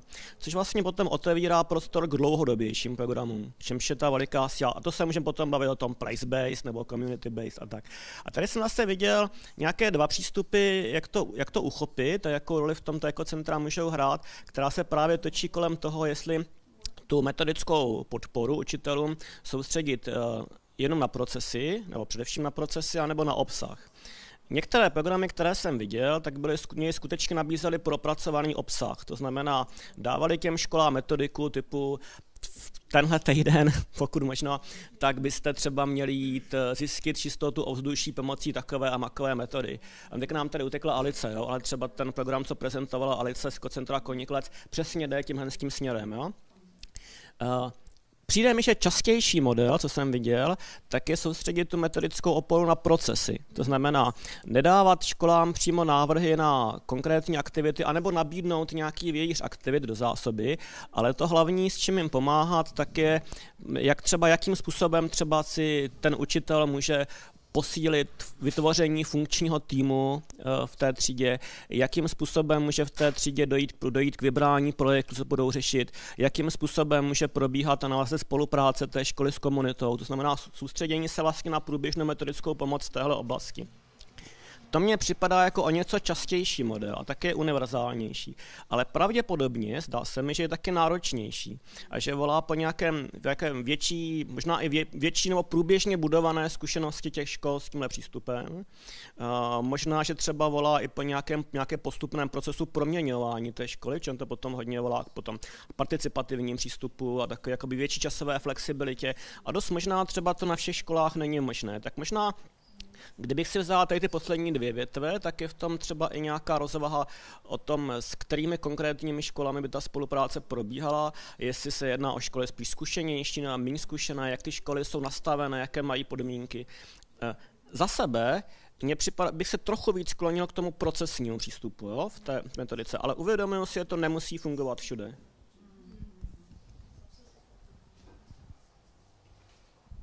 Já děkuju a ještě tak paní Skalická a pak pan Morkus. No, tak já jsem chtěla jenom taky, budu se snažit krátce zareagovat na tu vaši otázku, že mi to nepřipadá, jakoby, že to je buď a nebo. A vlastně Honza Činčera to teď jakoby hezky vysvětlil. A co bych ještě v tom jako zdůraznila, co považuji jakoby za velký problém, a vlastně to už tu zaznělo, že ten učitel je u nás jakoby na tom mnohdy sám, jo, že nemá vlastně jakoby tu oporu. Jo. A myslím si, že tam, kde jako je ta zkušenost dobrá, nebo tam, kde se jakoby daří něco měnit, tak je to tak, že ten ředitel má nějaké prostředky a možnosti, aby třeba ty učitelé učili v tandemu, aby mohli připravovat jakoby tu mezipředmětovou výuku a sami si našli jakoby vlastně ten svůj zájem, že jakoby teď my 3 spolu jakoby chceme na něčem spolupracovat. A to jakoby znamená, že prostě do toho systému nebo do toho obecně jakoby do těch škol musí přijít jakoby víc finančních prostředků, než tam v současné době je, což jakoby nevyřešíme. A co mi připadá ještě jako, že může fungovat jako efektivní cesta, když ten učitel bude mít třeba spolupráci s nějakým externistou, jo? Když ta škola si to bude moct zaplatit, když vlastně to nebude, takže jakoby ten externista přijde něco udělat s těmi dětmi, ale když vlastně jakoby on s tím učitelem to bude vytvářet, ten učitel se to přitom jakoby naučí, nebude vlastně jakoby sám, jo, a bude mít jakoby nějakou tu odporu, tak myslím, že jakoby těch možností je více, ale třeba tohle by mi přišlo taky jako efektivní způsob. Rozhodně jako si myslím, že jako na to ten učitel nemá být sám. Děkuji. No to je přesně něco, nad čím my tady v našem partnerství vlastně uvažujeme teďka, jak se propojit s vlastně již existující dobrou praxi. Například prostě máme nějaký unit, tomu říkáme, sestavený z několika lekcí a teďka vlastně by se nám hodilo, nevím, mít lekci, jak se správně sází strom ve městě, kterou už existuje, dělali s vámi kolega Klápště a rovno prostě odkázat na to shlédnete, je to krátký, prostě 10 minut a na to naváže nějaký program. Zda s tímhle někdo z vás pracoval. Nám by se to strašně jakoby hodilo, protože jeden z outputů jsou i tady ty reference, máme 4 země zapojené do projektu, tady ty reference navíc vnímáme jako pozitivní věc, která vlastně porovnávání dokonce prostě krajiny v jiných zemích s naší krajinou i pro naše studenty, naše děti může být zajímavá, takže zdá zase s tímhle máte zkušenost a zdá potom prakticky vlastně, kdybychom se takhle s vámi chtěli propojit a rovnou začlenit vlastně tu referenci do našich programů, zdá by vám to přišlo jako vůbec jako adekvátně, abyste s tím souhlasili a tak dále. Jenom takhle. A poprosím pan Morkus a vidím tady pak. Já asi nenavážu na to poslední, co jste teď říkala, ale spíš tady na Petru. Já plně souhlasím s tím, co tady padlo. Podle mě to není buď a nebo, ale je to prostě v některých případech tak a v jiných případech bude vhodnější zase trochu jinak. Třeba to může fungovat tak, že u některých těch škol prostě ten vstup toho externího subjektu, ať už je to třeba neziskovka, tak bude nějakým iniciačním momentem, že vůbec je možné o tom tématu přemýšlet, je možné o něm uvažovat nebo ho učit i jinak. A pak třeba v těch následujících letech se to bude rozvíjet už samo bez toho vstupu toho externího subjektu. Je to hodně závislý na lidech, ale to prostě cokoliv. Takže tohle to vidím jako aspekt, že prostě není to buď a nebo, ale je to třeba začít a pak už se to bude nabalovat samo. Jestli k tomu je nějaká zobecnitelnost, myslím si, že za mě spíš asi jako nabídka nějakého třeba vějíře těch buď aktivit, anebo třeba témat, kterých si všímat. Padlo tady, prostě před každou školou je ulice, všude je nějaký park, takže to jsou témata, jako kterým se možná věnovat. To si myslím, že je správně. Třeba my jsme měli i reakce nebo zkušenosti, co nám byly sdělovány takové, že když tam vstoupil ten externí subjekt do té školy, tak že se tím hodně nenaučili jenom ty děti, ale často i ty učitelé, takže to je zase jako na to, čím jsem začínal. A poslední téma, na který určitě nemám odpověď, tak ta průřezovost. Neumím teďka říct, jestli v rámci těch uvažovaných redukcí průřezových témat na 3 v kurikulu, jestli to bude mít nějaký vliv nebo nebude mít nějaký vliv, jestli jsou správně nastavená, neumím to říct, ale mám tam jistou nejistotu u tohohle z toho. Děkuji a já poprosím. Ano, a já pak jsem chtěla jen doplnit právě k tomu, co tady zaznívá, externista do škol. Mám pocit, že je to podporováno v šablonách. Jmenuje se to odborník do škol a jsou na to finance, takže školy, které mají šablony, tak to můžou využít. A na druhou stranu nevím o žádné škole, která by to využívala. My jsme to nabízeli, když byl covid, vlastně, že jsme k tomuhle nakloněni, že přijedeme a je to tam právě nastavené přesně takhle, jak to říkáme. Externista spolupracuje s učitelem, připraví s ním něco, oba v tom participují s těmi žáky v interakci a pak z toho jsou nějaké výstupy. Takhle přesně je to nastavené, hrozně chytře, ale nevím o žádné škole, která by to využila. Jsem ráda, že to říkáte, víme o tom, taky jsme vlastně se snažili navázat partnerství vlastně se školou, využít šablony, ale podmínka byla, že žadatel musí být škola. a ne my jako neziskovka nebo jako fakulta. A tam byl ten kámen úrazu, protože zase prostě znám celkem dost ředitelů, kteří se šablonům vyhýbají z hlediska administrativy, složitosti, zpracovávání, dokazování pak, vykazování grantu a tak dále, a tak dále, a tak dále. Takže je to skvělá nabídka, ale zase potřebuje nějakou zjednodušování a tak dále. A teď poprosím, jo. Já prosím jenom do mikrofonu, moc se omlouvám, jenom do mikrofonu, jinak online účastníci neslyší nic, tak tady a potom posuneme mikrofon dál. Navázá na tu otázku původní, jestli je nějaká podpora nebo zkušenost z naší strany, jak na ty konkrétní aktivity v určitý krajině nebo v určitý adaptaci na změnu klimatu. Tak my jsme vytvořili takový informační videa, kde dáváme návody, jak může kdokoliv ve městě třeba zadržovat vodu v krajině, jo? Dělat zelené střechy, nějaký dešťové zahrádky, potom prostě záhonky, zazelenit vnitrobloky. A tohle nám vlastně jako vzniklo jako materiál v době, kdy jsme ještě ani ten projekt mikroadaptací, kdy žádáme oddíly nebo navádíme oddíly a školní třídy, aby si adaptovali to svoje prostředí na změnu klimatu, tak to jsme ani ještě neměli. Ale teď vlastně ty videa jsou dost instruktážní, že v momentě, kdy přijde učitel a má zájem o náš program, tak my mu řekneme, můžete a nemusíte použít tohle instruktážní video jako úvod do toho programu a potom vás čeká vlastně workshop, kdy budeme analyzovat to vaše okolí, nebo si to můžete zanalyzovat s žáky sami. Vlastně těch způsobů je tolik, co je příjemného a co je přirozeného pro toho učitele, protože vlastně v zásadě je strašně těžký, právě to tady zaznělo, udělat něco obecného. Když to řeknu to tak, jako zpropagovat a uvést do funkčnosti člověk, který má vlastní zkušenosti, vlastní nějakou kreativitu, takže jako dát tu pravomoc, zase taky to tady zaznívalo, nějaké jako pocit té moci, že to můžu sám a jenom mu dát k tomu nějaký jakoby návody, ty vědecký, jo, protože důležitý je pracovat s těma vědeckýma faktama. Co zabere čas, je opravdu to studium. Nastudovat něco, aby to bylo relevantní pro to, abych to posunul dál. Takže tam si myslím, že ty videa to může být jednak pomoc a pak spolupráce s těma konzultantama opravdu z profesní domény, třeba s architektama, zahradníma architektama. Když chci změnit vnitroblok ve škole, tak si pozvu ty, co na to mají už zkušenost. Uspořádám ten workshop s nima a navážu na realizaci toho, co si ty děti vymyslejí a pozvu někoho, kdo zase je zahradník a umí sázet ty truhlíky, ví, kdy to má sázet, jak to má sázet a zase zkusím jakoby zajistit nějakým způsobem tuhle spolupráci. No. Takže je to opravdu o tom propojování tak nějak bych to doplnila.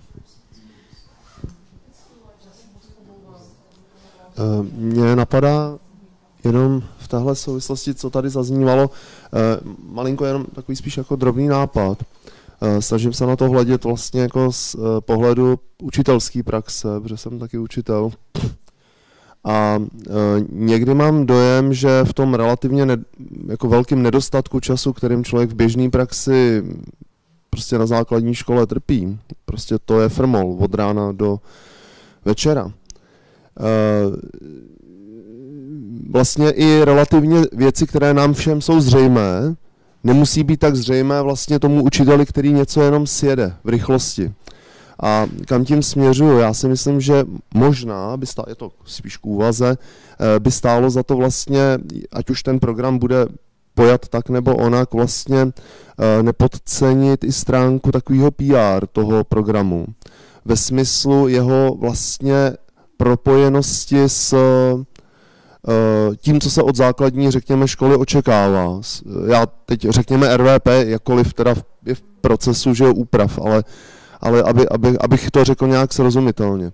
Prostě ukázat na to realizací našeho programu můžete, já to teď jakoby přeženu, jo, splníte to a to z RVPčka a tím vám zbyde čas na to, abyste se toho vlastně mohli zúčastnit. Jestli mi rozumíte, jo, protože bavíme se o tom nedostatku času díky přeplněnosti toho školního vzdělávacího programu, což je, já si myslím taky trochu jako z části třeba, já to vidím hlediskem druhostupňového učitele, převážně přírodopisu. Je to trochu někdy přehnané, ono to není tak hrozné. Ono RVPčko už vstávající dává velkou svobodu učitelům. Ale naráží to často jednoduše na nějaký limity těch lidí. Prostě fyzické limity. To nejsou hloupí lidi, ty učitelé, že jo, v průměru, ale nemají prostě neomezeně času. Jo, vidím to sám u sebe. Prostě máme nějaké limity, na ty narážíme. A co nám pomůže? No říct nám něco po lopatě. Jo? Když se to dobře připraví, dobře odargumentuje, bude to dobrá argumentace jak pro učitele, který se za to zachytí, tak pro vedení školy, kterýmu ten učitel to musí, řekněme, si obhájit třeba, anebo to i zvýší potom šanci na zapojení většího kolektivu v rámci té školy. Tak tolik názor. Děkujeme. Jo, já. Reagovat, jste se ptala na tu externí, tak my máme zkušenost jako s mentoringem, jo? Tak to je třeba jedna forma jako externí podpory učitelské práce a my jsme měli projekt, který trval 4 roky a spočíval právě v tom, že skrze mentoring jsme podporovali učitele v badatelsky orientované výuce, například ještě v polytechnice, ale jo, pro tu základku to bylo BOVčko. Jo. A můžu říct, že ten mentoring je to hodně jako náročná práce, bude to hodně času a je to hodně jako individuální podpora učitele. No, to znamená, že opravdu zacílíte na vybrané osobnosti, ale naše zkušenost je teda taková, že kdo tím prošel, tak se opravdu posunul. Jako, jo. Pokud nám jde o to změnu postoje u učitele a změnu učitelské praxe, tak si skutečně myslím, že individuální podpora učitele má smysl. Je drahá, trvá, ale myslím si, že myslím si, že když dokážete právě třeba pak tomu vybrat ty učitelské lídry na ty škole, jo, dát tu podporu někomu, u koho vidíte, že on to pak bude jako dál, jo, dávat, tak si myslím, že to má jako velký smysl. Jo. A ještě jenom naše zkušenost teda, že 4 roky jsme za to byli placený v rámci projektu, i ty naše učitelé vlastně byli nějakým způsobem placené a teď, když ten projekt skončil, tak my to dál nabízíme, jako mentorskou podporu a nikdo ji jako nechce. Jo? Nebo nevíme, jestli chtějí nebo nechtějí, ale nikdo si ji jako neobjedná. Jo? Máme třeba 1 nebo 2 učitele, kteří si objednali mentoring v BOVčku, ale to bylo v podstatě skrz osobní jako vztahy. Jo? Takže tam je právě otázka, čím to je. A jednak je to asi jsou to určitě finance, protože šablony nejsou na mentoring a teďka jsou šablony 3 a tam jsou jenom projektový dny, myslím, jo. Takže my jsme třeba teďka vymysleli, že pro ty šablony 3, kde jsou projektový dny, tak to děláme vlastně tak, že v tom projektovém dni máte trávit 6 hodin s tím učitelem a s dětmi, tak jsme to jakože zafingovali, že hodina je jako příprava a to je jako můj rozhovor mentorský s učitelem, pak máme něco a pak máme jako rozhovor potom. Je to jako takový hybrid jako vlastně, jo, protože si myslíme, že to má smysl, jako jo, protože jako, my chceme právě změnit i ten postoj, že, toho učitele. Jo. Takže já si myslím, že externí podpora učitele má velký smysl, ale není to zde vůbec zatím moc zavedený. Učitelé jsou vůči tomu hodně skeptický, nejsou zvyklí mluvit o své práci, nejsou zvyklí někoho k sobě připustit, aby se podíval na jeho práci, že já tam sedím a říkám, já to nehodnotím, já ti dělám jenom zrcadlo, abych ti potom zpětně řekla, co si v té výuce dělal, protože ten učitel to nevidí často, co dělá. A třeba dost často si mi stávalo, že ten učitel dělal skvělé věci. Já jsem mu řekla, já jsem viděla, že dělá tohle jsem fakt jako jo. Takže jako fakt jakoby na to posilování toho profesního růstu je to jako super, jo.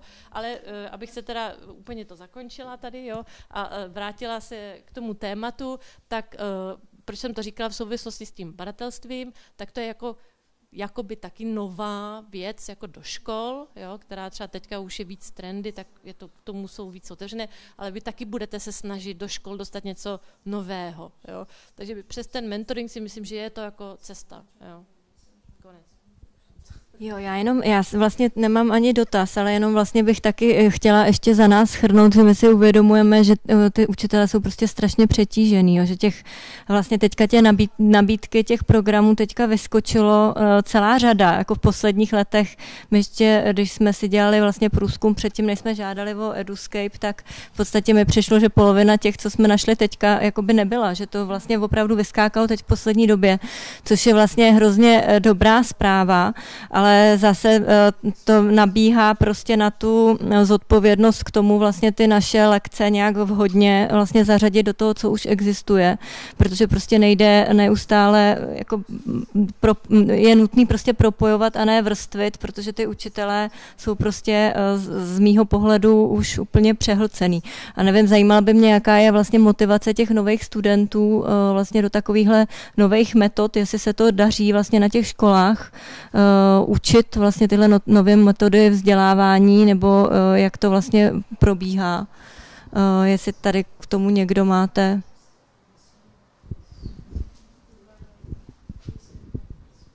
No, my jsme začali s mikroadaptacema loni a musíme říct, že vlastně ta představa byla mnohem jednodušší, že my jsme jako předpokládali, že si to děti za jeden rok stihnou naplánovat, udělat teda audit nějak toho prostředí, naplánovat, potkat se s konzultantem a do konce školního roku zrealizovat to opatření, které si vymysleli.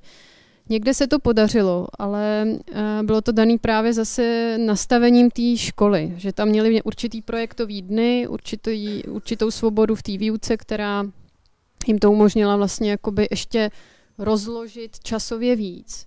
Ale tím se to rozložilo i do více skupin dětí. Takže došlo k tomu, že třeba třída, která to vymýšlela, to koncově nezrealizovala a zrealizoval to někdo jiný. Ale i tak v tom vnímáme smysl a myslíme si, že jako je to přínosný pro celou školu, protože tam zase bylo jakoby projítko napříč těma třídama. Takže to je jenom jeden konkrétní příklad školy a v druhém příkladu tam byla fenomenální spolupráce. Oni si o tom točili videa, prezentace, dělali k tomu opravdu jednání na úrovni komunální, na úrovni ředitele školy. A zase ten náboj, když tam měli určitou tu svobodu, my jsme jim nepopsali tu metodu přesnou, jak to mají dělat. A snažili jsme být minimalističtí. Ono, když se to pilotovalo, ono vám nic jiného nezbývá. Ale ta zkušenost vlastně je taková, že ta svoboda je v tom a jednoduchost je jako neuvěřitelně důležitá. A je pravda, že někteří učitelé potřebují tu svobodu a někteří potřebují tu metodu. Takže zase vrátím se k té otázce na začátek, je potřeba mít připravený v kapse obojí, ačkoliv ta metoda často vzniká až po těch 2 letech, těch zkušeností, kdy máme často sepsat. No, tak to je taková zkušenost z těch mikroadaptací tady v Praze, kde máme zapojených asi 4 školy a 3 oddíly. A k realizacím došlo ve 3 případech. Děkuju. A já úplně na závěr, protože zrovna jsem zjistila, že máme 6 hodin, tak úplně na závěr položím jednu otázku i směrem k našim partnerům a vrátím se trošku k té obecnosti, nebo jak obecně aplikovat některé programy a dejme tomu, jak vlastně mít ty procesorientované programy, které my v našem případě pak budeme umět aplikovat i globálně. So I will just maybe now switch to English, if you agree, for a little bit.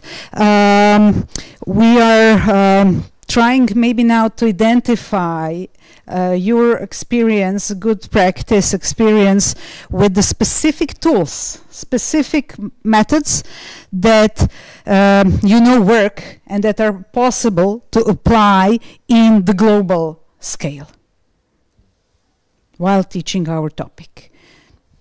Any examples from the Czech side and from our guests? What specific tools work while applying, teaching about environment in a global scale? A tady vidím zvednutou ruku. Ještě jedno. Proto je náš místní, that's our associative partner, Skautský institut. Proto to funguje. Ten specific tool, tak myslím si, že je to dát maximální moc těm dětem. Jo? Zapojit ty děti opravdu od první fáze, kdy já informuji toho učitele o tom, jak ten projekt funguje, tak se nám stalo, že učitel si tam přivedl 2 studenty a oni už naslouchali tomu domlouvání jako toho koordinátora programu s tím učitelem. A to je přesně ta škola, která nám v tom funguje výborně. Ty děti přinesly okamžitě tu informaci mezi ostatní děti, nebylo to přes toho učitele, ale přes ty děti. A to si myslím, že se nám opravdu osvědčilo a ta škola je nadšená, vlastně chtějí v tom pokračovat dál. Jo. Takže myslím, že je to přesto opravdu svěřovat tu moc těm dětem. Svěřovat moc dětem a určitě mi přijde takový ten proces, který jsme dneska mnohokrát zmiňovali, od toho vlastně získat nějaké data, nějaké informace, tam si lze propojit samozřejmě s jinými existujícími programy a pak se snažit vlastně aplikovat nějakou jasně danou metodiku na to konkrétní prostředí, kdekoliv jsme. A na základě vlastně potom získaných dat analyzovat, definovat problém a ten proces by v podstatě byl furt jedno a to samé. To by se určitě nějakým způsobem dalo, ale spíš jsem mířila teďka opravdu na konkrétní jednotlivé malé mini subtéma velkého tématu krajina, velkého tématu environmentální vzdělání, něco, co vám už z existující praxe víte, že to funguje, že to prostě se dá aplikovat i v různých zemích a tak. And I'm now really trying to look at our partners. Do you know of something that is actually really possible to recommend as a tool or as a method that can be applicable in a general?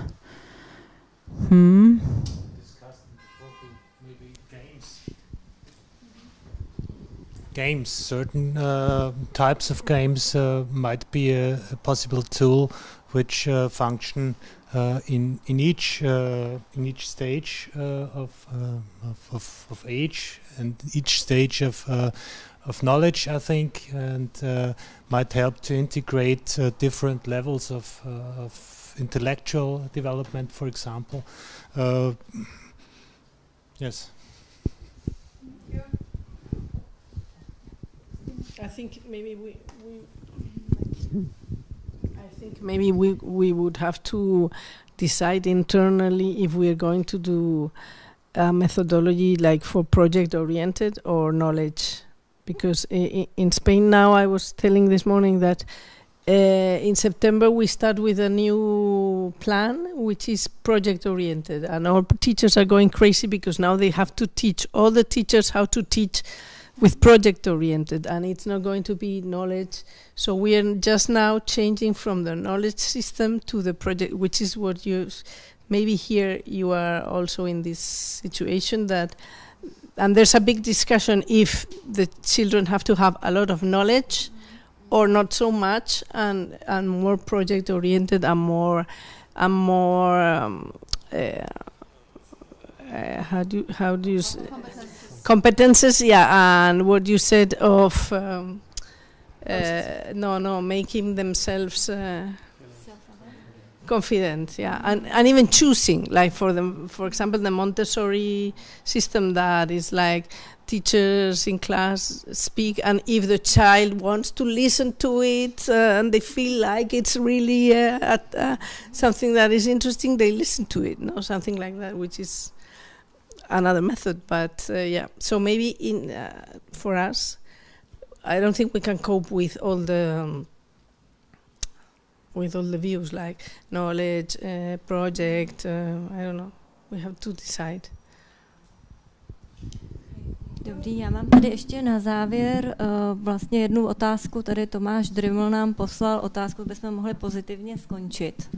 Jo.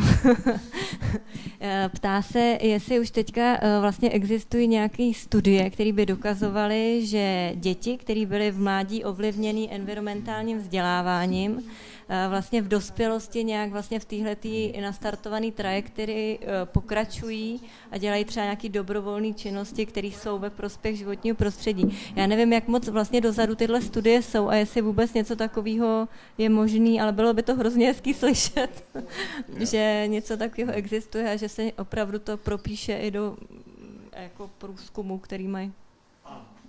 Ano? Jasně, ale odpověď je ano, takže myslím, že pozitivní závěr se podařil.